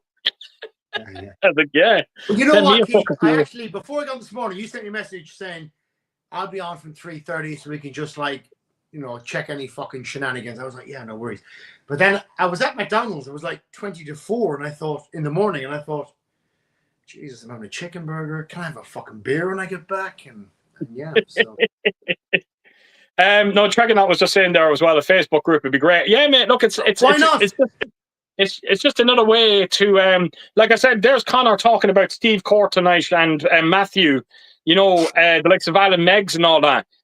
These guys wouldn't know each other if it wasn't for Nigel and Nigel's page and John's page that they brought all of these together. So I just thought, how fucking great would it be if I created a Facebook page and then bring all mine? I could be the top moderator, I think, for the old Facebook page. No, absolutely. There you go.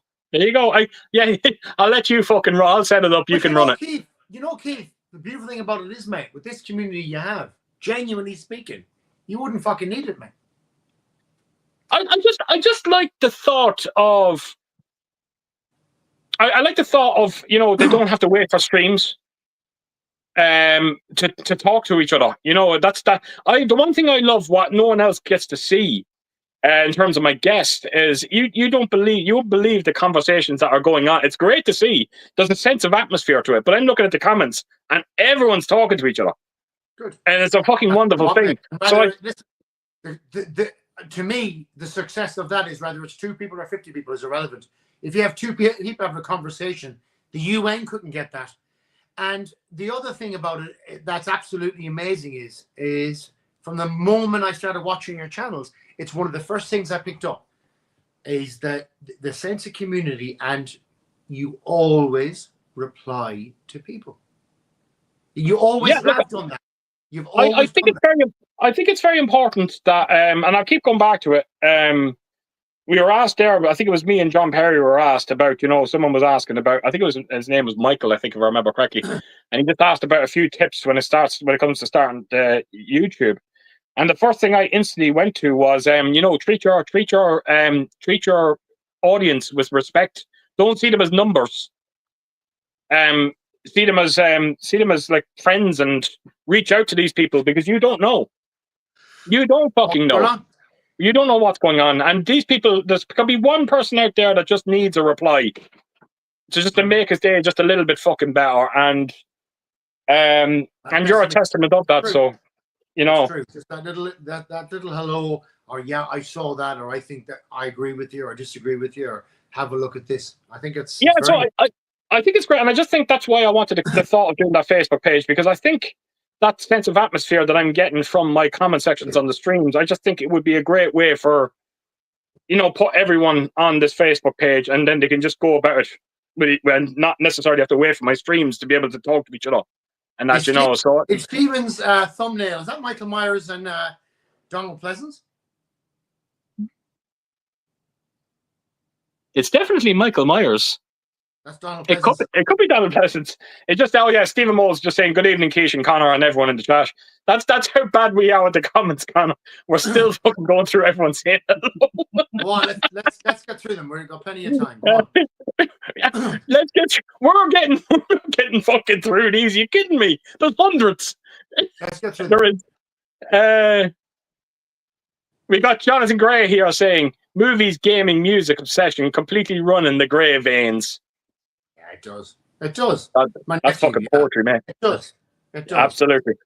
And a good soundtrack is as rememberable. I tell you what, you can remember a good soundtrack for a good movie as much as you would a bad movie. Vice versa. Yeah. Mood makes. Listen, you think of Halloween, right? What's the first thing people think of Halloween? It's not the mask or the knife. It's dun, dun, dun, dun, dun, dun, dun. That's what they think, man. Same with. Do you know when I was at recruit school, we had this joke 25 years ago at recruit school, and it was the he's going to get you. Jason's going to get you. You know, and it was because one of our recruiters was called Jason, and you know that dumb guy in the first Friday the 13th movies, the bum, and he's like, Yeah. Jason's going to get you. And we listen. You can have one or two things in a movie that just make it. Whether it's a movie, whether it's whatever. But there's things that make things. Things don't last like Halloween for 40 years because of nothing. Absolutely. Actually, I just have another comment here. Someone, I presume this is to do with a scene that you could remove from a movie, and we got one here saying "Revenge of the Sith." Vader's no. That actually is a good one. That's actually pretty fucking awful. I'd remove him saying it, but I wouldn't remove the scene. Yeah, I get you. I get it. Okay. Because I actually think that's one of the best Star Wars movies ever made. Revenge of the Sith, really? Yeah. It's definitely my favorite of that trilogy. It's the most adult one made. It's the most adult one made. Oh, it's fucking dark, man. It's bleak as fuck. It is. Yeah. We got another great to finally get around to these. We got another £10 super thanks from Al Humphreys. Happy belated birthday to you, Keith. I hope you had a great one. All the best to Ellen and hello to Conor as well. Al's unbelievable. He's always here on every single stream, and every second week he always throws a super thanks as well. Keith, I've drank 500,000 fucking whiskeys here. Let's go. Keep going. Thanks, Al. Thank you so much, mate. You're unbelievable. Right, moving on. What do we got? We got Trekanot here saying he said he loves the It movies, but he just wished the second one was better. I prefer the second to the first. Jesus, I tell you one thing. No. I do you know what, Conor? We're going into Halloween 1 and 2 territory here and there once again with me. That is just one movie for me. Me and Ellen. Anyone, and we've spoken about this before when Nigel and Andy were on. If you have never watched It, chapter 1 and 2 back to back, trust me, fucking do it. Because I think the reason why the second one gets the hatred that it's getting is because it had that gap between the first. I think if you actually watch the two of them as a collective one movie, you get so much more of it. Me and Ellen done it last October. We've done that here in my house, and we love both of them. And yeah, Sinead and I love both of them. We love them individually. But I think the second movie, cinematography wise, and it's to me is better. To me, I enjoy it more. I just, it has a lot going for it. There's no fucking question about it. I think what bothers me about it is I can see its budget. I can see the doubled budget on it, which I think it harms it a little bit. There is a lot of an overdose of CGI to it, which I could have done without, which you don't see as much in the first movie. I didn't notice that. That's how much engrossed in the story I was. Yeah, no, there was just a few scenes in it that I just, the bit where James McAvoy goes to the sewer, or he goes to the sewer grate where Georgie died, and then all of a sudden someone grabs him, and then all of a sudden you see these like thousands of little hands grabbing him, and it's very like bad looking CGI, and and there was just an overdose of that going on. But I'll tell you one thing: the ending of that movie is so fucking beautiful. And I mean, it leaves a lasting impression on me. Every time I watch it, that one scene where the adults are standing in the street and then all of a sudden they look at the window and they can see the younger selves reflecting. I think it's fucking beautiful. There you go. One of many. Pennywise the Clown? That's the original, isn't it? That's The Shining? That's the original? Yeah. Michael Myers? Michael. Of course, oh, that's Jason. Jason, unbelievable. But listen, I don't know. I just have a massive affiliation towards the second one, and I kind of overlooked those flaws that you've mentioned, which are all true. And I just really, really, really like the second one over the first one. Now, I'm very excited for the TV series, Derry. Yeah, I'll watch it. I'll definitely watch it. Do I need it? Probably not. I'm completely honest. Either, but I've got it. Yeah. I had a deal recently with the cable network where I got that channel thrown in for like $40 a month, so I got it. And if they raise it, I'll fuck it off. But and I'll watch it on Pirate TV. But I am keen to watch it. Pennywise to me is the original with Curry is both of them are extremely disturbing movies. Oh yeah, I genuinely think they are disturbing movies, and they tap into a thing that's an innocence in us all if we really look deep. But there's something about the second one that that innocence that we let go of, that we think's gone, that's not gone, and then it comes back. Yeah. Thank you. That's what I meant. I really like it. Yeah. I think that's the problem. They're good movies, you know. I think that's what's happened with the second movie. I think people, again, and I fucking hate this, and I keep going back to it, this instant hatred going into a movie.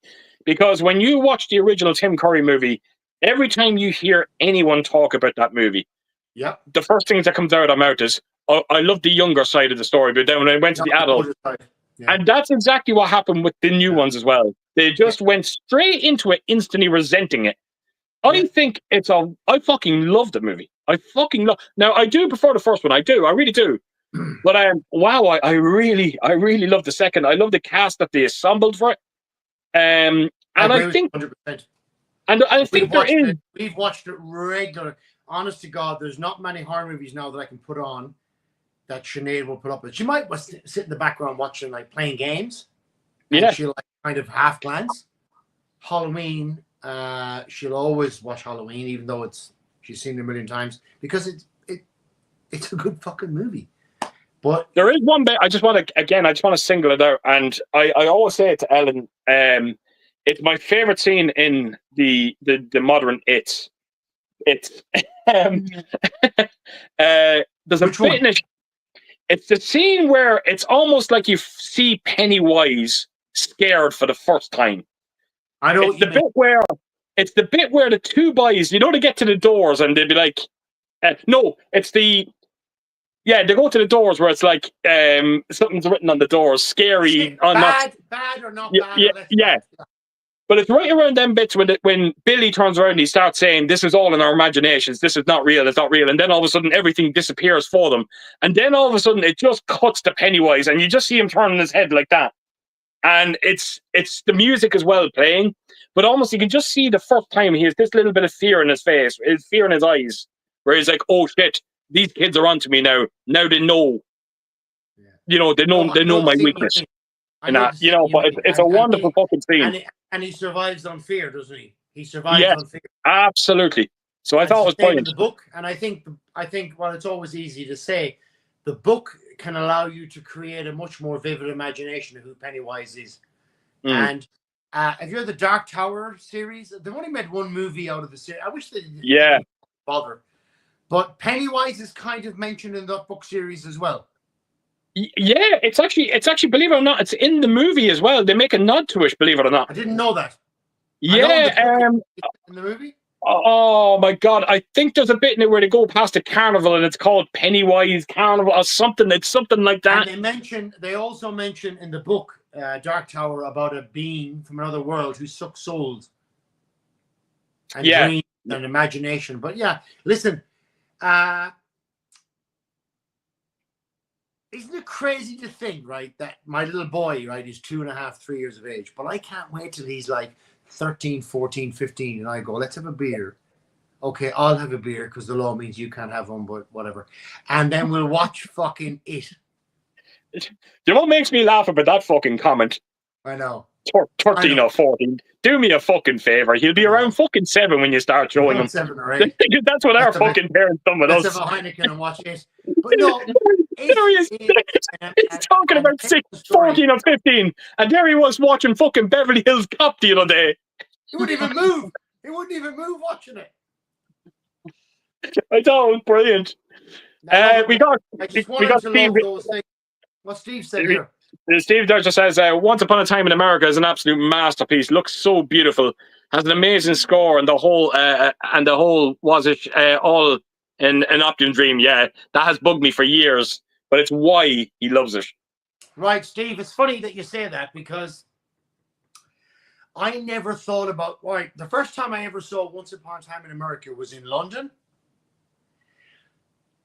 I was born in 77, and I think I saw it in about 84, 85 with my brother-in-law, John. And I saw it in the same night that I saw The Shining. And my brother-in-law made me leave the room when a certain scene came on between a male and female character, and rightly so. But I saw the rest of it, and I've seen it about 50 times, 60 times since. And I've got it on, I've got the soundtrack, everything about the movie is amazing. Keith hasn't seen it. And what I'm going to do, Keith, is one of the most strangest things I've ever done in our relationship, if I can call it that, is I'm going to send you my edition of it, but I want you to mail it back when you finish. No, you don't have to. Because I own it twice.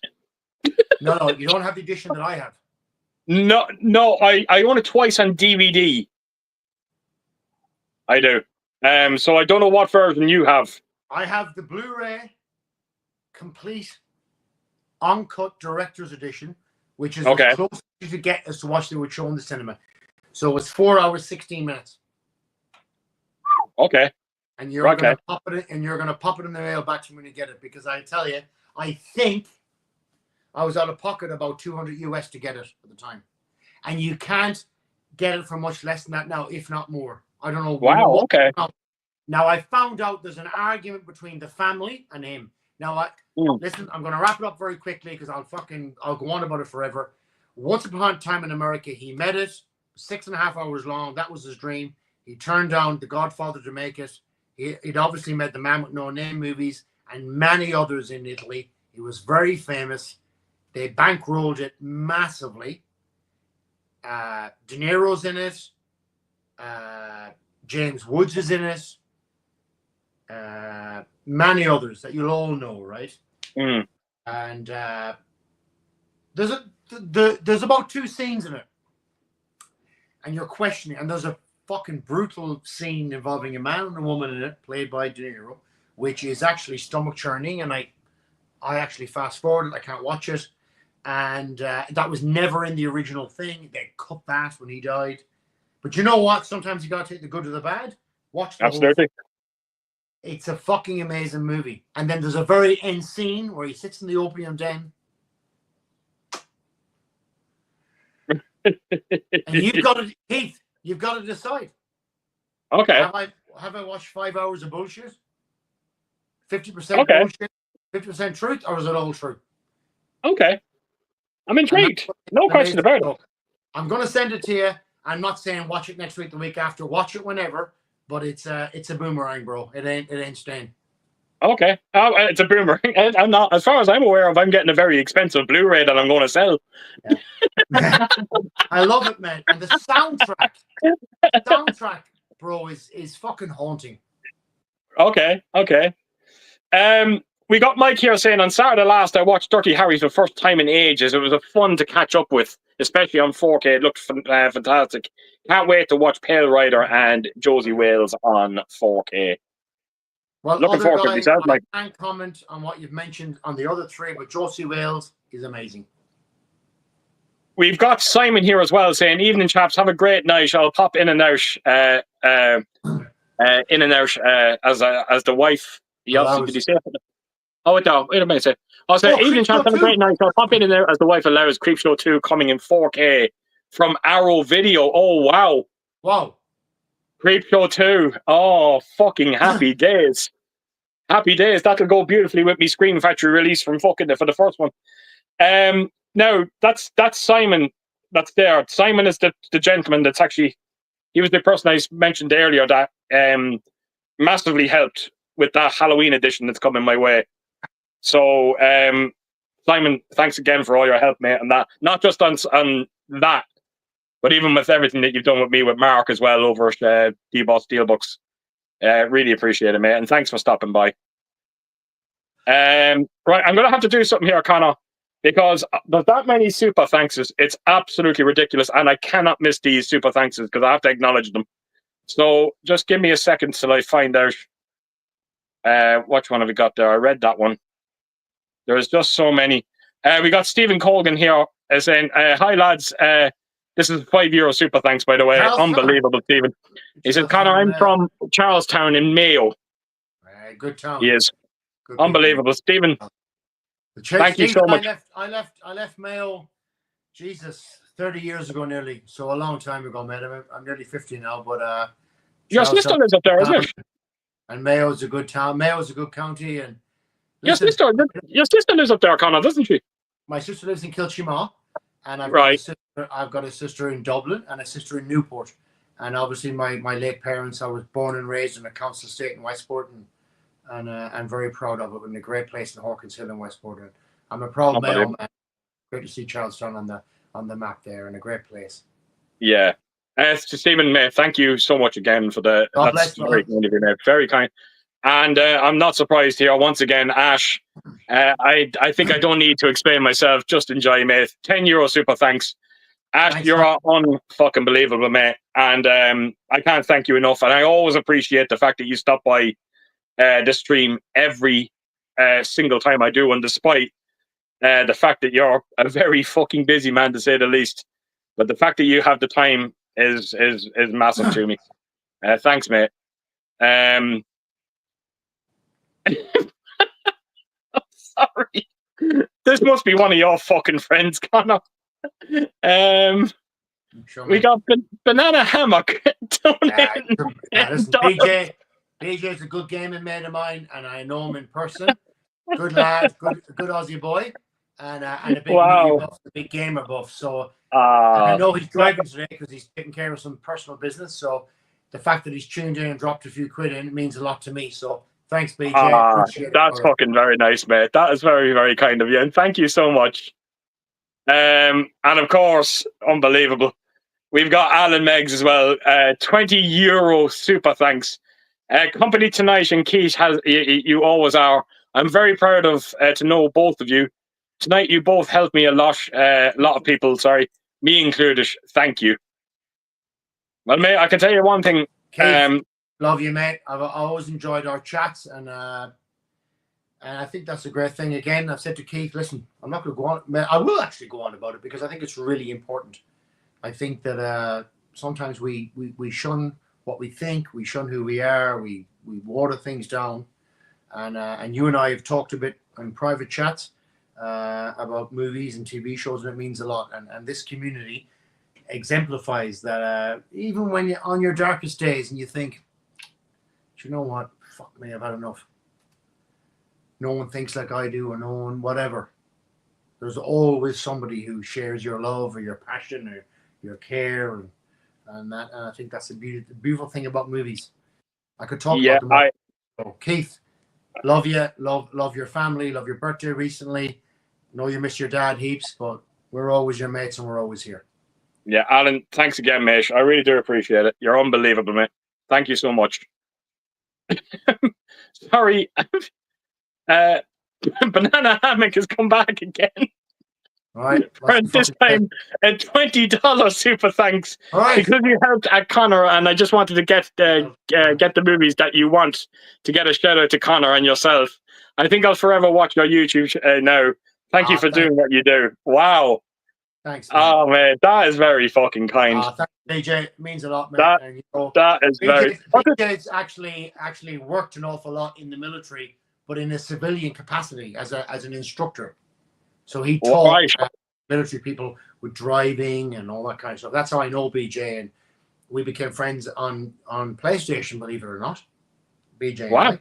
And then we met. But BJ was actually a civilian instructor for the military, and so he knows all about the worlds that I moved in and stuff like that. I'm just a good guy, mate. We get on well, and I said, "Hey boys," in the channel last day I was chatting. I said, "I'm on fucking." Me mate, fucking Keith, and he's driving today, mate. He's driving today, 8-9 o'clock in the morning, where he is, and he's fucking tuned in. So God bless and thanks very much, mate.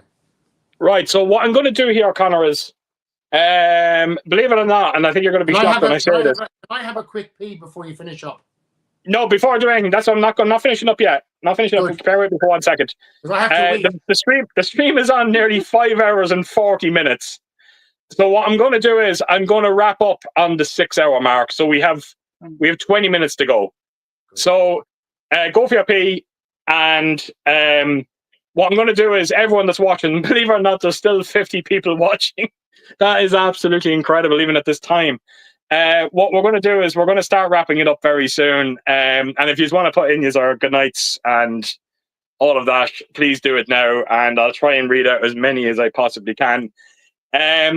Again, just going back to the comment section, I know we didn't get around to too many comments tonight.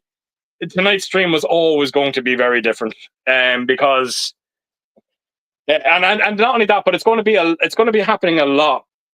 Where, you know, when I get a guest on that doesn't have a channel, the likes of, I'm going to St. John, Gary, David Punton. You know, when I do them streams with them lads, this is going to be, you know, me and a friend hanging out sort of environment like we had tonight. We'll try our best to get through as many comments as we possibly can. But this one was almost impossible, as you can see with Conor. He really is. He is a wonderful guest, a wonderful person. And my God, I cannot believe that 5 hours and 40 minutes have passed. I am not kidding, and this is no exaggeration. This stream feels like it's only been on around an hour for me. It actually feels like, Keith, it feels like we're doing like an hour or two. I am actually really surprised, eh? I can't believe but I did say it. I knew you were going to feel like that, because everyone feels that way when they come onto their first stream. It's just just wonder where the fuck the hours have gone. Why is my sex life not like this? Dude, I'm sorry. Conor's gonna post up on fucking Facebook tomorrow now. Newly single. I'm sorry. So I'm actually down the bottom of the comment section, near the bottom of the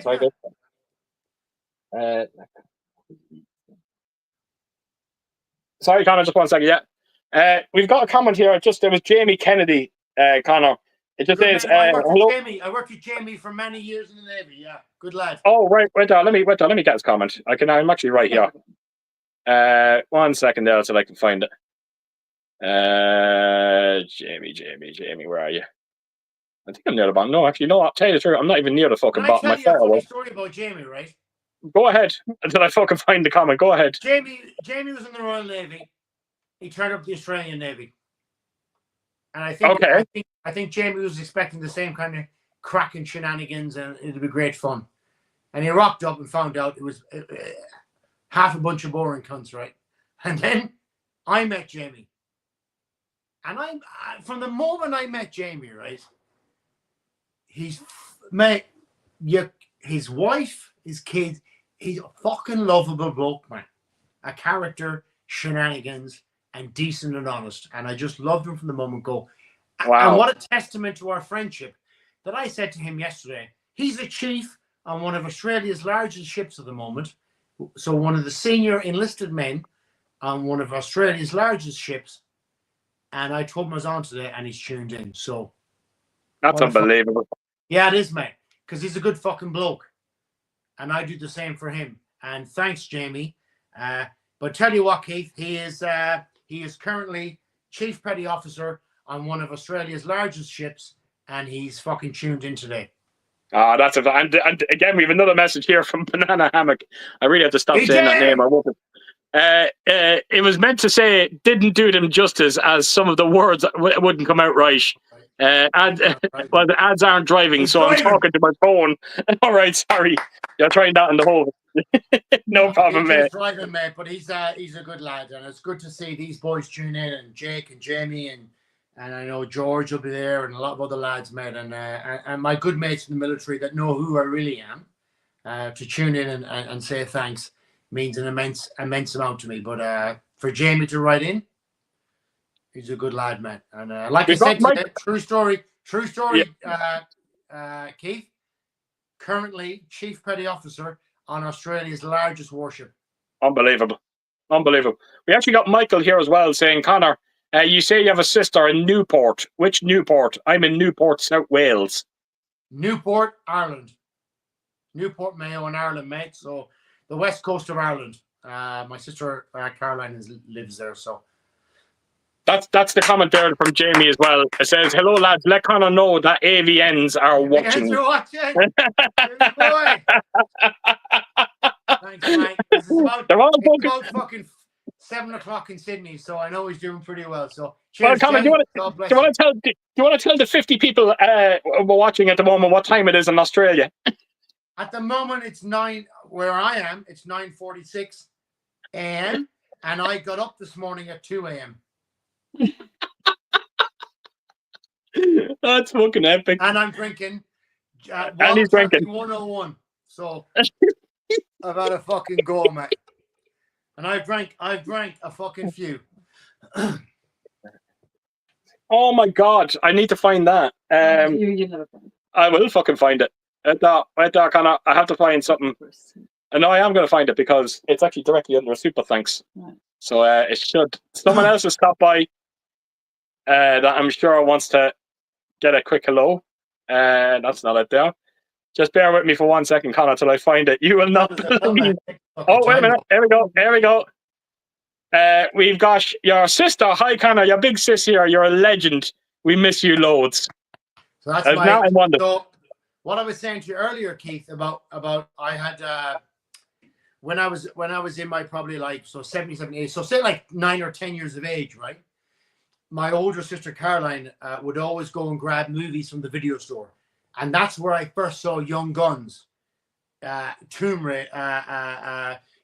Guns, RoboCop, Total Recall, and she'd always bring them home and drop me off. And then my nephew Jonathan, who's her son, we would watch them together. Then when she wasn't there, I shouldn't have showed them to him, but he's a better man for her today. Sorry, Conor, mate. I was actually zoned out there for a second because I was actually reading the comments, mate. Sorry, what did you say again? Sorry. So my sister Caroline is the one who used to always rent out the older 80 movies. Oh yeah. Sorry, yeah. Okay. Total Recall, and then her son Jonathan, who messaged earlier, he would be made watch them when he was about fucking 5 years younger than me, but he's a better man for it. Well, and I'll tell you, mate. Another thing I wanted to put in here as well. Because actually, you probably can't see it. Ellen is actually sitting beside me, and this is what I'm talking about when it comes to Ellen. Because I wouldn't have seen that comment there with your sister. This is what Ellen does. Ellen seeks out comments that she feels it's what she feels is necessary for me to read out that I don't want to miss. So that's another part that Ellen plays in all of this. You know, and Caroline's like me, mate. She's as blasé as fuck, not bothered. It works. But she was great. In my early years and my love of movies, Caroline was great for grabbing different ones and bringing them home. And yeah, you know what? You shouldn't watch this, you shouldn't watch that. But she'd watch them with you, and she'd have a glass of Coke with you or a bag of chips, and you'd watch it, and you'd look away now, don't look at this. And you're always. And she introduced me to Freddy Krueger. Oh wow, really? Yeah. That's fantastic. Look, another. Jesus, I don't know what's going on tonight. The super thankses have been absolutely incredible. We got Andy here with a £5. He says, I've been busy and you're still live. I'm an 80s child growing up, and 80s are the best. They are the best, man. Mate, I tell you one thing. I think you're with a lot of good friends in this community, mate. I think a lot of us are the same. And thank you, Andy. That's very fucking kind of you, mate. I really do appreciate that. Unbelievable. So what I'm going to do is I'm going to make my way down to the lower comments here, and go ahead. I've got no time. I think everyone's see if we can get everyone's kind of good nights and all that kind of in at the moment. See what's happening. Just give me 1 second, Conor, till I actually find them. It goes without saying, Conor, this stream has been absolutely incredible. I've fucking loved every second of it. And again, it's a testament to you, mate. Thank you for coming on. No, I'm delighted, King, and I hope that when we move forward and we get comfortable, and that maybe I can jump in again or with the other no, mate.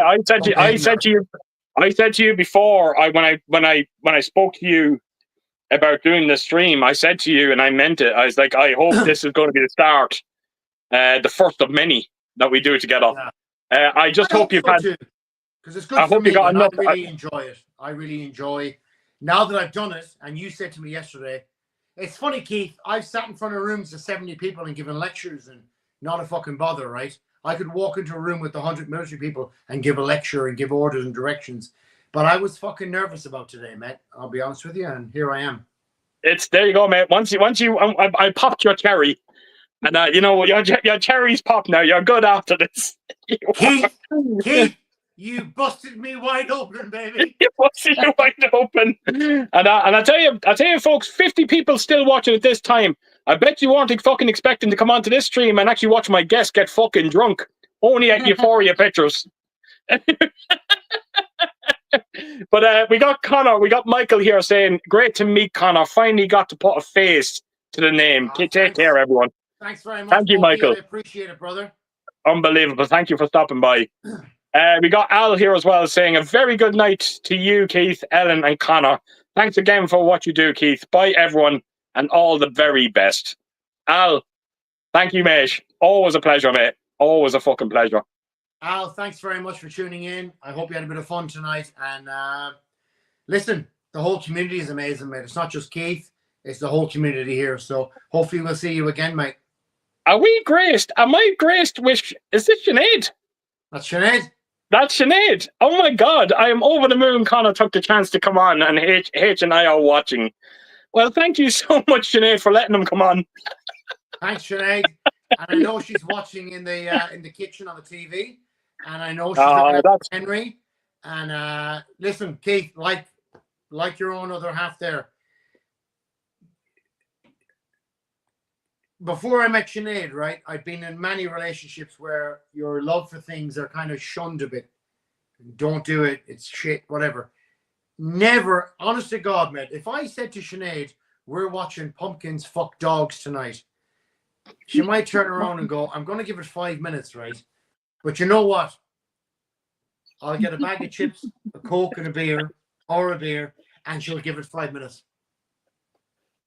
Where did you put them fucking two together? I just thought Pumpkins fucking whatever would be like really strange.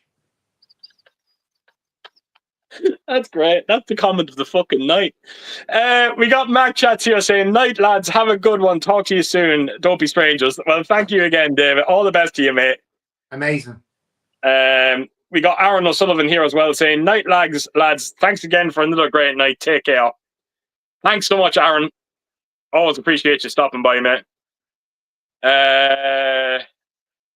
And we got Al saying a bloody great live stream. Well, thank you so much, Al. I really hope it was as entertaining as it feels. Put it that way. I've had a fucking blast tonight.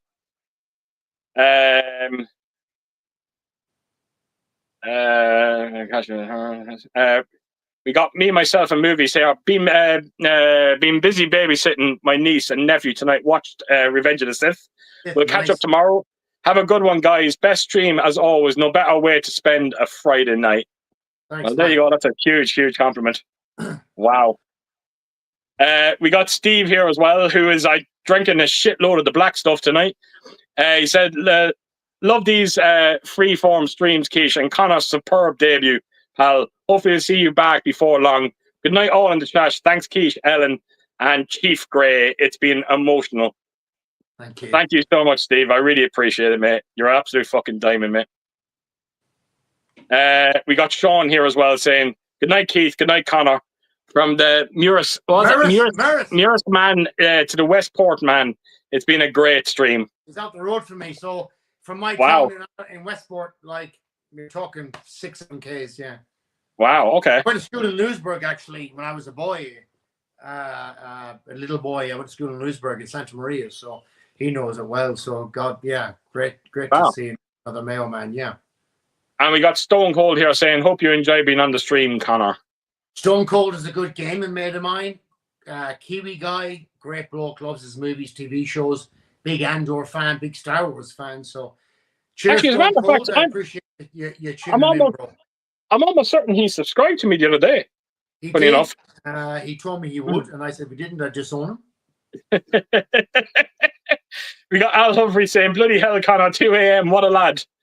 Well, it's actually not 2 a.m. unfortunately over where he is, Al. No, it's 9:55 a.m. So we've got 5 minutes left. But I got up at 2 a.m., had a shower, I went to Macca's, I had a cheeseburger, chicken burger, and then I came here and I had a beer, and then my wife had, God bless her, set this whole system, and I just had to push a button, and Keith had everything else organized. Yeah, So I was really happy. fair play. Fair play. Despite my initial holdbacks, it's been probably one of the best nights I've had in my life so far. Oh wow, that's huge. Yeah, that's huge. We got Ash here as well saying once again how time flies when you're having fun. This was an amazing stream and chat. Just great company. And Conor, please do come back anytime soon. You're simply a great chap. See y'all soon. Thank you again, Ash. I appreciate that immensely, and I know that I go off on tangents, but I think I'm always cognizant because Keith has talked to me for about 3 years. We always chat, right? And I'm always going off on fucking tangents. And Keith's used to me. I think I don't know if he does his weekly shopping when I'm talking tangents and just lets me go. So the fact that I could do it tonight means a lot. And I think that's what movie making's about. And any of you, Jesus, I will talk movies with the man on the moon. So I'm so glad that I was accepted tonight. Very nervous in coming on. As always, Keith made me feel welcome, and you always made me feel welcome. So thanks. That's it, mate. That's it. It's all about making you as comfortable as you possibly can, and it's I can only do so much. The comment section does the rest. They're unbelievable. Yeah. And we got Michael here saying, "Got to give Ellen her due, scoring the messages, Keith, so Keith doesn't miss the important ones. Priceless, absolutely, Michael. I think Ellen deserves so much fucking praise. She really does." We got Darren Hanley here as well saying, "Hi Keith and Conor, great stream and chat. Do you think you will get Once Upon a Time on 4K or a nice limited box set night, and all the best?"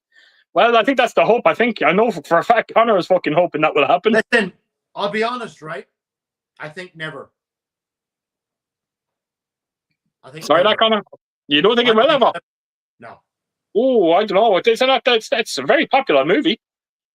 I don't think ever. I think there's that much controversy between the family and WB. I don't think we'll ever see it because they own rights. And actually, I'll be honest, Keith. Only for the family, you wouldn't have the director's cut you have today. So right. I think Okay. Right. Fair. Yeah. Fair enough. Then. And I actually didn't know until recently. You know the nurse from Nurse Ratched in I can't remember the movie with Jack Nicholson, who's in the mental institute. Oh, One Flew Over the Cuckoo's Nest.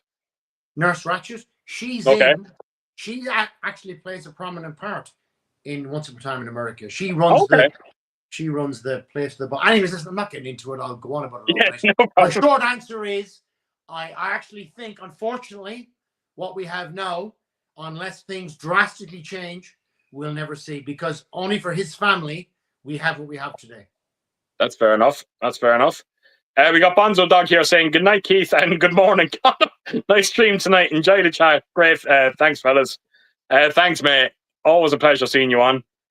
And we got Ash here saying as well, "By the way, Ellen, a girl that gives her guy a 4K of From Beyond as a birthday gift is a fine lady of great taste in my book." Well, mate, it was a wonderful fucking movie to watch as well, and a wonderful gift. And thanks again, Ash. Unbelievable. We've got Stephen Colgan here saying, "Please be the first of many, Conor. This was awesome." There you go, Conor. Thank you. Unbelievable. We've got again, you might know this fella, is it Will? It says, "Haha, gotta love the NVNs. Love you, Conor. It's been a good stream. Jamie holding up the fort for us." So I worked with Will for a number of years at different ranks on different ships in the military. He's retired as well. Great guy, great family guy. And just, you know what? I'll tell you something, mate. One of the nicest human beings you'll ever meet in your life. Oh, wow. Yeah. Well, hopefully that's, like I said, with this stream now, hopefully I'll hear more from them from here on. Stone Cold as well, saying, "Well done, Conor." Cheers, Stone. We've got Gary here as well. "This has been an amazing stream tonight, Keith and Conor. Thank you. I guess it got deep at times and made me feel more honoured to be part of this community. Have a great weekend. Good night. God bless to you both." Thank you, Gary. You are an absolute gent, mate. And hopefully sometime very, very soon, it'll be you that's going to be sitting there chatting away to me. We got the Beatles here saying, good night, Keith and Conor. You're a great guy, Conor. It's been a pleasure having you on, mate. Hope you come back again soon. I hope so too. I hope so too. We got Matthew as well saying, great stream tonight, Keith and Conor. It was brilliant. I had fun. Have a good weekend. Take care. Thank you again, Matthew. Cheers, Matthew, man. Have a great weekend. And thinking of you, and I know we've had a few chats, but God bless and look after yourself, okay? And hopefully we'll chat soon online. Absolutely. We got Michael here saying, I've been up since 6 a.m. My eyes are fucking burning, but well worth staying up for. Well, that's a huge compliment, Michael. Thank you so much. Cheers, Michael. Look after yourself, man. Get the fucking bed. Get some shut-eye. We got Alan here as well saying, thanks for the great company tonight, lads. And also thanks in advance to Leeds United for the 6 points. For the 6 points Liverpool will take off them next season. Have a great weekend. You never walk alone. But you know what? I'd actually agree with that. But the last season we were up, we took 3 off you. We beat you in Anfield 3-1. So there you go. There you go. Whatever, man. Whatever. I don't give a fuck, man. Do you know something? Can I be honest with you about Leeds United, right? I love them to bits, right? I think the Premier League is the biggest phony league in Europe. I'd rather be in the Championship and doing well. Yeah, you were saying that to me before last week as well. That's a fair comment. I'd rather a league where there's a bunch of English, Irish, Welsh, Scottish lads, a couple of French lads, a few Spanish lads thrown in, bit of rough and tumble, no VAR, and you're having a laugh. Premier League hasn't got that. So you know what? Am I delighted we're gone up? Whatever. I genuinely mean it. I'm not that fucking bothered. I'd rather be in a league where we do well and it's fun than the league where we don't do well and it's actually not fun even to watch. Yeah, I get that. We got Banana Hammock here saying, all good fellas. Well, thank you so much, mate. BJ, thanks very much, mate, for even popping in because he's got a bit of stuff going on. So it means a lot to me. That's fantastic. And we got Michael here saying as well, where can I get pumpkins for dogs? I don't keep it to yourself. Don't keep it to yourself. I'll send you a private message. It's a private website I run. Al Humphreys went on to say, pumpkins fucking fuck dogs. Now I've heard it all, Conor. Did I say that? Go, man. Did I say pumpkin fuck dog? I can't remember that. And Alan Meggs went on to say, Arrow are releasing pumpkins fucking dogs. Don't know. Did I say? See what fucking start now? I can't remember. Listen, I'm going to go, Keith, but I'm going to call you privately after this for a chat, see how we went. Guys. You're not going anywhere yet. I'm fucking saying goodnight. We're nearly done. I thought we were done. We're nearly done. Give me a second. We just got Michael here saying, just for the record, I'm part Irish. My mother's maiden name was O'Driscoll. Her father was Irish. Just saying, always support Ireland in the rugby after Wales, of course. It's funny you said O'Driscoll, Michael, because... Bogey, you're not Irish, man. Funny enough, you said O'Driscoll. My sister is actually engaged to an O'Driscoll. Maybe probably a different relation. My first cousin's mother's auntie's. My cat's auntie's first cousin was Irish. Fuck off! Go try and cash in, brother. And we got Michael here saying, "Okay, I forgot to mention champions. Fuck yeah, hell yeah, yeah, champions, mate. Liverpool, yeah, yeah." And then we got Arthur Clown saying, I think I've been doing. Keith and I chat every Saturday night, nearly every Saturday night. We have a chin wag for 10 minutes, 15 minutes, and it's nearly always in and around the Leeds match, which we're losing, and whatever. But you know something? I'll be genuinely honest with you, right? I can't stand the Premier fucking League. Leeds, I love the Championship. It's much more entertaining. And Keith, we said this, didn't we? That's true. Well, no, you're saying that. I'm not saying that. We're Premier League fucking champions. I'm delighted.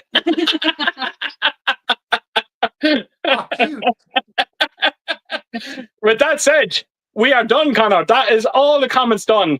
So with that said, believe it or not, there are still 46 people watching. 47. Unbelievable. It's gone up. A huge thank you to everyone that stopped by tonight, which was hands down probably the greatest stream I have ever been part of. I've had an absolute blast tonight. It's been good. Wonderful company with Conor. Thank you so much, Conor, for coming on the stream and joining me on what is truly an epic stream. A huge thank you to all the super thanks tonight, all the wonderful comments pointed towards Conor as well. I think everyone wanted to see what Conor was all about. I'm sure he's got a fantastic taste of what this man is like. He's just he's one of the good ones. He really is. So with that said, we are going. Oh, wait a minute. I think we have. Oh no, we don't. Right, we don't. No, we did. With that said, I am going to wrap it up. And 44 people watching. Thanks again, Conor. Fantastic guest, mate. Do you want to say anything before we go? Second, mate. Just have a chin wag, but guys, no, you don't. Don't go off. Don't go off because we can still chat even when this ends. So you don't have to ring me. Okay. Yeah, just to get down. So, Conor, sorry, do you want to say anything before I head off or before we cut off? Yeah. I did, but you cut me off. Guys, listen. Physical media, massively important. I fucking love it. Don't let it die. Don't be afraid to watch things that you're not used to. And thanks for tuning in today, supporting Keith, who I fucking love immensely, his channel, and me, my good friends that were here tonight, BJ, Banksy, Sarge, the whole lot, and hopefully I'll talk to you soon. So thanks so much to everybody. I really appreciate it. With that said, we're going to sign off. Will. All the best to you all. Have a good night, a great rest of the night. We'll talk to you again very soon. Take it easy. Guys, God bless.